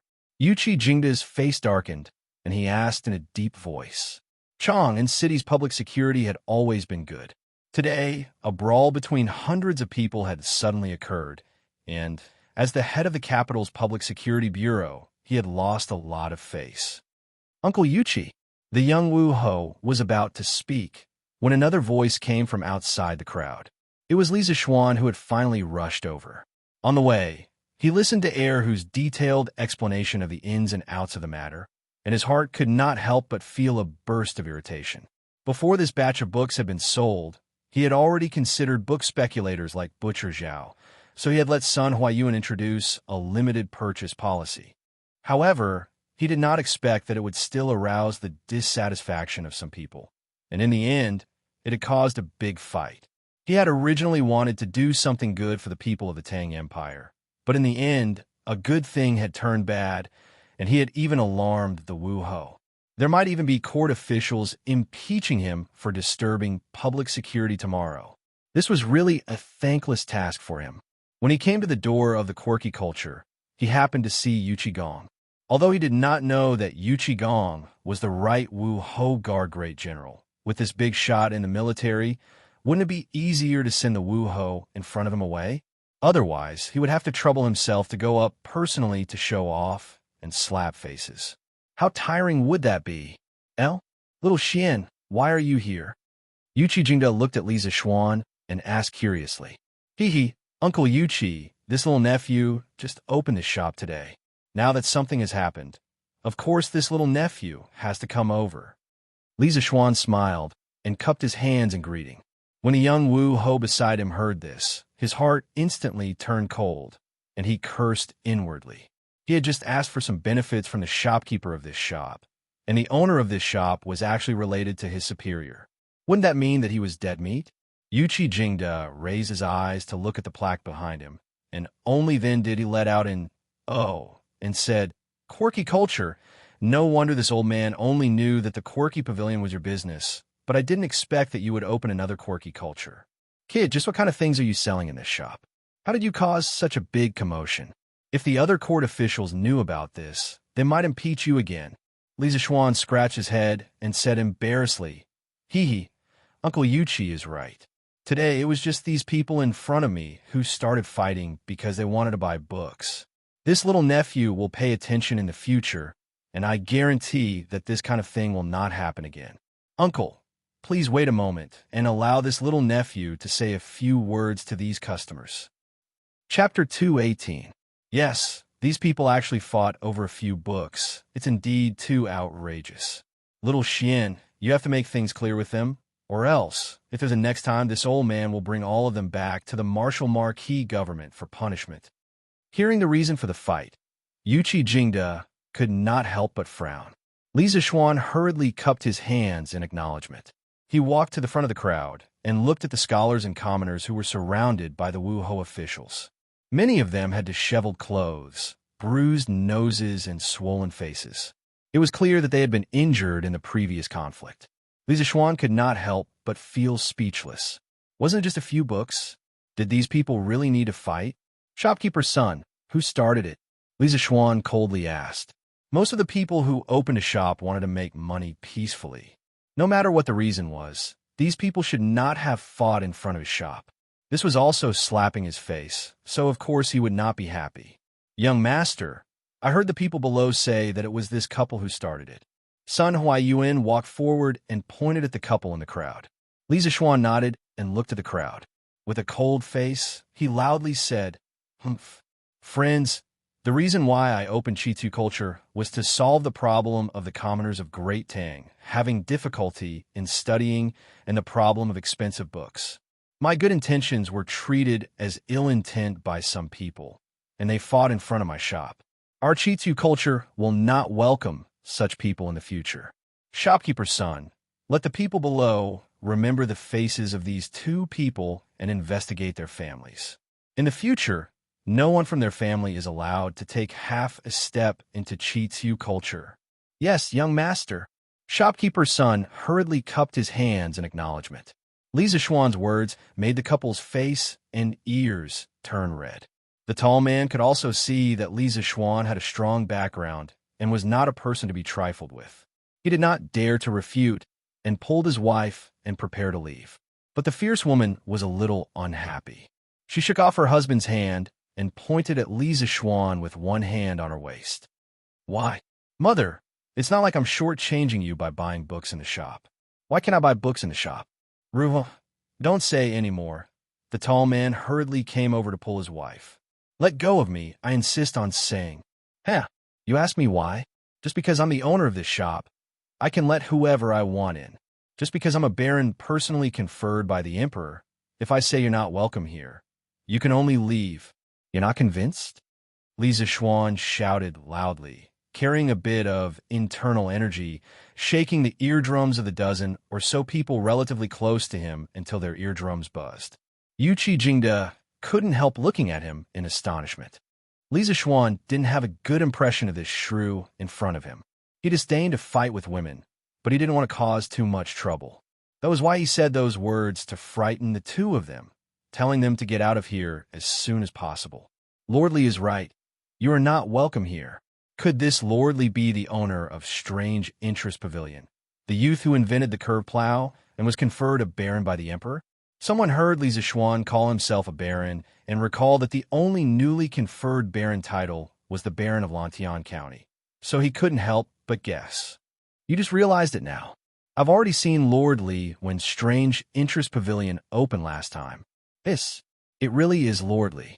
If it weren't for the curved plow, my child's uncle's fields probably wouldn't have made it in time for the spring plowing this year. We have to thank Lord Li for this. That's right. This Lord Li is really a good person.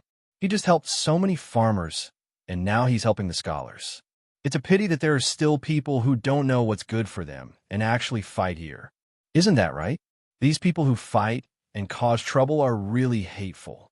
As word of mouth spread, more and more people recognized Li Zixuan's true identity. Thinking about the incident with the curved plow, most of them were indebted to Li Zixuan. Therefore, more and more people denounced the unscrupulous couple. You are not welcome here. The two of you should leave quickly. Get out of here. You're not allowed to buy books. That's right. How can the land of the saints be trampled on by these shrews? Come home with me. Don't make a scene here. The woman still wanted to refute Li Zixuan, but she was forcefully pulled away by her husband. Li Zixuan asked his servant to pull up the scholar who was knocked to the ground by the couple. He looked at the unlucky scholar whose face was covered in blood and whose hair was disheveled. He couldn't help but frown. He was so focused on chasing the two people away that he forgot to ask them to pay for the medical expenses. What a pain in the ass. He quickly went to talk to Yu Qigong and asked him to send someone to bring the couple back to the yamen for questioning. He couldn't let them off so easily for beating people on the street. What's your name? After talking to Yu Qigong, Li Zixuan looked at the scholar and asked. The unlucky scholar hurriedly tidied up his appearance.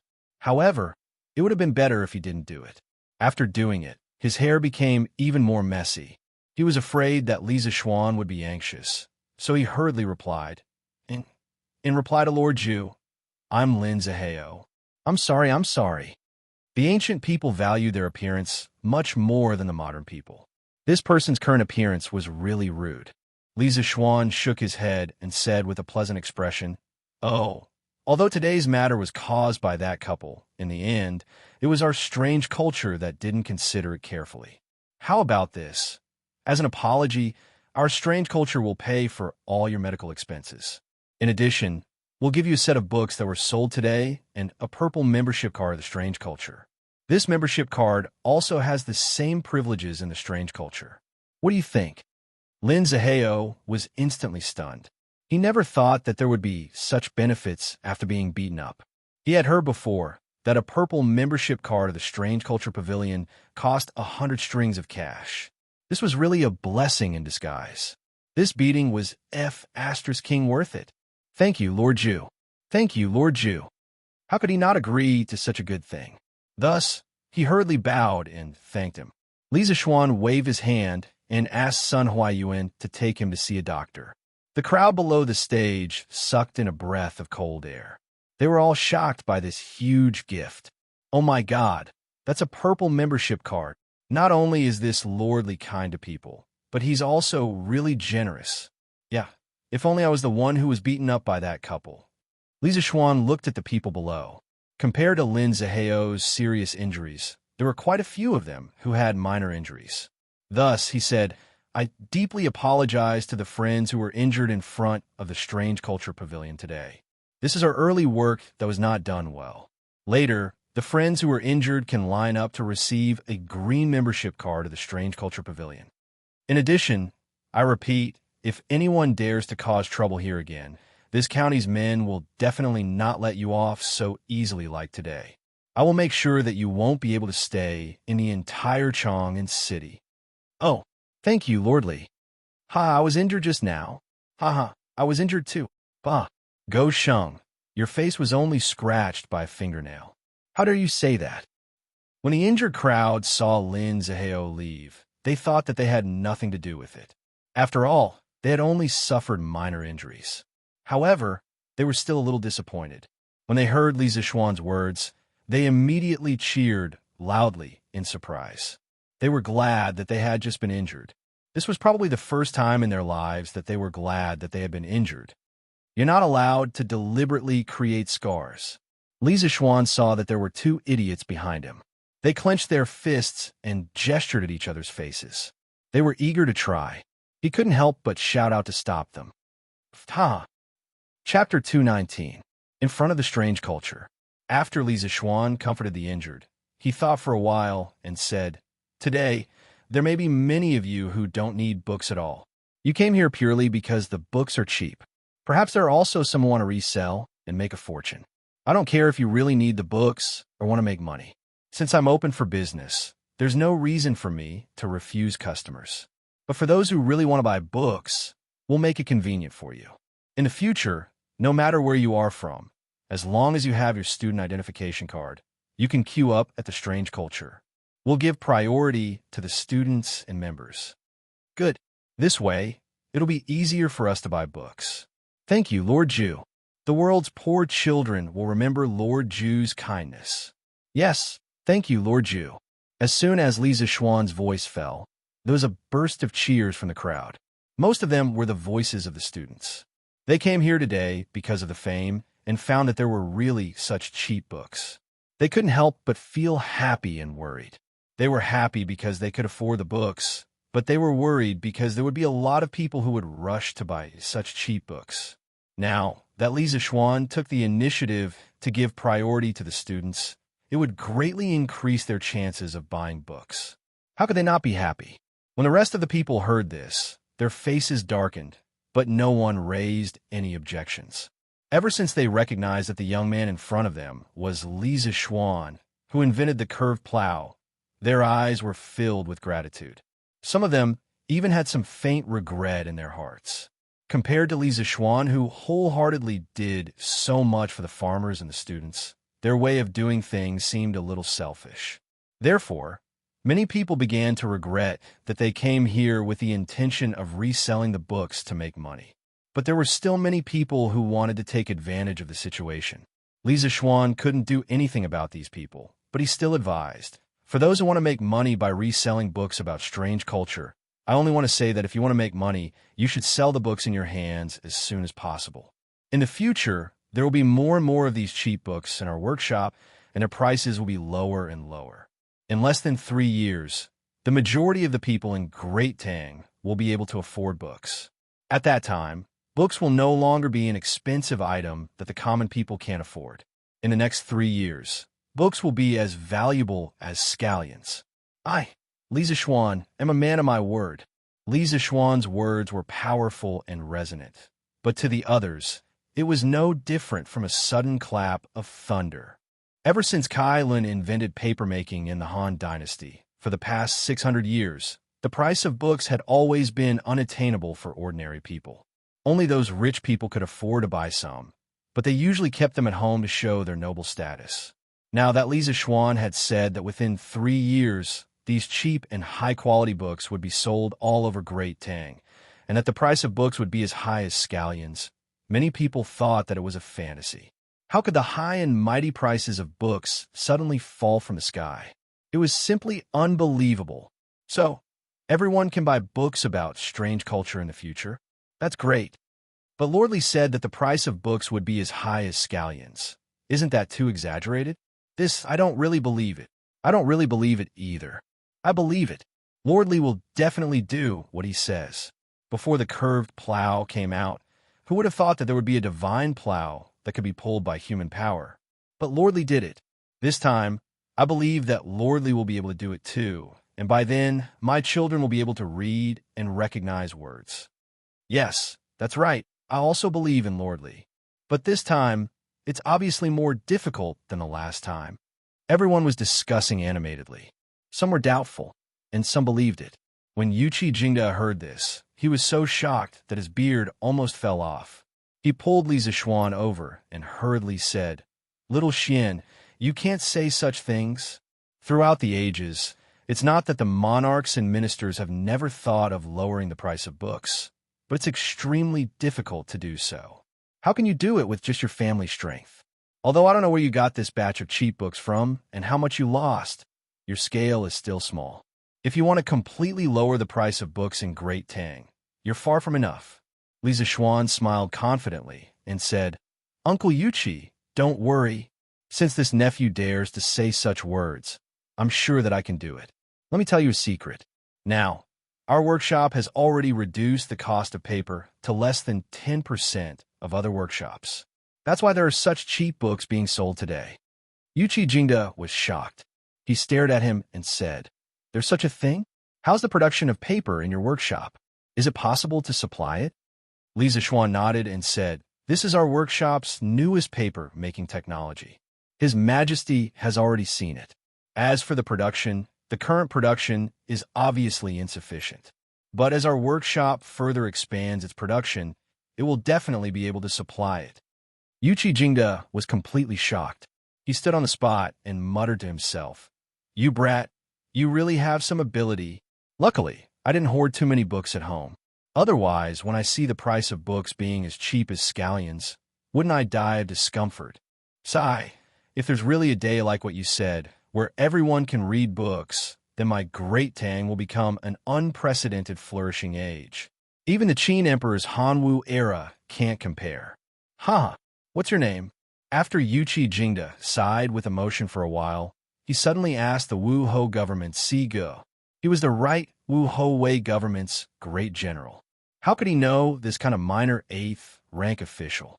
Replying to the great general, "This general is Pang Feiji." That Si Ge hurriedly cupped his fist and answered.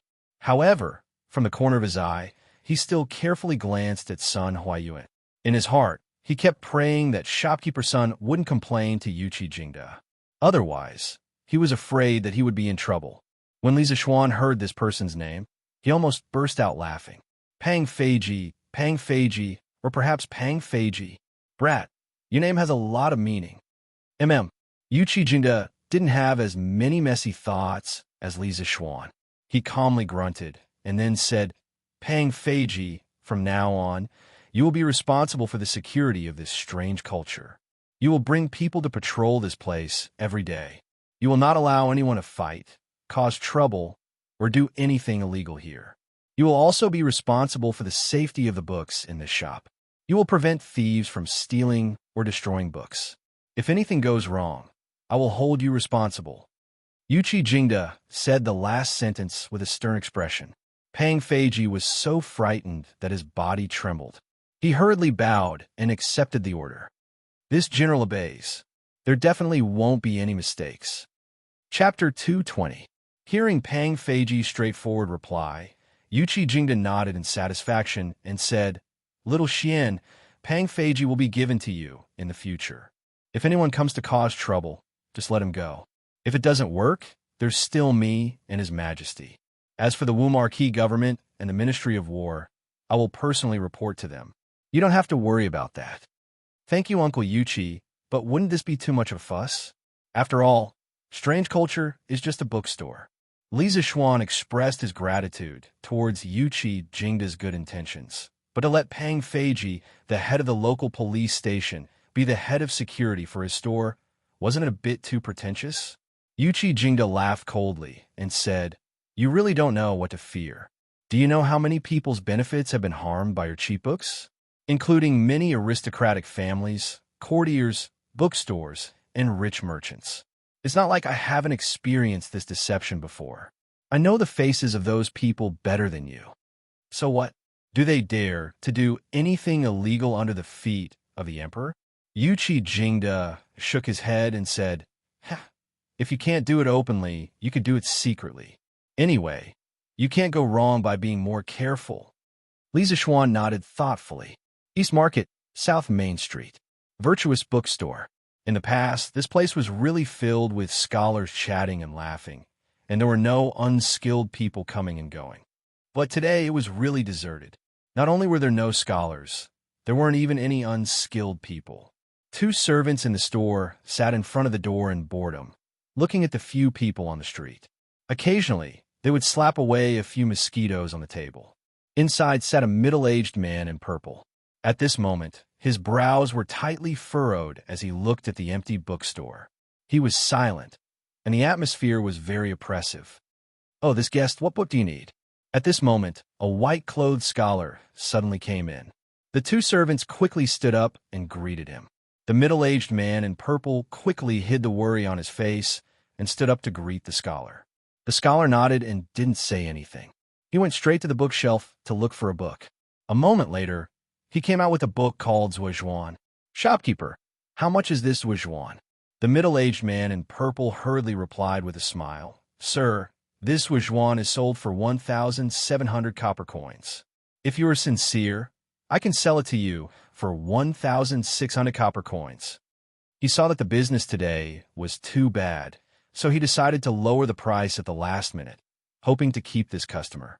The young scholar frowned and said unhappily, "Although my family doesn't lack money, I don't want to be cheated by you for no reason. I heard that there's a culture not far from here that sells Zuozhuan for 110 copper coins. It's fine if you sold it at such a high price before, but how can you cheat your customers like this? I'm not buying any more." With that, he flicked his sleeves and left. "Hey, dear customer, it's not what you think. Sigh." The shopkeeper hurriedly stretched out his hand to stop him, but to no avail. He could only sigh. "Shopkeeper, this is already the 5th customer today who has said so." A manservant couldn't help but complain. "Shut up. I sent a FA to scout for news. Why isn't this kid back yet?" The shopkeeper scolded angrily, then anxiously looked outside the door. "Shopkeeper, shopkeeper, I'm back." At this moment, a series of hurried footsteps came from outside, and then a manservant in a navy blue robe ran in. The shopkeeper hurriedly pulled him over and asked, "F.A., how is it? Did you get any news?" Huff, huff. F.A. continuously patted his chest a few times, panted a few times, then said, "Shopkeeper, there's a long queue over at Chitu Culture. Their books are really cheap. The price is not even 10% of ours. Many people are fighting over the books.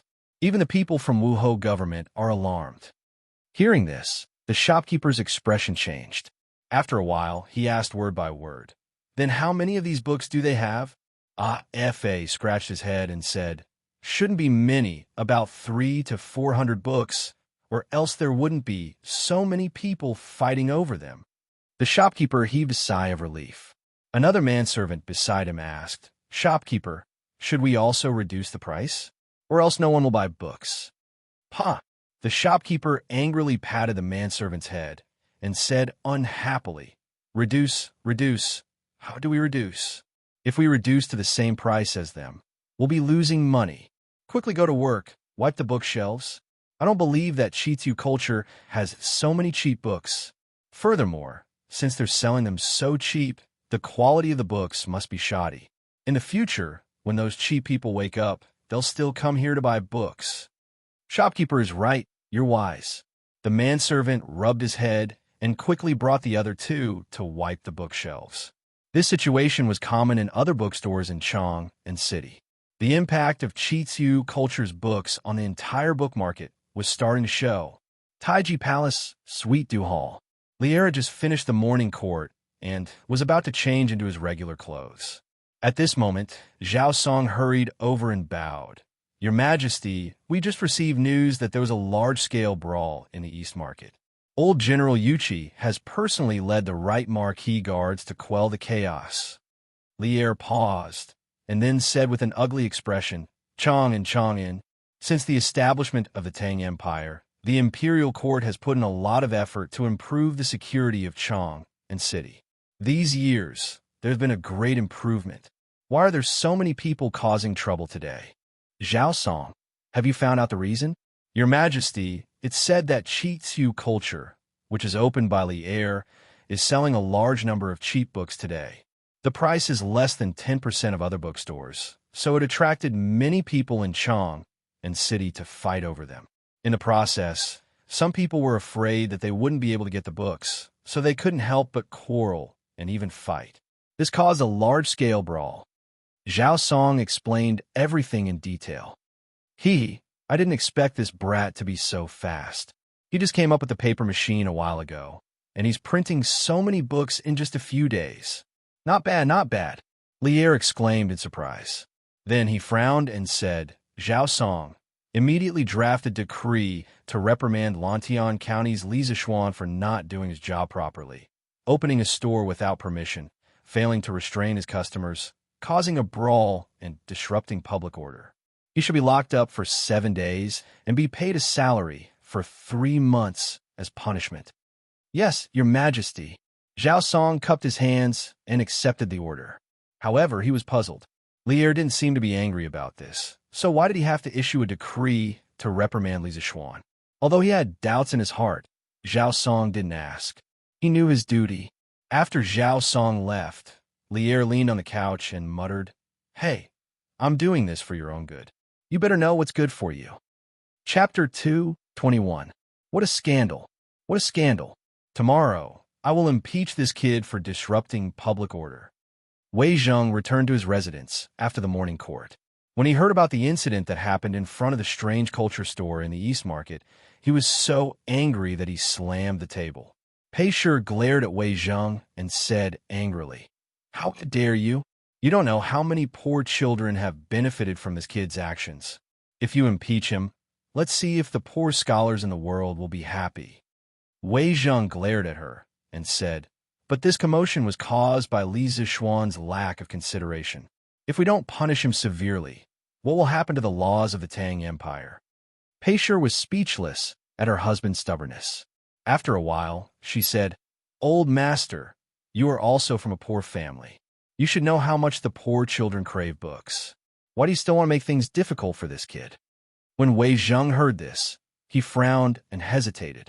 After a long time, he said firmly, Merit is a crime. Mistakes are mistakes. Li Zishuan's printing of books to benefit the poor children is a merit. But his carelessness caused the customers in the store to fight and disrupt public order. That is a mistake. He should be rewarded for his merits and punished for his mistakes. I will write a letter to ask for his merits, but I will also write a letter to impeach him for his mistakes. This old thing's stubbornness truly angered Pei Shi. She angrily snorted and turned around to leave, leaving behind only one sentence. Humph. Impeach him if you want. You will sleep in the study tonight. Hey, madam, listen to your husband's reasoning. Old master, this is what happened. Once the cheap books of the strange culture were released, all the big and small bookstores in Chang and City were unable to resist. We can't compete with them in terms of price. Chongren Square, Zhangsun Wuji's residence. The shopkeeper of the Mingda bookstore was complaining to Zhangsun Wuji. From his tone, the Mingda bookstore should belong to the Zhangsun family. Zhangsun Wuji's expression didn't change much. It was as if the bookstore's poor business had nothing to do with him. He slowly took a sip of tea and said calmly, "Wu Mingyang, why are you in such a hurry? Calm down when something happens." Although Zhangsun Wuji's tone was calm, Wu Mingyang shuddered when he heard it. He hurriedly cupped his hands and said solemnly, "Old master is right." Zhangsun Wuji waved his hand. "Have a seat. Do you know how many books there are in this batch of strange culture? And why were their books so cheap? As far as I know, if all the books are sold at such a price, I'm afraid that no bookstore in Chang'an City will not lose money. Li Zixuan dares to sell like this. Is he planning to make a loss?" It had to be said that there were many people in history who called Zhangsun Wuji an old fox, and there was a certain logic to it. No matter what situation he was in, he could always use the calmest thinking to find the most crucial point of the problem. This was the most terrifying aspect of him. Replying to Master, this lowly one has already investigated. There are a total of 15 types of books in this batch of books from Strange Culture. There are about 300 books of each type. All of them have been sold out today. As for whether there will be such books in the future, this lowly one does not know. Also, their books are all printed from Strange Interest Pavilion's workshop. This lowly one also does not know what their cost is and whether they will lose money by selling like this. Wu Mingyang replied seriously. Zhangsun Wuji frowned and thought for a moment, then said, "Then let's wait and see." In the afternoon, Li Er sent someone to the Li residence to pass down a decree carrying out a round of criticism and education for Li Zixuan.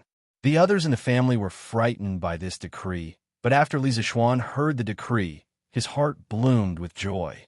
Being grounded at home might be a kind of torture to others, but to a homebody like Li Zixuan, it was a kind of great enjoyment. As for the 3 months of salary that was deducted by Li Er, Li Zixuan expressed that he did not care at all. Going to the Imperial College to teach was not his original intention. If he could stay at home and be a rich second generation, Li Zixuan was willing to give Li Er 100 million instead. "Xianxia, I feel that it's better if you don't open this bookstore. Our family is so rich. Why do you need to open a bookstore? If you cause so much trouble for no reason and lose the emperor's favor, then the losses will outweigh the gains." When Old Man Li heard Li Er's decree, a wave of anger rushed to his head. He wanted to give Li Zixuan a punishment to make a filial son package, but he was intimidated by his wife's power. He could only try his best to suppress his anger and persuade him calmly. "Father, the opening of Strange Culture has nothing to do with money, but it carries the beliefs and dreams of many people. The Tang dynasty needs Strange Culture, and the poor children of the world also need Strange Culture. This bookstore is not something that I can easily give up. His Majesty's decree today has no intention of punishing me. Otherwise, the punishment would not be so light. Moreover, His Majesty has given a lot of support behind this Strange Culture. It is not something that I can shut down just because I want to." His father was against his business, so Li Zixuan naturally had to think of a way to persuade him. Otherwise, the family would not get along well, and the gains would not make up for the losses. When Li Jingma heard his son's last sentence, he was shocked. He knew that he could not persuade him anymore. He could only sigh, shake his head, and leave. Now that his son was becoming more and more capable, he was more and more worried. Indeed, the more you gain, the more you lose. I'm on vacation. I don't know how to spend the money. I'll buy a Nokia in my left hand and a Motorola in my right. I sang wrong. Li Zixuan had given himself a long vacation, and he had just persuaded his father. Li Zixuan was in an extremely good mood. When he returned to the western courtyard, he could not help but forget himself and start humming a song. "Young master, why is the tune of your song so weird?" Xiaoxi heard the weird song from afar. She went up and wiped Li Zixuan's face with a cold towel while laughing. Yes. Young master, your song is really bad. You sound like a hooligan when you sing." Xiaohe also came over to join in the fun. Li Zixuan smiled lecherously and said, Hee, since you said that I'm a hooligan, then Xiaohe, you can come over tonight and serve me. Ah, no. Young mistress is about to marry into the family. Young master, how can you think about these things? Xiao quickly hugged her chest and jumped away as she exclaimed, "Haha, this is what you get for your mouth." Li Zixuan took a pear and laughed. Then he said while eating, "Xiao, come in and help me grind it." The students of the School of Mathematics would have their weekly exam tomorrow. However, the exam papers were not out yet. Although he was grounded, the progress of the students could not be delayed. As for the lessons for the next few days, he would let Su Hongji replace him to teach them. Anyway, with his help, Su Hongji had almost completely understood the first volume of mathematics. He could openly slack off. Chapter 222. Shwa shwa shwa. The study room was silent.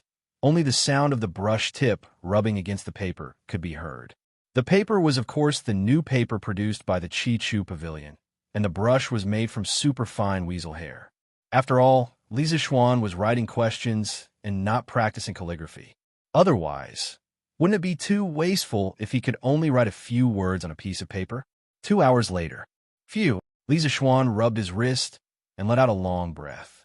This kind of brush had a high requirement for the strength of the wrist, and it was tiring to write for a long time. Fill in the blanks, multiple choice, calculation, application, perfect. Li Zixuan looked at the test paper in his hand and praised narcissistically. He had been practicing calligraphy for the past few months, and now he had some success in calligraphy. After all, he was a martial artist and had experience in controlling his strength. Speaking of martial arts, this guy rarely practiced martial arts ever since he went to the Imperial College to teach. He probably forgot that he was a martial arts expert. "Young master, you're done? Drink some water." Xiao, who was grinding ink, quickly put down the ink stick in her hand and went to pour some water for Li Zixuan. Now, the servants in the Li residence knew that their young master did not like to drink tea, no matter how good the tea was. Thus, Xiao said water and not tea. "Okay." Li Zixuan nodded, then took the test paper and started to check it. After a while, Xiao held a cup of water and slowly walked over. "Young master, here's your water." Unexpectedly, Li Zixuan suddenly slapped the table like a lunatic and exclaimed, "No, there should be an additional question. I was wondering why it didn't taste good." "Xiao, help me grind more ink." "Oh, right away." Xiao was helpless. She could only pout and reply, then continue to grind. 15 minutes later, the test paper was finally completed. Li Zixuan picked up his cup of water and happily drank a few mouthfuls. He smiled and said, "Xiao, tell Sanbao to send this test paper to the workshop and ask the printing department to print 46 copies. Then send it to the Imperial College and give it to Mr. Su." "Oh yes, young master." Xiao agreed weakly. She took the test papers and was about to go out to look for Sanbao when she suddenly thought of something. She asked curiously, "Young master, didn't you only print 38 copies of the test papers last time? Why are you printing 8 more copies this time?" In the beginning, there were 32 students in the Imperial College of Mathematics. Later, Li Tai, Cheng Chumo, Qin Huayu, and Yuchi Baolin came. Including Li Zixuan and Su Hongji, there were 38 students in total. Li Zixuan smiled mischievously and said, because there would be new students coming to the School of Mathematics tomorrow. Xiao, go quickly. Remember to keep the test papers a secret." Kong Yingda had already informed him yesterday that Sun Zifan, Yu Dongkai, and the other rich second generations are going to be transferred to the School of Mathematics. As there were some procedures to complete, the official transfer to the School of Mathematics was delayed until tomorrow. Li Zixuan really didn't want to teach these little bastards. They were all rich second generations and little rascals. They were the type of troublemakers who were difficult to manage. If they were transferred over, it would definitely affect the learning style of the School of Mathematics. Although the learning style of the School of Mathematics had already been changed by Cheng Chumo, it was still within his control. Li Zixuan originally planned to wait for these little rascals to come to the School of Mathematics tomorrow to show them who was the boss. This was to prevent them from being dishonest and causing trouble in the future. Who knew that he would be grounded by Li Er when he came back? He didn't expect this, but this didn't mean that he couldn't teach them a lesson. Everyone knew the reason why Sun Zifan and the other rascals wanted to come to the School of Mathematics. It definitely wasn't, because they admired Li Zishuan's new mathematics. Since you guys are here because of the holidays, then I'll let you guys have a taste of the School of Mathematics demonic exam. Li Zishuan laughed sinisterly in his heart. The question he set this time was on the more difficult side. He estimated that it would be difficult to find a student who scored more than 80 points in the class. Therefore, he kindly added an additional question to give the students some benefits and add some extra material. Yes, young master, don't worry. Xianxia definitely won't leak the questions. Xianxia agreed and ran out quickly. However, she left a sentence in the air. Young master, your smile is so sinister. Li Zishuan. The next day, newspapers are sold. Newspapers are sold.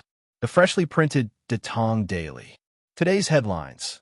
Lantian County man says books will be expensive for the next 3 years. Friends who want to read, quickly buy the newspapers. What? Books are expensive? Give me a copy. Let me see. Give me a copy. I want to read The Legend of a Mortal's Journey to Immortality. Give me 2 copies.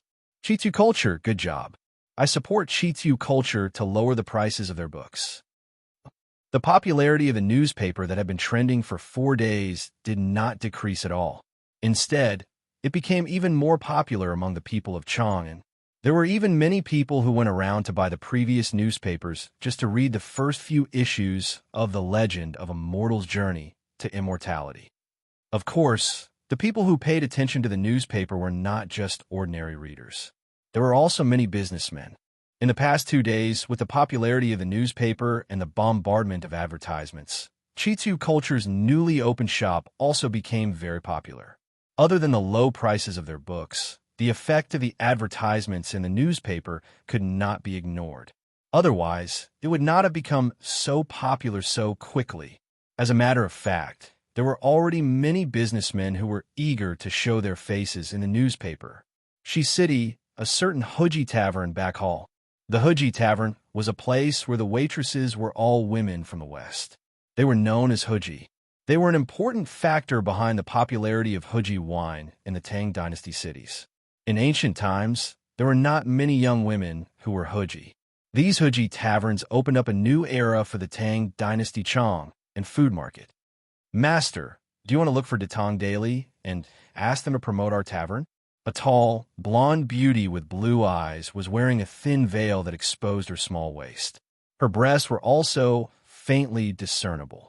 At this moment, she was sitting on the lap of a slightly plump, bearded, middle-aged man who was dressed in extremely luxurious clothes. Her arms were wrapped around the middle-aged man's neck as she spoke. Why will my snow cherry say that? The bearded man closed his eyes in satisfaction. His right hand kept sliding around the woman's waist. Master, didn't you read the newspaper these past 2 days? Chitu Culture is such a small, unknown shop. After being in the newspaper, everyone knows about it. Our Yunlai Tavern has been in business for so many years. If we were to be in the newspaper, wouldn't our business be even better? The woman twisted her slender waist and said coquettishly. The middle-aged man's hand suddenly paused. He laughed out loud and said, why didn't I think of that? Haha, Snow Cherry, I'm so lucky to have married you. I'll go to their workshop now and ask them to help us promote it. Chapter 223. This Chitu Culture is so kind. They actually lowered the price of books so low. This is all thanks to Lord Li. Do you think books will be as cheap as scallions in the next 3 years? In the Jinyu Academy in the south of Chang and City, 2 plainly dressed scholars were squatting on a rock and reading the same newspaper without a care for their image. They sighed. In the early Tang Dynasty, academies were private places. A few scholars who were familiar with each other would discuss Tao, read, and study here. At this time, academies were often surrounded by Taoist temples and Buddhist temples, so naturally, the styles of these schools were combined. For example, the Buddhist temple, the Taoist temple, and the Confucian Academy were mixed together. Since then, these 3 brothers had kowtowed to each other. This was also the beginning of the integration of Buddhism, Taoism, and Confucianism. However, the real integration was in the Song Dynasty. Now, Brother Tianhua, Brother Feichen, What are you guys talking about? At this time, a handsome young man walked out and looked at his two classmates on the rock and asked curiously, Brother Hong E. Tianhua and I are talking about today's newspaper. Come take a look too. The young man on the rock stood up and greeted with a smile. Oh, then I'll take a look too. A moment later, the Lantian County man says that books will be as cheap as scallions in the next 3 years. Chitu Culture will provide another 27 types of books today, 350 copies of each type, all sold at a low price. Hiss, to think that the three of us went to Chitu Culture to buy books yesterday. Looks like Lord Li is going to do what he said. Chitu Culture has already started to increase the supply of such high-quality and cheap books. Maybe books will really be as cheap as scallions in the future. The handsome scholar slapped his thigh and exclaimed after reading the headlines. Brother Hong E is right. I just hope that Chitu Culture's supply of books will increase. Yes, this Lord Li first invented the curved plow to benefit the people. Now, he's releasing so many cheap books to help the poor. This is really the gospel of us scholars. I, Hua Hongyi, used to respect no one, but now I respect Lord Li. It would be great if Chitu Culture sells Lord Li's new mathematics teaching materials. Hua Hongyi echoed. What? Brother Hong, he wants to learn Lord Li's new arithmetic? Hua Hongyi nodded and said, Of course. I heard that this new type of arithmetic is self-contained. It's convenient and fast to calculate. I've admired it for a long time. Unfortunately, I don't have the qualifications to enter the Imperial College. This is one of the biggest regrets of my life. Sigh, Brother Hong Yi, don't take it too hard.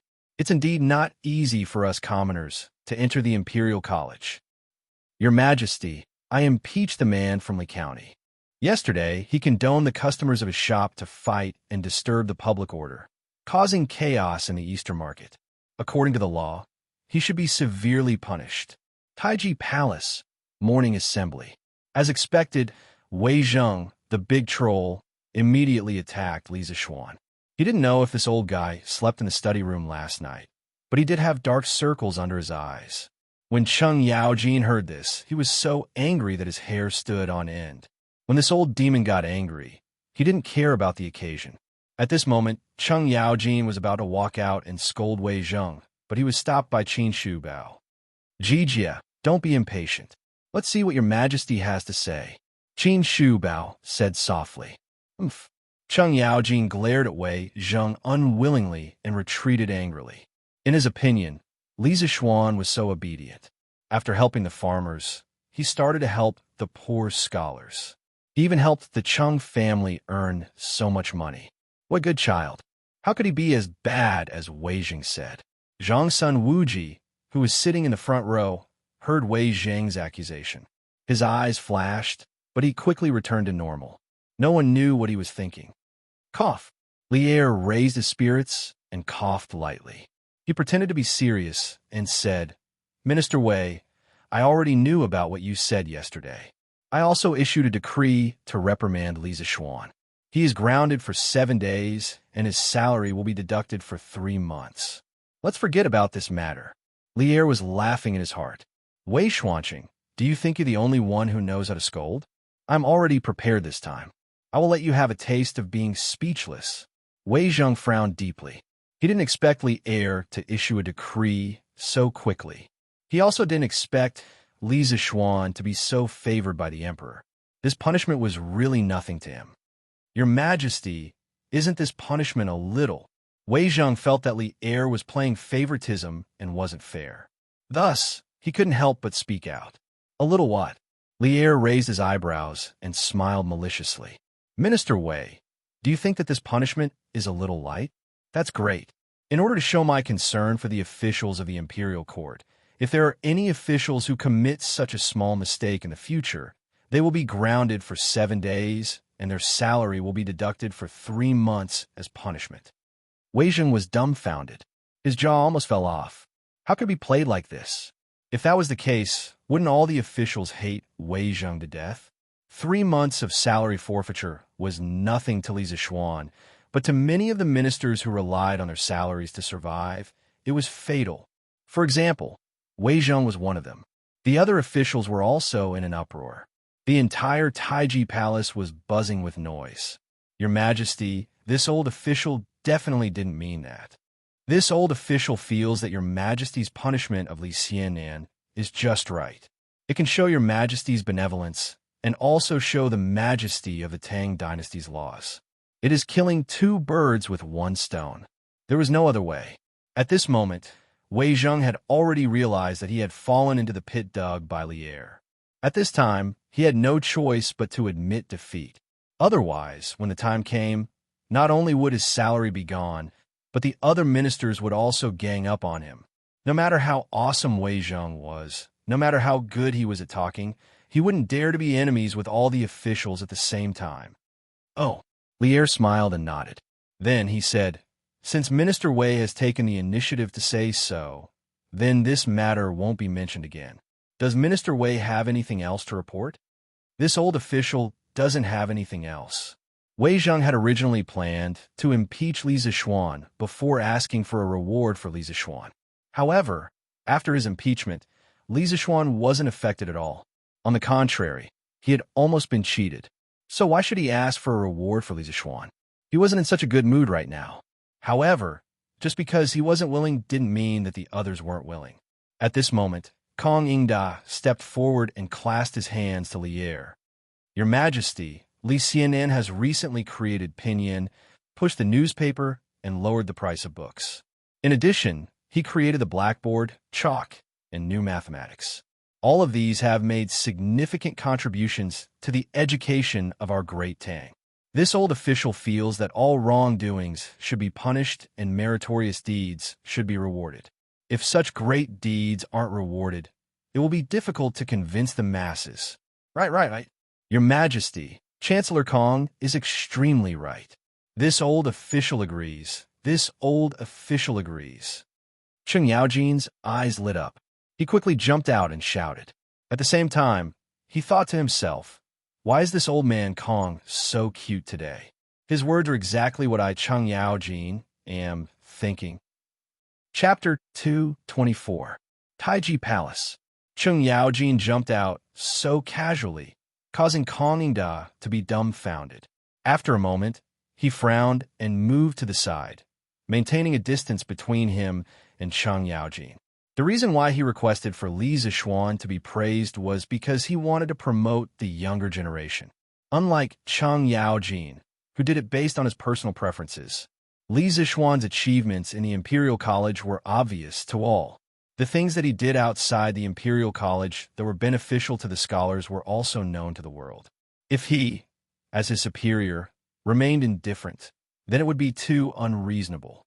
Li Er did not reprimand Cheng Yaojin for his rudeness. He was already used to it.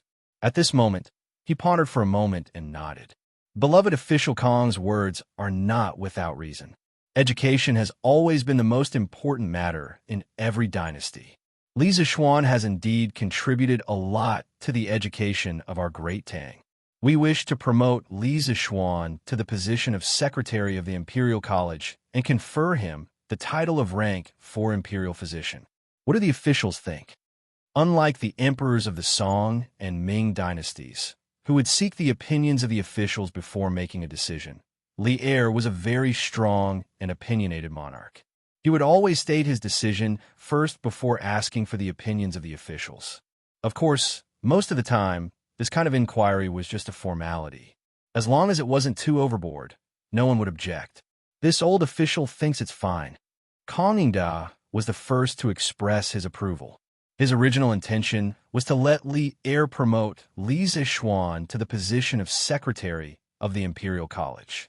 After all, he was already old and the Imperial College needed a successor.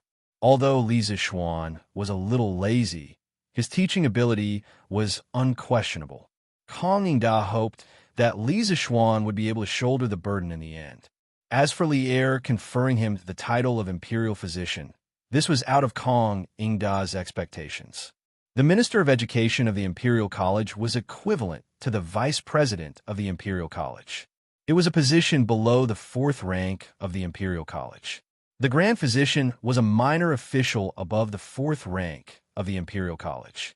It wasn't that there weren't people with more nominal positions than actual positions, but they were relatively rare. This old official agrees. This old official agrees. Fang Xianling, Du Ruhui, and the other civil officials cupped their hands in agreement. Zhang Wuji had no choice but to follow the crowd. As for the formation of generals, with Qin Xiong, Cheng Yaojin, and Li Jing taking the lead, who would be so bored to raise objections? Just like that, Li Zixuan, who had just been reprimanded by the emperor yesterday, was immediately promoted by 3 ranks today, jumping from the dean of the Faculty of Science to the vice principal of the university. It was true that there were strange people every year, but there were especially many this year. The Imperial College.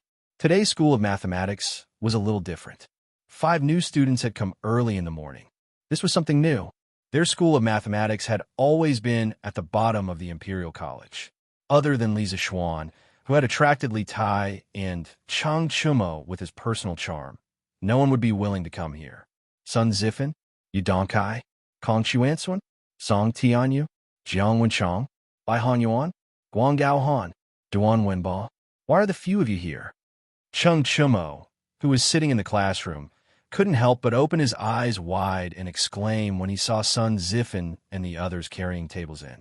These people had all been with him before, and they were all people in the circle.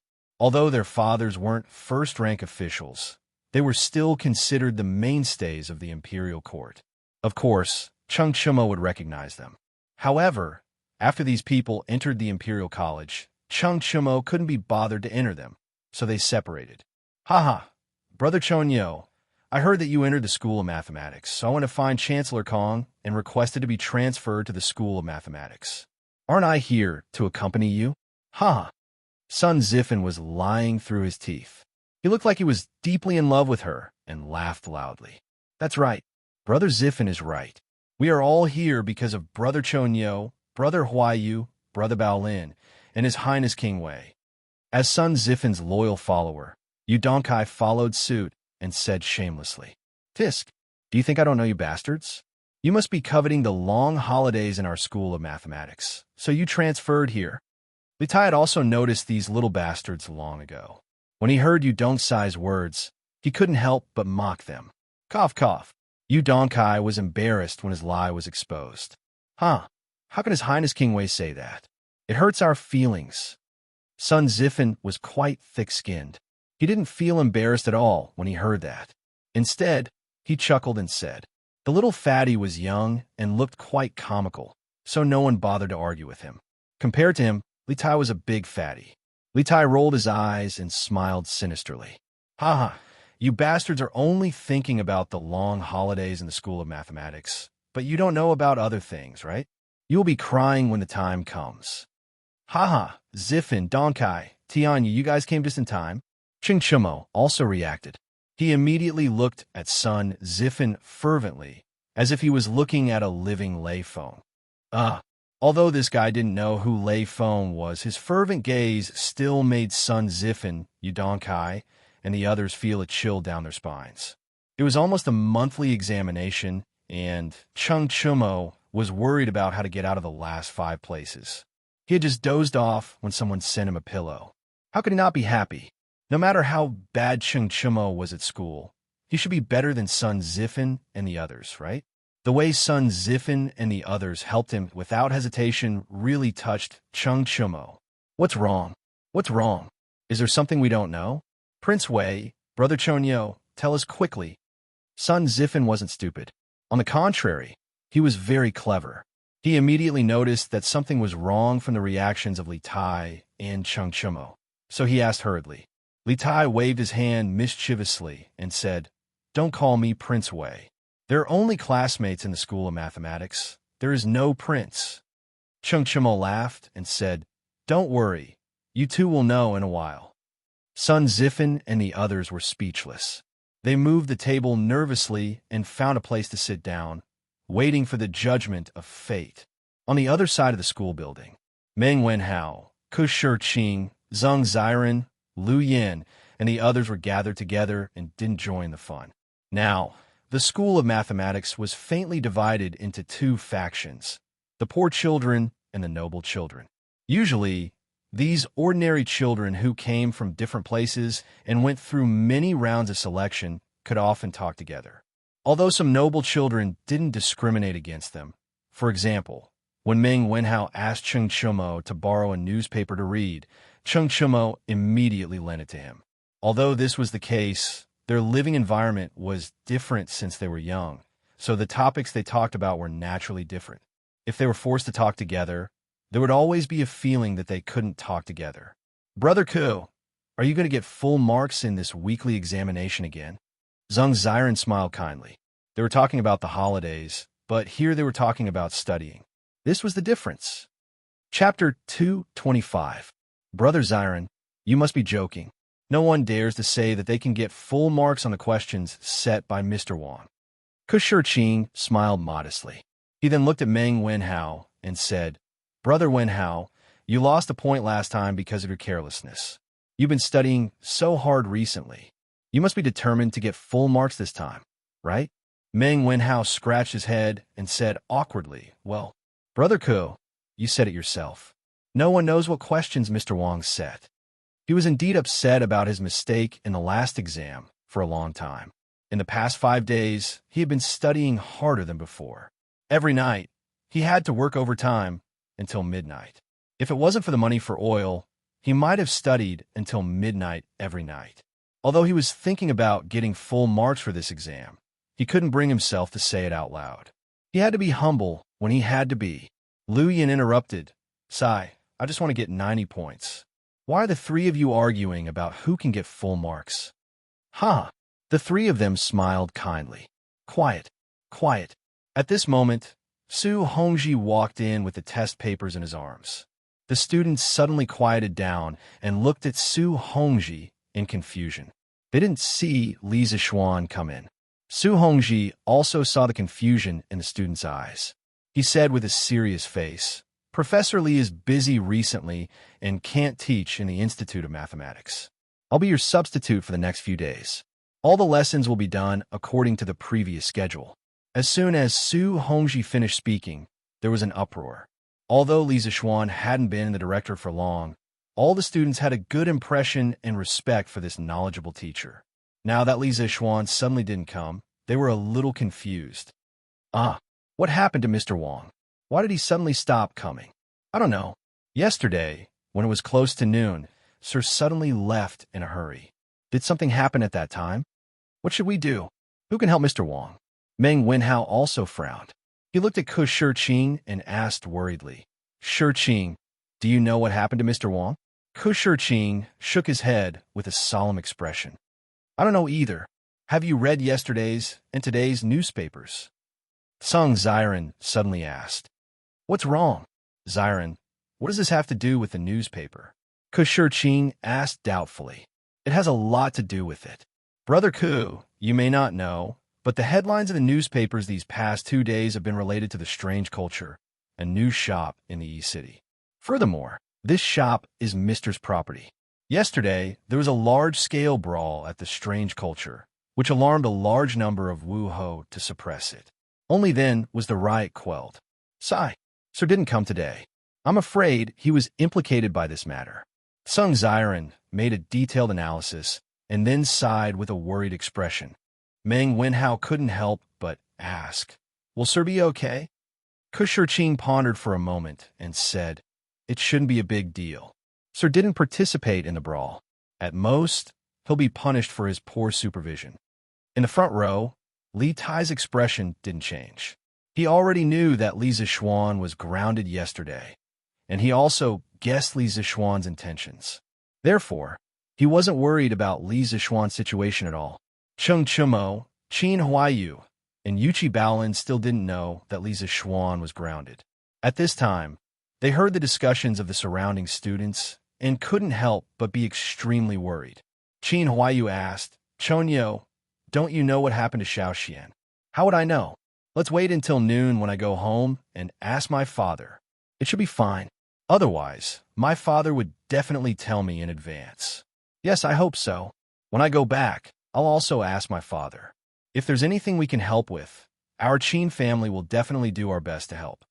Qin Huaiyu nodded and said, Qin Huaiyu had always remembered Li Zexuan's kindness in saving his father's life. However, he couldn't thank him with words. He had always been thinking of how to repay him with practical actions. Brother Huaiyu, Brother Chonyo, wait for me to go back. I'll also ask my father. He's in charge of Wu Wei. He definitely knows what happened. Yuchi Baolin, who never knew what worry was, revealed a rare look of worry on her face. Bang, bang, bang. Quiet, quiet. Su Hongji looked at the chaotic situation of the students below, hurriedly patted the lectern, and shouted loudly. But in his eyes, there was a trace of gratification. This group of students really valued the relationship between teacher and student. After the students quieted down, Su Hongji continued, "You don't have to worry. Professor Li is fine. Nothing happened to him. We'll start the exam now. The exam time is 4 hours. Everyone, hurry up." After saying that, Su Hongji began to distribute the exam papers. However, when he looked at the students, there was a trace of sympathy. Yes, it was sympathy. He had obviously looked at the exam papers in advance. When the students heard that Li Zexuan was fine, their hearts calmed down. When they saw the exam papers being distributed, they didn't have time to care about anything else. Time was limited. If they didn't hurry up, they would be the last in the exam. Only Sun Zifan and the rest looked at the exam papers with a face of confusion. They didn't know what to do and looked around. Puzzled, they asked each other, "Exam? What exam? We haven't learned anything yet. How can we take the exam?" Silence. Silence. Don't whisper to each other. Otherwise, you'll be given 0 marks. Su Hongji slapped the table and imitated Li Zexuan's lines when he was invigilating the exam and shouted angrily. Sun Zifan, Yu Donkai, and the rest shrunk their necks. They didn't dare to be rash and began to look at the exam papers. But when they looked, they were completely dumbfounded. What were these tadpole-like words? Damn, what was this plus dash x divided by? They couldn't even understand the questions. How are they going to take the exam? F asterisk CK your exam.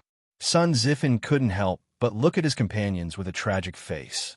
He realized that they were all at a loss. He couldn't help but feel a sense of despair. When he first came in, he didn't choose his seat well. All around him were scammers who didn't know anything. He couldn't even copy. If this went on, wouldn't he be the last in the exam and get 0 marks?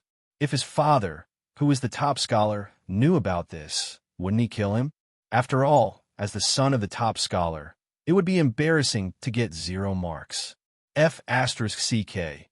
I don't believe that all the questions in this exam paper have these tadpole-like words. I'll definitely find a question that doesn't have tadpole-like words.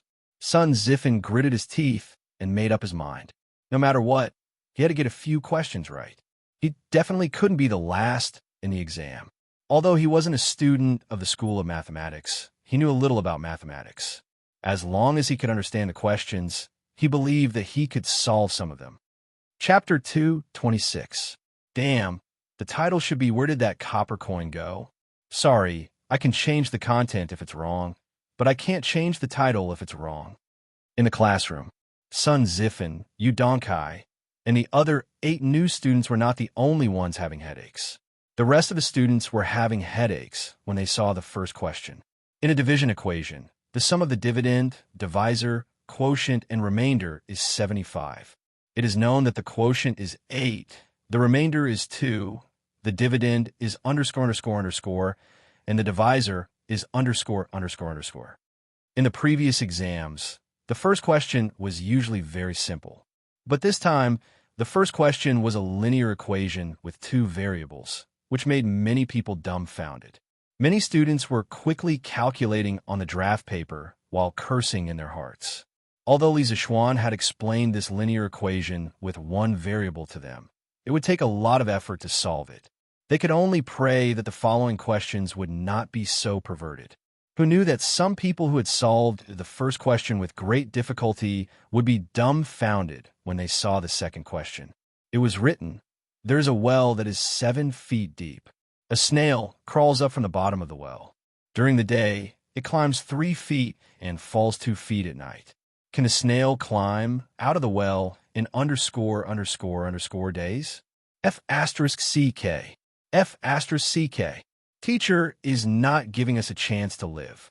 What kind of question is this? Why have I never seen it before? Someone is going to die. It can't be that the following questions are all perverted questions like this, right?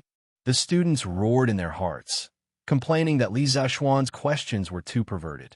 Even Li Tai, Ku Shiqing, Zhang Ziren, Meng Wenhao, Qin Huayu, Iron Egg, and the others who had the best grades were deeply frowning. Meng Wenhao's eyes were fixed on this question. If his eyes had energy, this test paper would probably be instantly penetrated by this majestic energy, right?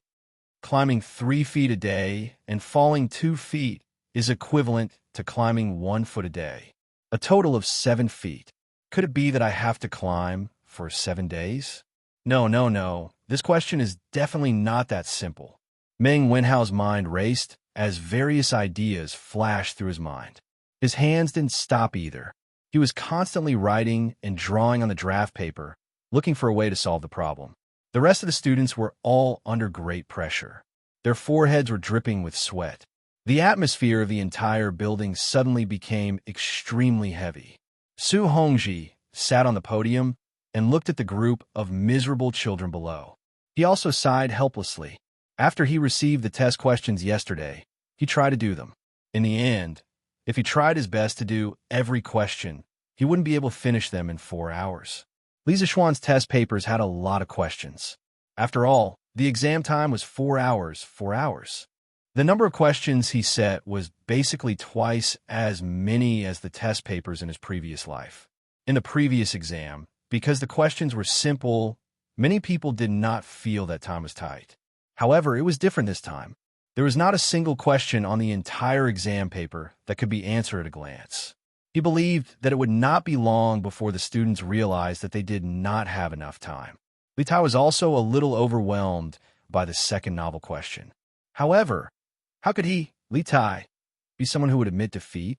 This question was not unsolvable. If he thought about it carefully, he would definitely be able to find the answer.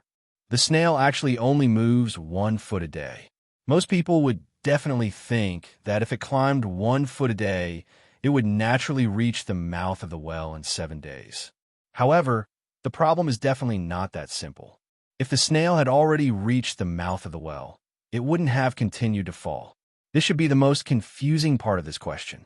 Then the snail climbed 4 feet in the first 4 days. On the 5th day, it climbed 3 feet and directly climbed out of the well. Therefore, the snail actually climbed out of the well in 5 days. Perfect. I, Li Tai, am indeed the smartest. A proud smile appeared on Li Tai's face. He quickly wrote down the answers. However, he inadvertently glanced at the hourglass on the podium and was immediately shocked.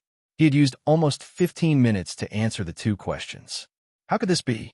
Li Tai glanced at the vast sea of questions behind him. The proud look on his face disappeared. He took a deep breath and continued to immerse himself in the battle. Dang. Just as all the students were still immersed in the sea of questions, the gong and drum of the first class of the Imperial College had already sounded. The students were all shocked. They did not expect time to pass so quickly. At this time, many people had not even finished the fill-in-the-blank questions. It was not difficult to imagine how crazy Li Zishuan's questions were this time. Oh no, it seems that some of the questions are too difficult. I have to give up. Iron Egg had also just finished the last fill-in-the-blank question. He estimated the time needed for the remaining questions and realized that it was not enough. He secretly made a decision. The smart students all had similar thoughts. Easy first and difficult later. Otherwise, they would definitely not be able to get a high score. Along the way, they were defeated many times. However, many students finally finished the last question and answer. Meng Wenhao, Li Tai, and Ku Shiqing were among them. Li Tai wiped the sweat on his forehead and felt relieved. He began to answer the questions. A quarter of an hour later, he finally came up with an idea.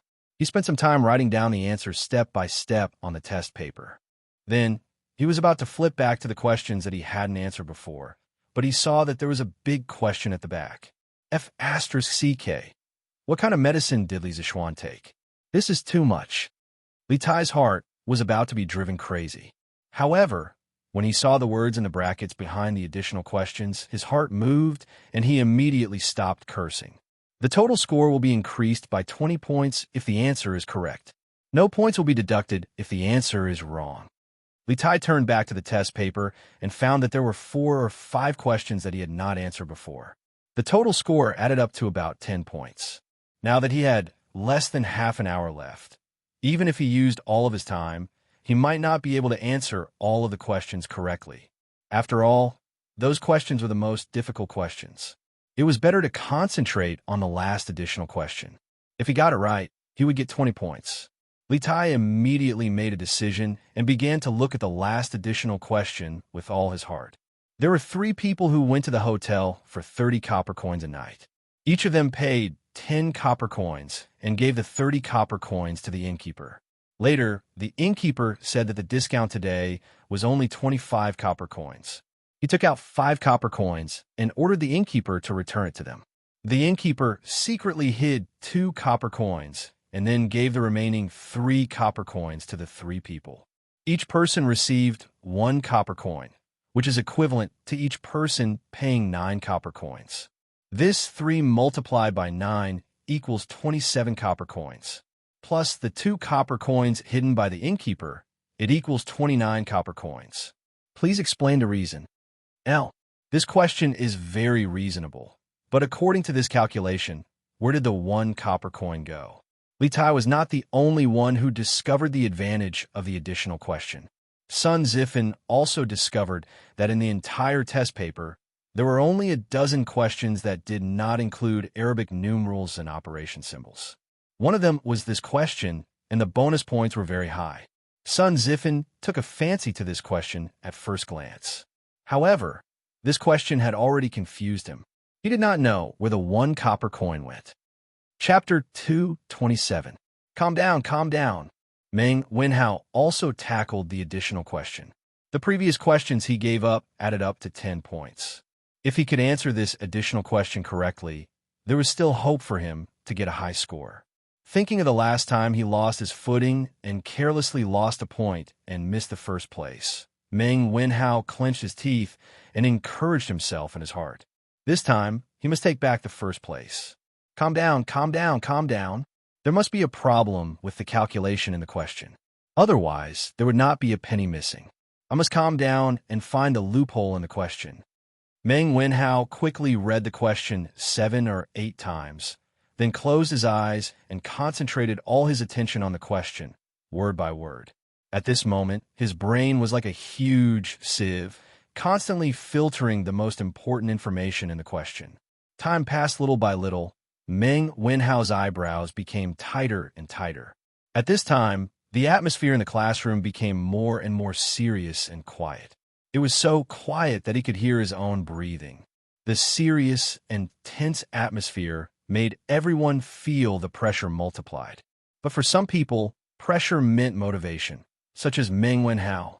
After a quarter of an hour of deliberation, and thinking, Meng Wenhao finally opened his eyes. If one looked carefully, one could see a trace of joy and confidence in his eyes. Found it. I found a loophole in the question. These 20 points, Meng Wenhao will take them.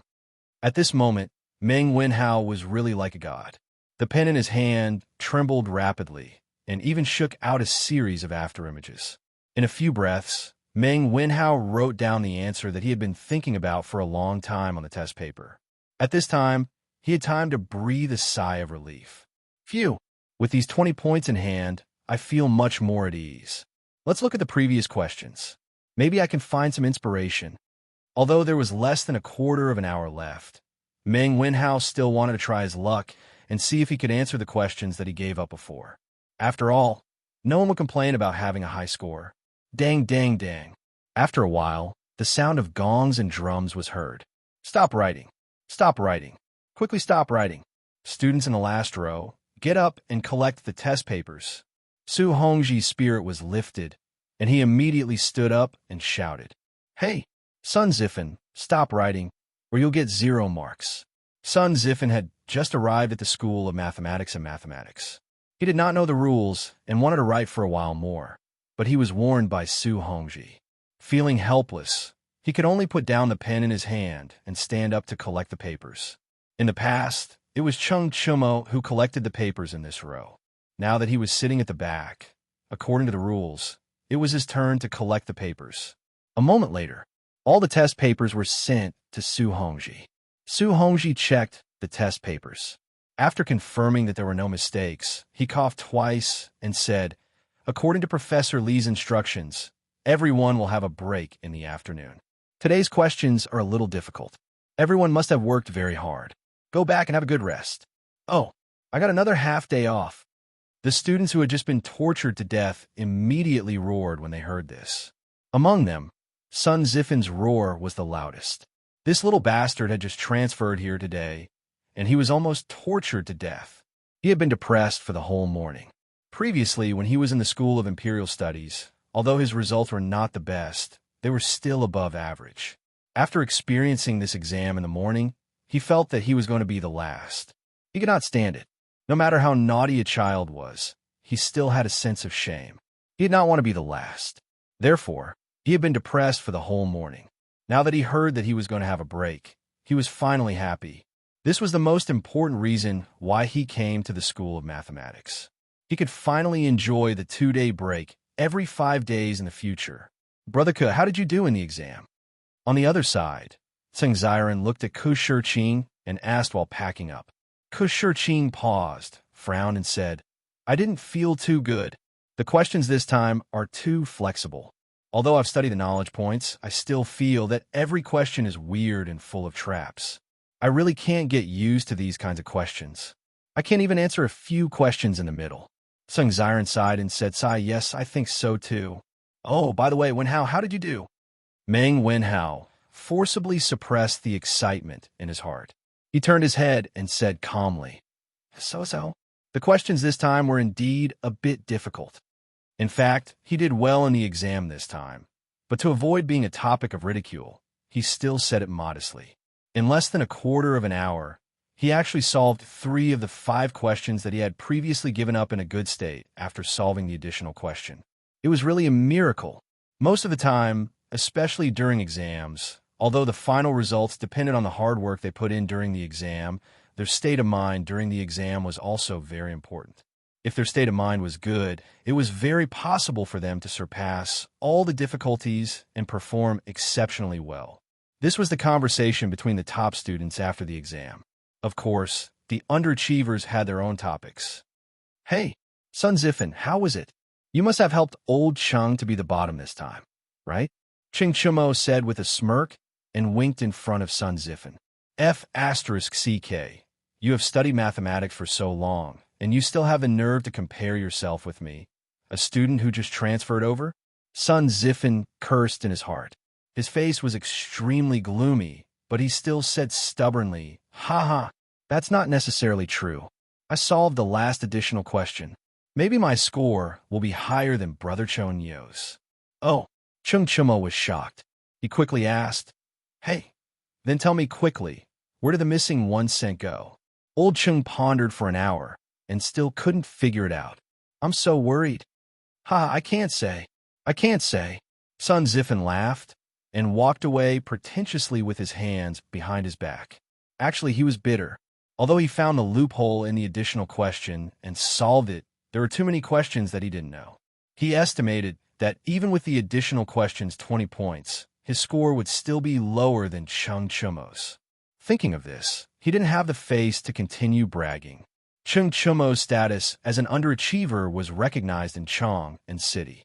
If his father, Sun Fujia, knew that his son couldn't even beat Xianxia, the consequences would be unimaginable. Just thinking about it made him feel terrible. Hey, Xianxia stretched out his hand and wanted to get to the bottom of it, but Sun Ziffin had already run away. In fact, he was thinking about the same thing as Sun Ziffin. If he could beat Sun Ziffin in this exam, then wouldn't he, Xianxia, be awesome? If he could beat the son of the top scholar, he would feel proud. Chapter 228. The commotion outside had nothing to do with Li Zixuan. It was rare for him to have a Golden Week holiday. If he didn't sleep in, how could he be worthy of Li Er's painstaking efforts? Of course, If Li Er knew that his intentions would be misunderstood by Li Zixuan like this, he would definitely vomit blood. He got up late in the morning. After eating breakfast and resting for a while, Li Zixuan returned to his small courtyard and began to practice his swordsmanship. Yes, practicing swordsmanship, not practicing swordplay. It had been a long time since he practiced his swordsmanship. When he suddenly picked up the wind-chasing sword, he actually felt a little awkward. Li Zixuan couldn't help but frown. He thought to himself, "It's all Li Er's fault for forcing me to do things. My martial arts aptitude is so high, yet he wants me to be a teacher. It's simply a waste of talent." Suppressing the discomfort in his heart, Li Zixuan forced himself to practice the 9 Tai Xian swords a few times. It should only be 5 swords now. When the awkwardness disappeared, he put away the wind-chasing sword and took a deep breath. "Young master, the way you practiced your swordsmanship just now was really nice." Xianxia excitedly ran over and wiped Li Zixuan's sweat with a wet towel as she said happily, Yes, it looked like a sword immortal." Xianxia was so excited that her face turned red. She also ran over and echoed. Although Li Zixuan's swordsmanship had slightly declined compared to last month, this small gap could not be seen unless one was an expert. The 2 little girls were easily captivated by Li Zixuan's graceful movements when he was practicing his swordsmanship. Of course, it was also because Li Zixuan was handsome to begin with. In any case, the worship and fanaticism in their eyes greatly satisfied Li Zixuan's vanity. She should be considered as this young master's little fangirl.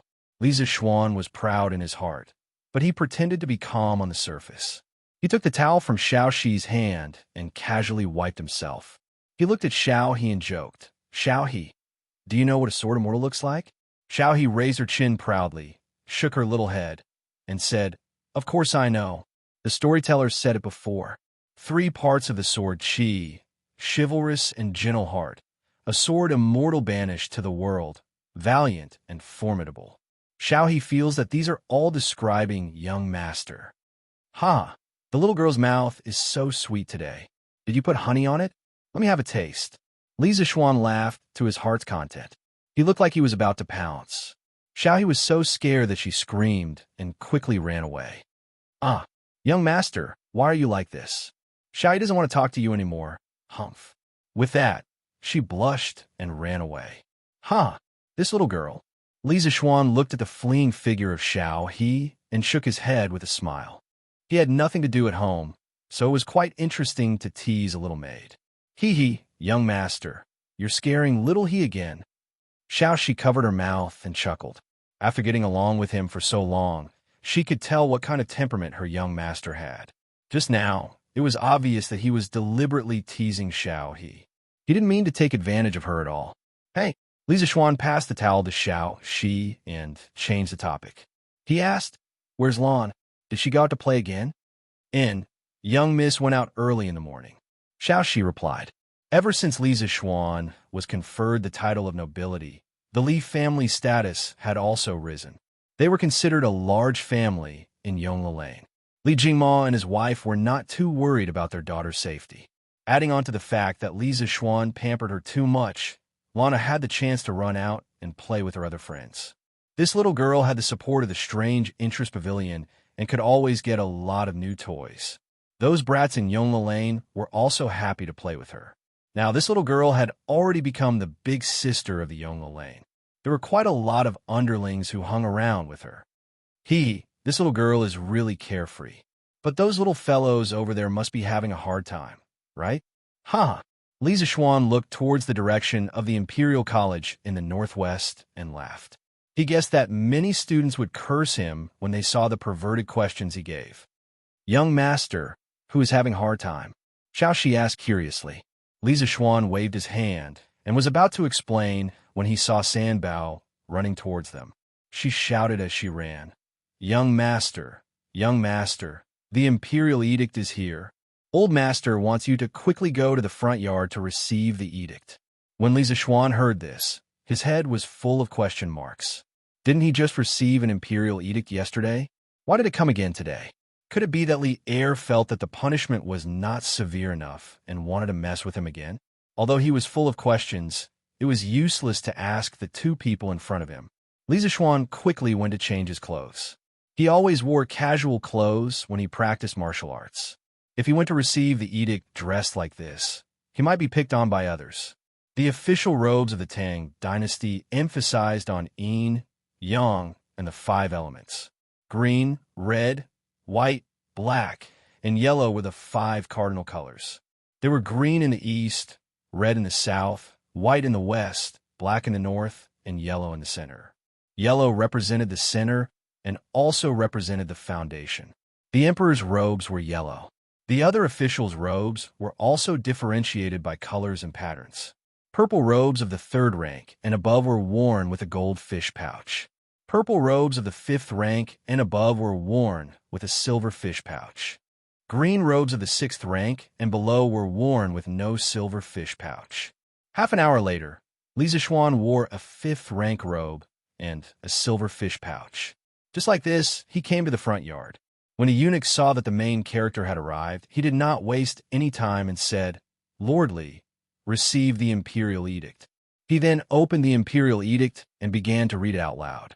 Different from the imperial edict before, the imperial edict today was much simpler.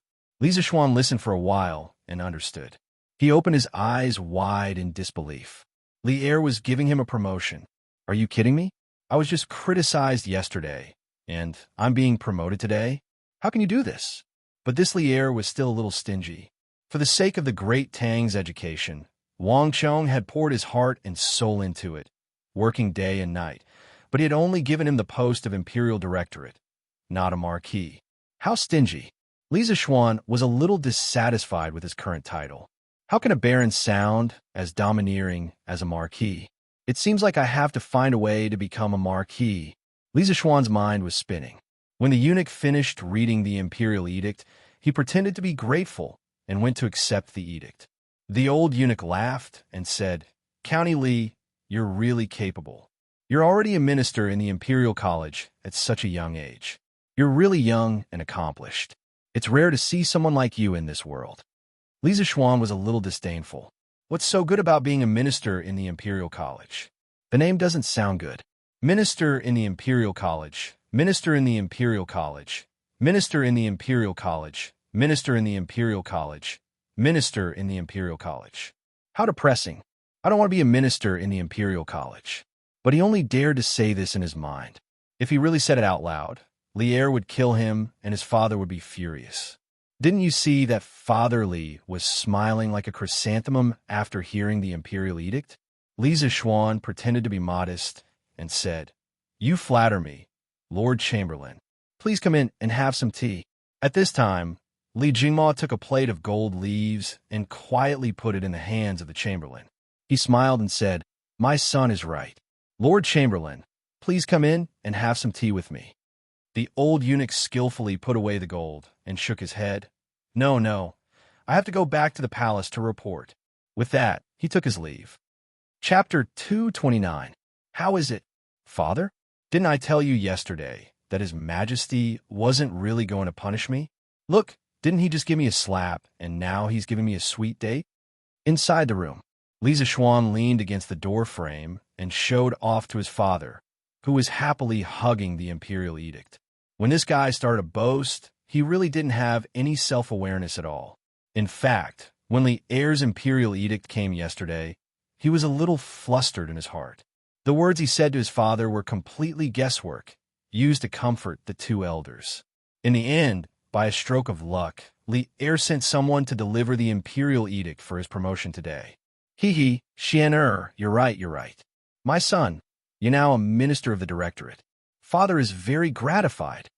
Li Jingma didn't care if his son was bragging or not. In any case, his son had been promoted and the result was good. That was enough. Isn't it because I was born well? Madame Li snatched the imperial edict from her husband's hands and said proudly, "Cough, cough. Yes, Madame is right." Li Jingma was helpless and could only follow his wife's words. Li Zixuan wiped the cold sweat from his heart and thought to himself, Father really doesn't have any status in the family. I hope that after my precious Yushi marries over, she won't learn bad from me. Xianxia, You're now a minister of the directorate. In the future, you have to be more steady when doing things. Look at Chancellor Kong. That's the style of a great scholar. You have to learn more from Chancellor Kong. Li Jingma came to his senses and began to exhort his son again. Li Zixuan curled his lips. If he was like old man Kong, he would be sullen to death every day. It was proper to be free and unrestrained. Moreover, he wasn't interested in the minister of the directorate. Father, isn't it just a minister of the directorate? It's not like it's a high official. Is there a need for you to be like this? Nonsense. Father Li, who was still amiable just now, was instantly enraged when he heard this bastard's words. He said sternly, "The position of Secretary of the Treasury is of great importance. This is the Deputy Chief of the Treasury, assisting the Chancellor in overseeing the affairs of the Treasury. Xianxia, you mustn't treat him so sloppily. As far as I know, in the history of the Imperial College, there has never been a Minister of Education as young as you. His Majesty thinks so highly of you. Don't let him down." Li Zixuan listened to his father's popular science and realized that the position of Minister of Industry was actually so awesome. Wasn't it equivalent to the position of Vice President of a university? And it was the best university in the country. Being able to become a vice principal at such a young age was indeed impressive. Thinking about it this way, Li Zixuan was more satisfied with this position. He rubbed his nose awkwardly and hurriedly said, "Father is right. I will work hard and not disappoint your Majesty's expectations." "Iron Egg, you're back?" At noon, Li Zixuan saw Iron Egg, who had just come back from school, in the front yard and said with a smile, "Yes, master. This is the test paper that Mr. Su asked me to bring to you. He said that you can give it to him after you mark it." As Iron Egg spoke, he took out a stack of sealed test papers from his backpack. Yes, it was a backpack that Li Zixuan had asked someone to sew for him. Iron Egg and Lan both had backpacks. When Lan had cried and begged to go to school with them, Li Zixuan had asked someone to sew a backpack for her. After all, the ancient examination boxes used by scholars were too cumbersome. Why did Mr. Su mark it himself? Looking at the test papers in front of him, Li Zixuan was speechless. He didn't expect that he would still have work when he was on vacation. This was unreasonable. Iron Egg scratched his head awkwardly. He knew that his master was lazy, but he didn't expect him to be this lazy. He thought for a moment and said, "Mr. Su said that he didn't know the standard answers for some of the questions, so he could only let you mark them yourself." F***CK. Li Zixuan really wanted to chop off his hands. He asked you to set such a difficult test paper. Did you dig your own grave? Well, you can take the test papers to the west courtyard. Come to the front courtyard to eat later. Li Zixuan waved his hand helplessly and said gloomily, "Yes, master. Come here quickly." Yi Lane, Meng Wenhao's house. Meng Wenhao's mother waved to her son and said with a smile, "Mother, what's the matter?" Meng Wenhao ran over and asked curiously. Meng Wenhao's mother carefully took out a brand-new book and handed it to her son. She happily said, Look, this is what I was waiting for this morning. I think it's called Qitu Culture. It took me a lot of effort to get this. When it was my turn, there was only this book left. I saw that this book was so cheap, so I bought it. However, your father and I don't have the ability to buy new books for you. In the past, you either borrowed books from others or bought old books from others. This is the first new book I bought for you. Take it quickly." Meng Wenhao looked at the brand-new Analects of Confucius in front of him and saw his mother's right hand full of calluses. His nose twitched, and he almost cried. He took the Analects of Confucius with both hands, sniffed, and said with a forced smile, "Thank you, mother." "Ha ha. Why are you still so polite to me? Actually, I have to thank the owner of Qitu Culture for setting the price so low. Otherwise, I wouldn't have been able to afford it. This person is really a living Buddha for us poor people." Meng Wenhao's mother said with a sigh. "Mother, actually, the owner of Qitu Culture is our master." It's actually Li Xianxia? Yes, I heard that there were many people fighting in front of Qitu Culture for the book yesterday. It seems that our master was implicated. He didn't come to the school today. Meng Wenhao frowned and said worriedly, Then will Mr. Li be fine? He's the benefactor of many of us. Nothing can happen to him." Meng Wenhao's mother opened her mouth in shock. Meng Wenhao comforted her. Mother, don't worry. Teaching assistant Su told us that Mr. Li is fine. There should be news in a few days. Meng Wenhao's mother looked at her son, thought for a moment, and said, why don't you go to Mr. Li's house to visit? As a student, you should pay him a visit. There are about 10 eggs at home. You can bring them to Mr. Li. Mother, Mr. Li's house doesn't lack these. You can leave these eggs for Yaya to nourish her body. Meng Wenhao looked at his skinny little sister who was playing with grasshoppers outside and said with heartache, What do you know? You're a student. How can you visit Mr. Li's house empty-handed? Listen to me. Didn't you say that you have the afternoon off? Then you can go in the afternoon. You can't be ungrateful. Otherwise, I won't recognize you as my son. Meng Wenhao's mother patted her son's hand and said earnestly. Meng Wenhao had no choice but to agree. After a moment, he suddenly remembered the newspaper he read today. So he said, Mother, don't go to Chitu Culture to buy books in the future. There are too many people there. I'm afraid you'll be crowded. Meng Wenhao's mother interrupted. Hey, it's okay. I'm not that delicate. Meng Wenhao explained, No, Mother. Mr. Li said that in less than 3 years, the price of books will be as cheap as Chitu Culture books now. You don't have to fight for them at all. Also, I don't lack books to read now. The teaching materials we use are all printed by Mr. Li himself. Meng Wenhao's mother exclaimed, There's such a thing? Then you should go visit your Mr. Li in the afternoon. Why don't I catch the chicken in the backyard and give it to Mr. Li as well? Meng Wenhao quickly waved his hand and said, No, Mother. It's enough to bring some eggs. Go to your work. Chapter 230. In the afternoon, Li Zixuan was lying on a recliner and reading the latest issue of the newspaper. Other than the slightly hot weather, everything else was perfect. Hey, Ma Zhou actually wrote about me in the newspaper. TSK. This is the first time I'm in the newspaper. It feels pretty good. Li Zixuan's eyes lit up when he saw the headline. He was overjoyed. In his previous life, he was just an ordinary student. How could he have the chance to be in the newspaper? Not even the school newspaper. He didn't expect that he would be in the news after just giving a speech. He felt a sense of accomplishment. After being narcissistic for a while, Li Zixuan started to read other news out of boredom. There was no other way. In this era, there were no computers or televisions. He didn't like the novels sold in the East Market. For an otaku like him, in his spare time, he could only tease the servant girls and read the news in the newspapers. At this time, if he was given a computer and allowed to play single-player games, he would never get tired of it. What? You said he could go to the brothel? Sorry, with Han Yushi, a beautiful wife who was as beautiful as a fairy, Li Zixuan was not interested in those vulgar women. Moreover, although he was a loser in his previous life, he still had a trace of mental cleanliness. You could say that he was pretentious, but this was the truth. Moreover, the brothel was often a place where all kinds of conflicts occurred. Didn't you see that in all kinds of transmigration novels, when a main character went to the brothel, he would encounter all kinds of pretentious and face-slapping situations? The main character was in the mood for poetry and had all kinds of famous poems at his fingertips to win the heart of the top beauty. Then, it was a night of love. There was also a second generation in the brothel who bullied a beauty. The main character was furious and punched the second generation. The hero saved the beauty, and so on.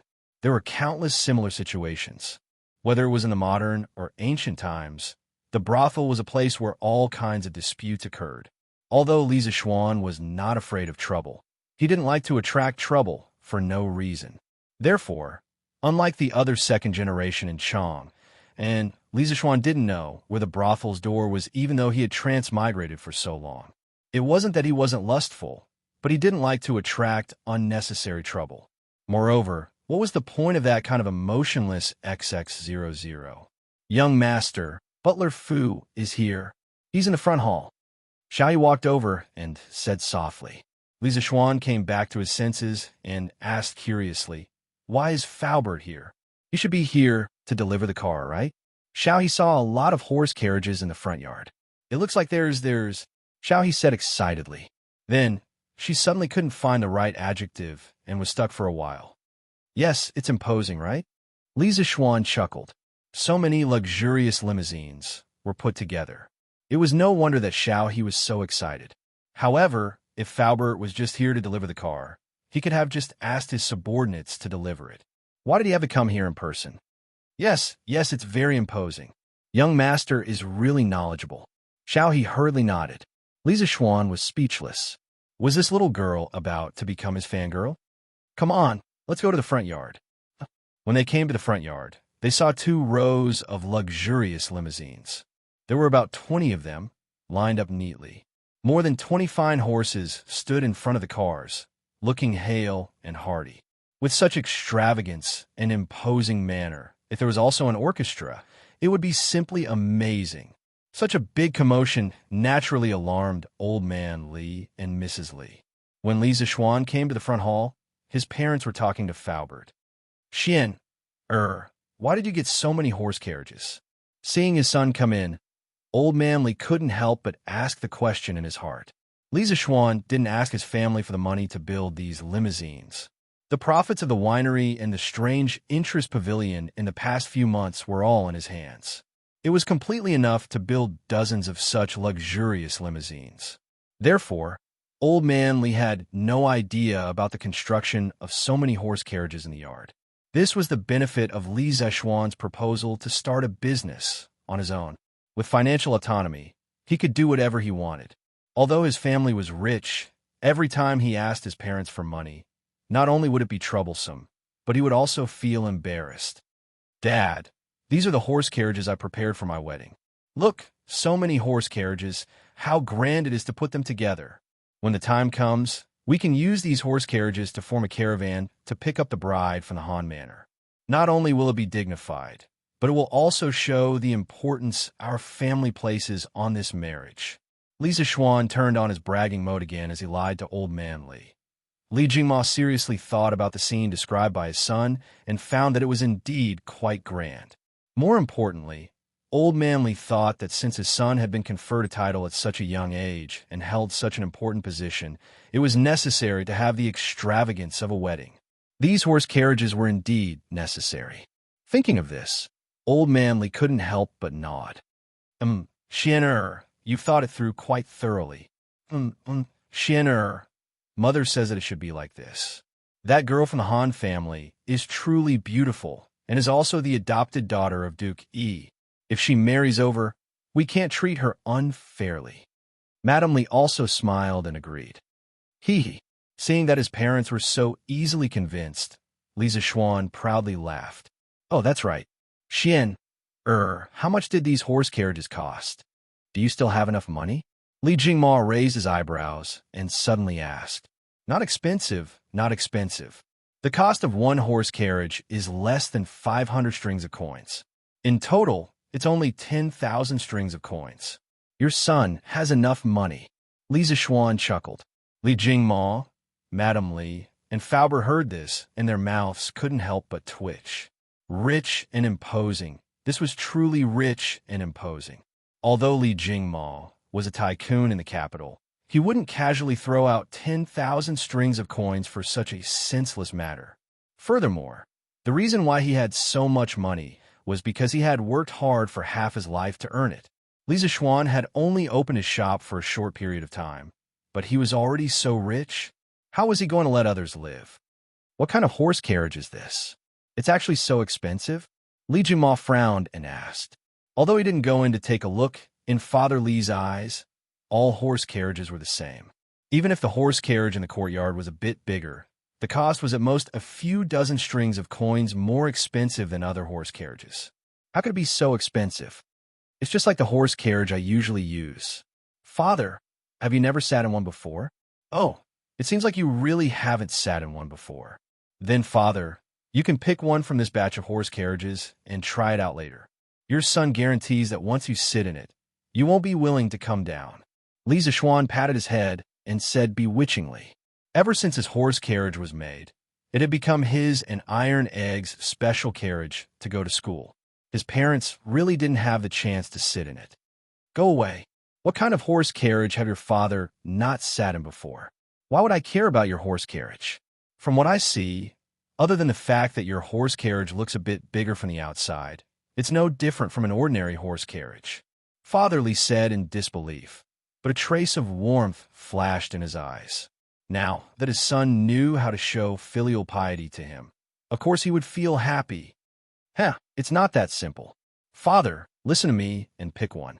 With this horse carriage, when you have nothing to do, you could go sightseeing and have a honeymoon with my mother, Li Xuan said shamelessly. Ahem. Mrs. Li's face was slightly red as she glared at her son. Father Li's old face was also red. Although he didn't know what a honeymoon was, he could roughly guess what it was. Xian, you can talk to Steward Fu. He's looking for you. I'll talk to you first. Chapter 231. This title. Don't think too much about it. Young master, other than delivering the car, this old man came here today to discuss something with you. In the front hall. After old man Li and Mrs. Li left, Faubert said with a serious expression, Faubert, if you have something to say, just say it. You don't have to be restrained here. Just say whatever you want. Li Xuan said warmly. Faubert said with a smile, Young master, a group of businessmen came to the workshop today. They want to advertise their shops in the newspaper, which is what you said before. They are also willing to pay for it. One of the barbarian businessmen even offered 500 strings of cash to buy a spot in the newspaper to advertise his restaurant. Ma Zhou couldn't make up his mind, so he asked this old man to come over and ask. The concept of advertising was something he heard from Ma Zhou. Now he could be considered to have learned it and used it flexibly. Li Xuan was delighted. The real profitable business of a newspaper was finally here. It seemed that some people had a keen sense of smell.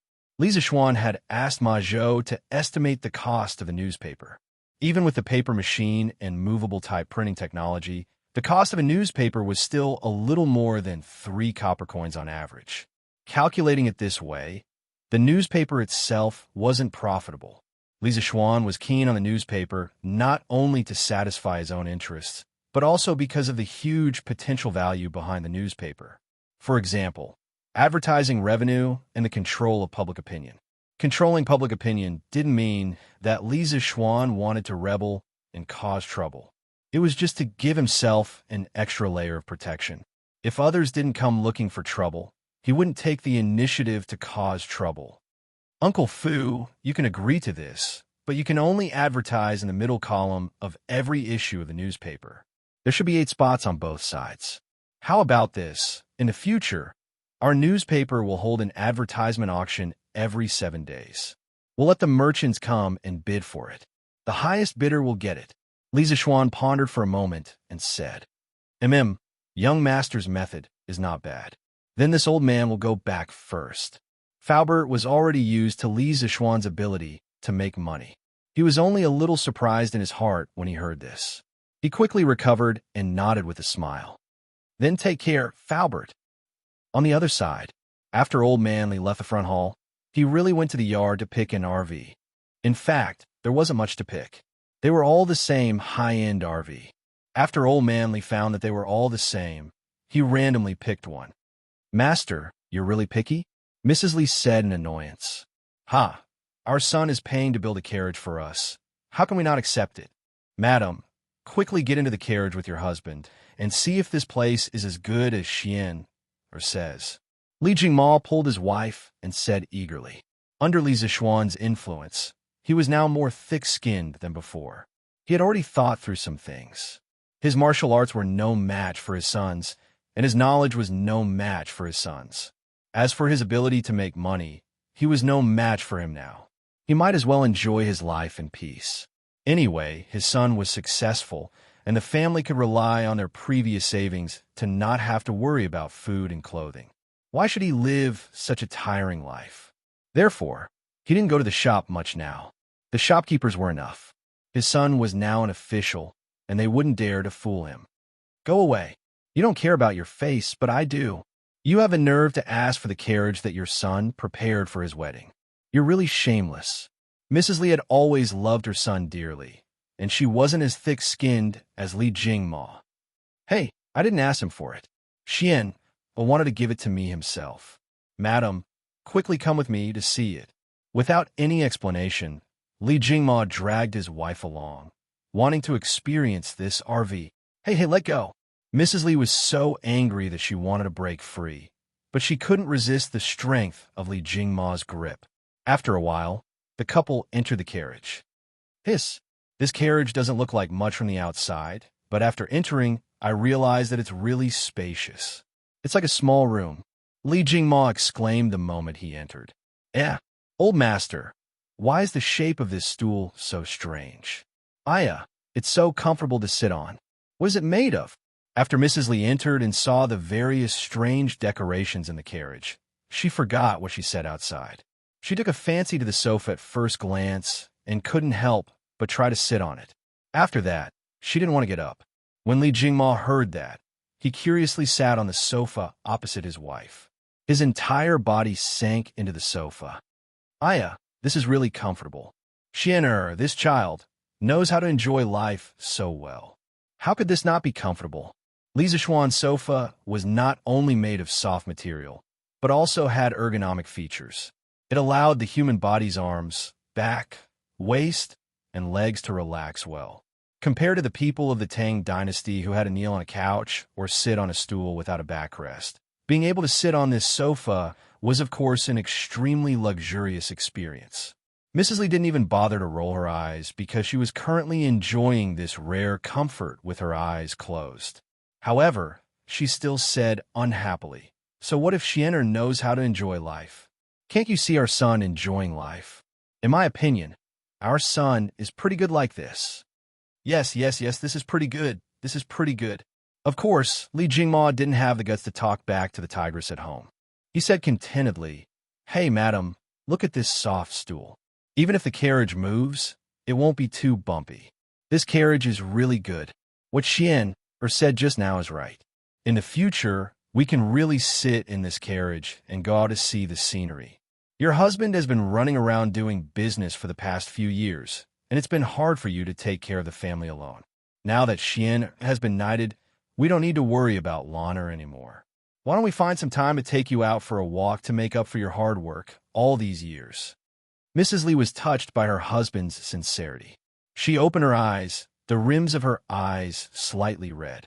However, she refused. Your wife is content with old master's intentions. Now that we're all grown up, it's inconvenient for us to go out and play. It's easy for others to gossip about us. Besides, Xianxia left us for 8 years.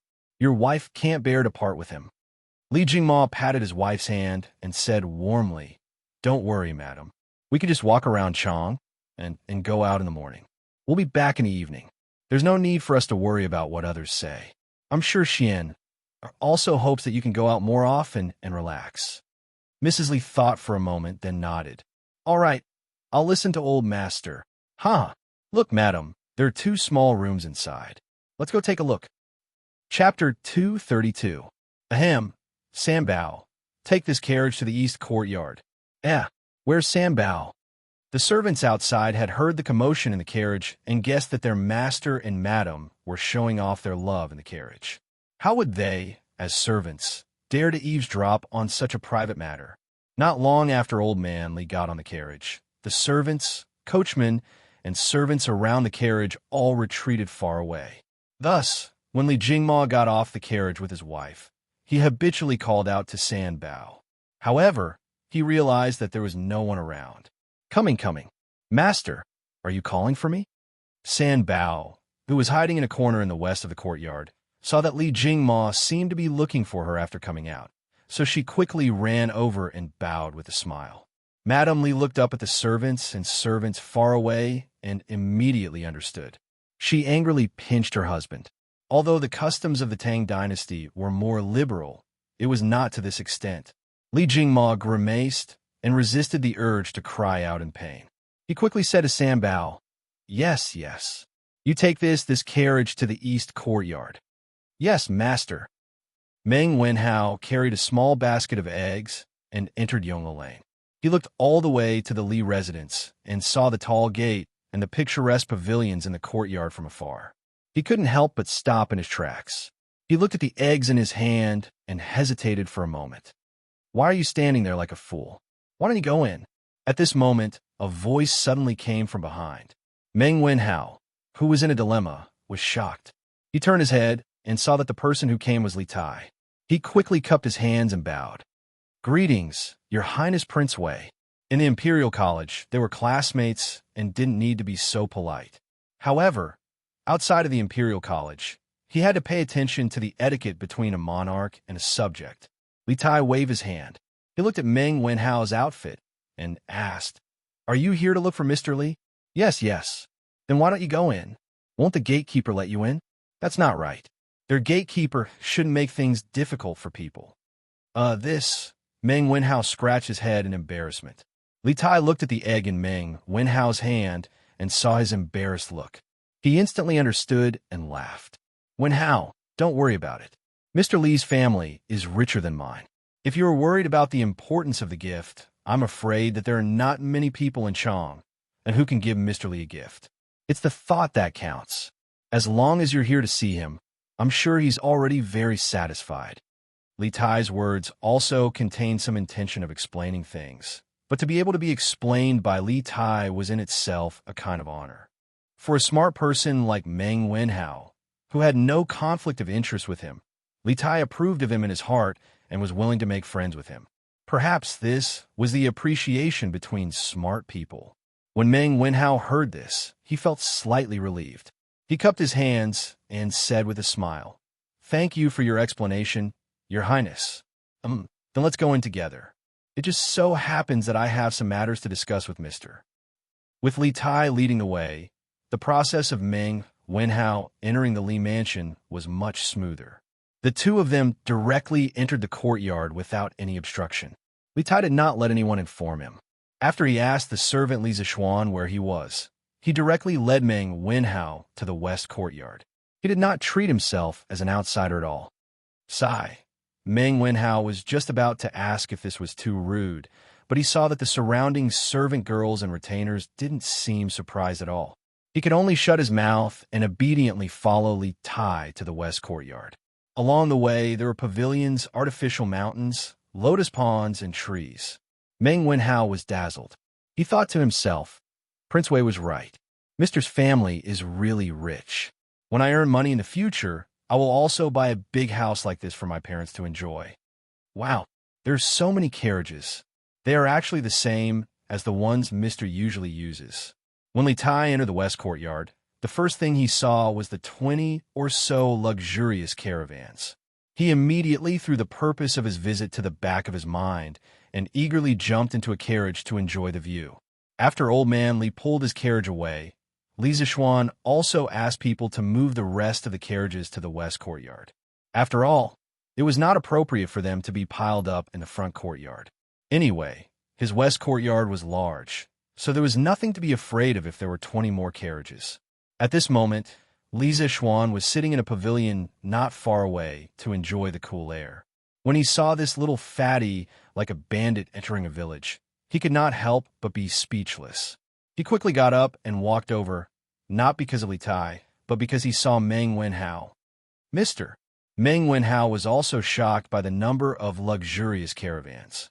However, when he saw Li Zixuan walking over, he quickly regained his senses and cupped his hands in greeting. Wenhao, why are you here?" Li Zixuan nodded and smiled gently. He was not surprised that Li Tai was here, but he was curious about Meng Wenhao's visit. Mister did not go to the Imperial College today, and I heard about the conflict between the students in front of the Strange Culture Center yesterday. I was a little worried about Mister's situation. However, my information is limited, so I could only come here to see for myself. I hope Mister can forgive me for disturbing you." Meng Wenhao bowed and cupped his hands in greeting. Li Zixuan's heart warmed. It seemed that he was quite successful as a teacher. At this moment, he finally understood the feelings of those teachers in his previous life when they saw their students come to visit them. It was a kind of gratification and joy from the bottom of their hearts. It was indescribable and irreplaceable. Wenhao, don't worry. I'm fine. Haha, I was wondering why you came here. So it was because of this. Your worry was a little unnecessary. Not only is Mr. fine, he is now the Imperial College's secretary. Li Tai jumped down from the carriage, patted Meng Wenhao's shoulder, and laughed. Li Zixuan could clearly feel the ground tremble. It was not an exaggeration at all. He was speechless at this little fatty. He was only 11 or 12 years old, but he was already so fat. Wasn't he afraid that he would have high blood pressure, high blood sugar, and high blood fat in the future? Li Zixuan remembered reading in a book in his previous life that Li Tai's waist and belly were big. However, when Li Er saw his son's chubby appearance, he was not worried that it would affect his figure if he was too fat. Instead, he felt that his son would be very tired when he went to the imperial court. His heart ached for his son, so he allowed him to go to the imperial court in a small sedan chair. This was unheard of. Li Zixuan shook his head. He could not understand this strange father and son. It is good that Mr. is fine. I did not have anything else at home, so I could only bring some eggs. I hope Mr. does not mind. Meng Wenhao handed over the eggs in his hand and looked at Li Zixuan expectantly. Li Zixuan frowned. If it was in the past, it would have been fine. However, eggs were so expensive now, and Meng Wenhao's family was not well off. How could he accept these eggs? However, when he saw Meng Wenhao's expectant face, he was afraid that if he rejected, it would hurt this child's self-esteem.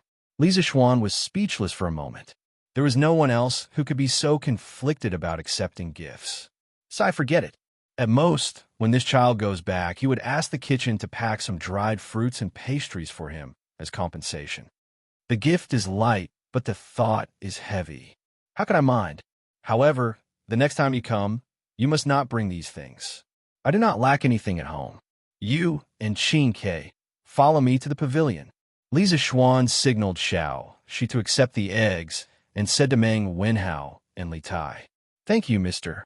Meng Wenhao heaved a sigh of relief and said gratefully. It was unknown whether he was thanking Li Zixuan for the invitation or thanking Li Zixuan for accepting the eggs. Chapter 233.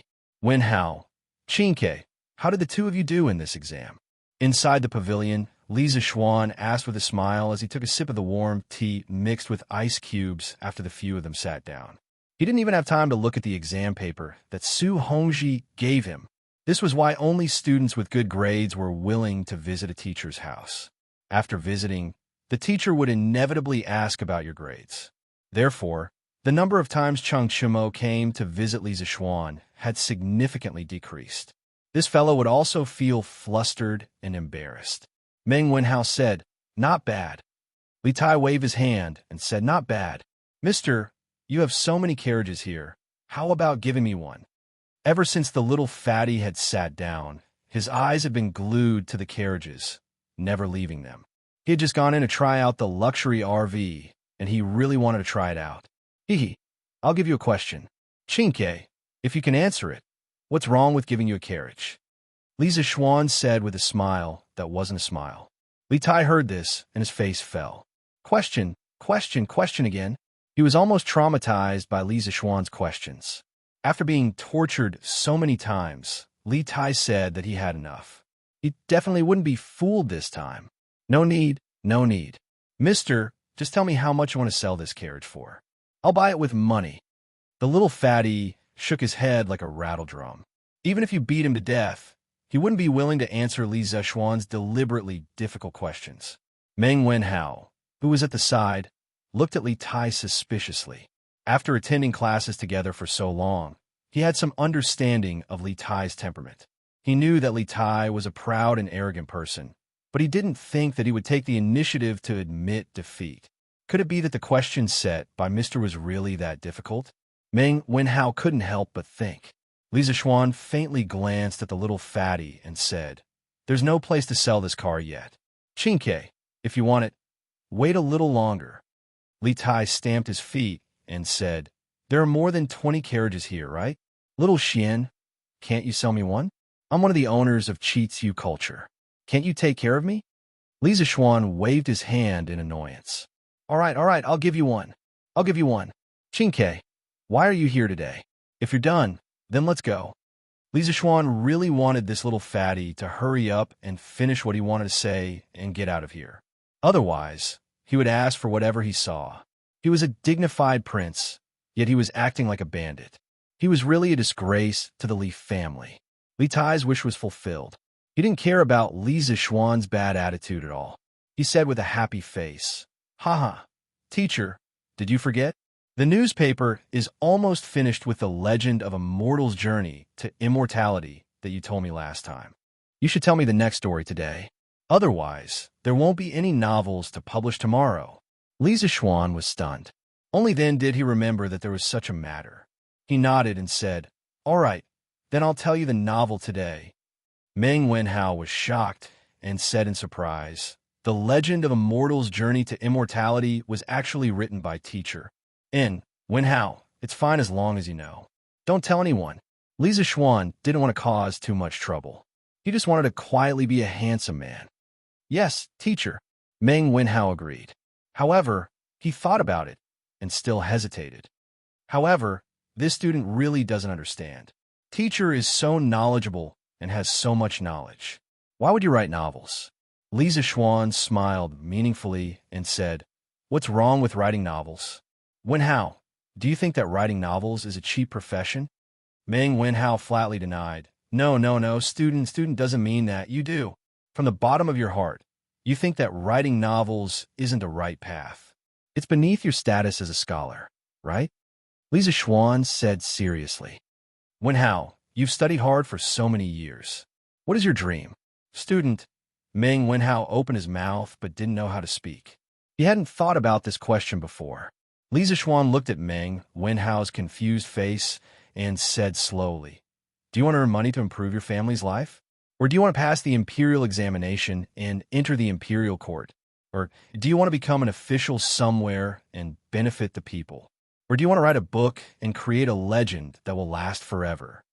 Meng Wenhao was in a daze for a long time before he said, "Teacher, this student not only wants my father, mother, and little sister to live a good life, but also wants to pass the imperial examination to benefit the people and let others remember me." "Hey, you're really greedy." Li Tai took a sip of the iced wine and said with a smile. Meng Wenhao was a little embarrassed and speechless. Li Zixuan shook his head and said with a smile, "Wenhao, if a person can write a novel well, although it can't pass the imperial examination, it can make him rich. Moreover, through our Detong Daily, one person can spread it to 10 to 100, and let him become famous overnight. It's also relying on one's ability to make a living.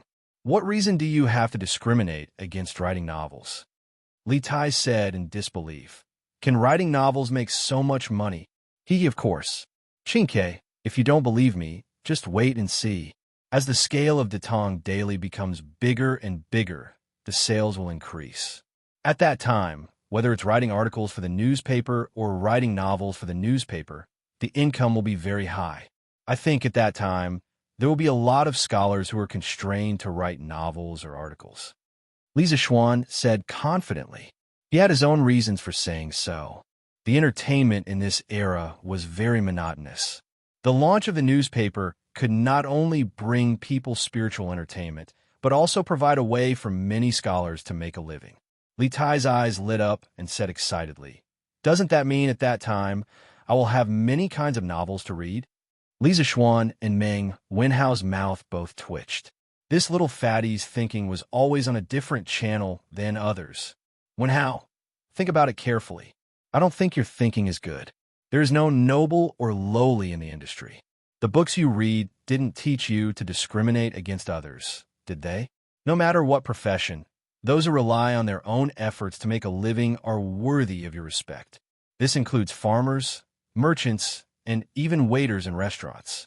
As a teacher, I don't wish to teach students who are arrogant, and don't eat the hardships of the world. Also, about your dream, whether it's for your family or for an official, if you can only choose one, I hope you can give priority to your family. I don't think a person who doesn't know how to be grateful and doesn't recognize his family can be a good official.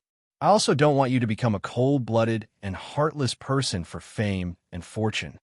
Li Zixuan didn't pay attention to the little fatty's antics. Instead, he looked at Meng Wenhao and said sincerely, "Student will remember teacher's teachings." Meng Wenhao stood up and cupped his hands respectfully to Li Zixuan. Li Zixuan nodded with gratification and said, "Okay, then let's start talking about novels." Chapter 234. Good story. Under the pavilion, Li Tai heard this and was so excited that he almost clapped. Meng Wenhao also showed an expression of interest. Previously, he was only surprised that Li Zixuan wrote The Legend of a Mortal's Journey to Immortality. However, he was also quite fond of the story itself.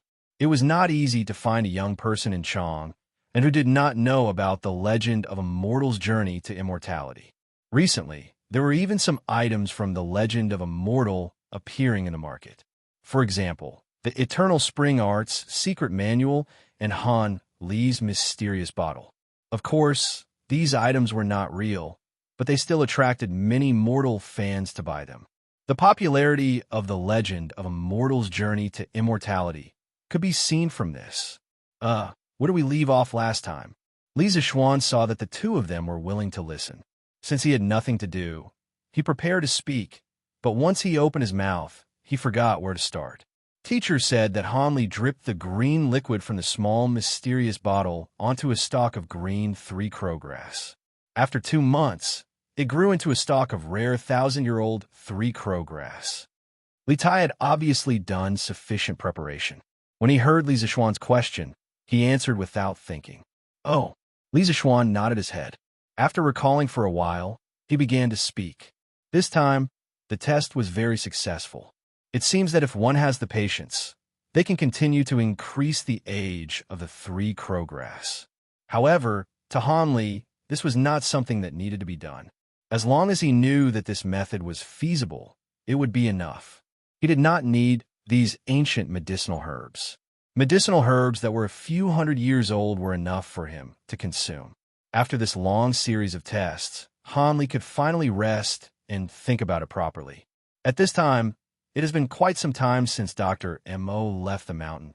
A servant had already delivered the brush, ink, paper, and inkstone. This time, with Meng Wenhao here, the two of them took turns to write. Li Tai's work was much easier. From time to time, he would even have time to drink some iced tea. It was very comfortable. In the blink of an eye, 5 chapters had passed. As the plot unfolded step by step, Li Tai and Meng Wenhao gradually became immersed in the story. After Han, Li discovered the effects of the bottle. He was unable to cultivate freely. He still had to fight a battle of wits and courage with Dr. Mo, who wanted to take over his body.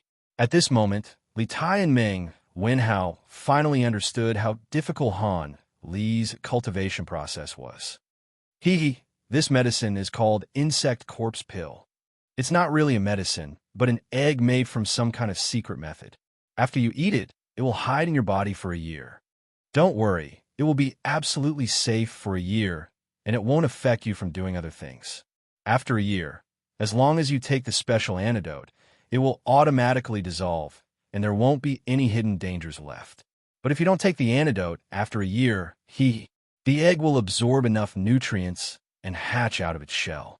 It will then eat all the internal organs of the human body clean, causing the human to wail in pain for 3 days and 3 nights before slowly dying.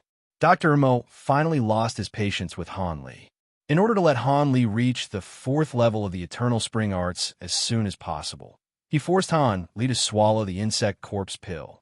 When Li Tai and Meng Wenhao heard this, their faces were filled with anger, but there was nothing they could do. After all, Han Li was definitely not Dr. Mo's opponent. They could only watch from the sidelines and worry. Li Zixuan drank a few mouthfuls of the gentle wine and read 5 chapters of A Mortal's Journey to Immortality to them. Then, he clapped his hands and stood up. Okay, today's lecture will end here. We will continue tomorrow. Xianxia, leave the manuscript here. The two of you can go back now. It's still early. Mister, please talk for a while more. Li Tai was enjoying listening to the lecture and was unwilling to end it like this. However, Li Zixuan did not fall for his tricks. If he continued talking for a while more, there would definitely be no end to it. I won't talk anymore. I won't talk anymore. Xiao Shi, quickly bring the things I asked you to prepare. He had asked Xiao Shi to prepare some pastries and intended to let Meng Wenhao bring them back. After all, he couldn't just go and not come back, right? It's here, young master. Here, Madam heard that your student was coming over and specially packed some of the best pastries and dried fruits in the residence. Madam was afraid of disturbing you, so she didn't come over personally. Xiaoxi handed over a heavy package and said with a smile. Previously, when Madame Li heard that her son's student had come to visit her son, she was even happier than Li Zixuan. She was filled with a sense of accomplishment. Hence, she asked Xiaoxi to prepare some dried fruits and pastries for Meng Wenhao to bring back. Li Zixuan took over the package and passed it to Meng Wenhao. Here, Wenhao, there are some dried fruits and pastries inside. They aren't worth much. Take it. As the saying goes, courtesy demands reciprocity. Since you brought gifts here, how can I let you leave empty-handed? Mister this? I don't. Meng Wenhao waved his hand and wanted to decline. You don't dare to decline a gift from an elder. Just take it since he asked you to. Furthermore, you can't even eat the pastries from Mister's house. Li Tai slapped Meng Wenhao's shoulder and said loudly, This? Thank you, mister. Meng Wenhao had no choice but to bow and thank him. If there's nothing else, you can go back first. Li Zixuan waved his hand and smiled. The two of them then left. Xianxia, why did you come back again? Li Zixuan asked Xiaoxi to help him tidy up the manuscripts. Just as he finished, he saw the little fatty Li Tai come again. He couldn't help but ask curiously, Xiaoxian, there's something I forgot to tell you. Once there were no outsiders around, he was unwilling to call Li Zixuan Mr. anymore. At this moment, he ran over and said. Li Zixuan was too lazy to argue with him and asked, What's the matter? Li Tai took a deep breath and said, The 3 strategies you mentioned before have all been accepted by my father.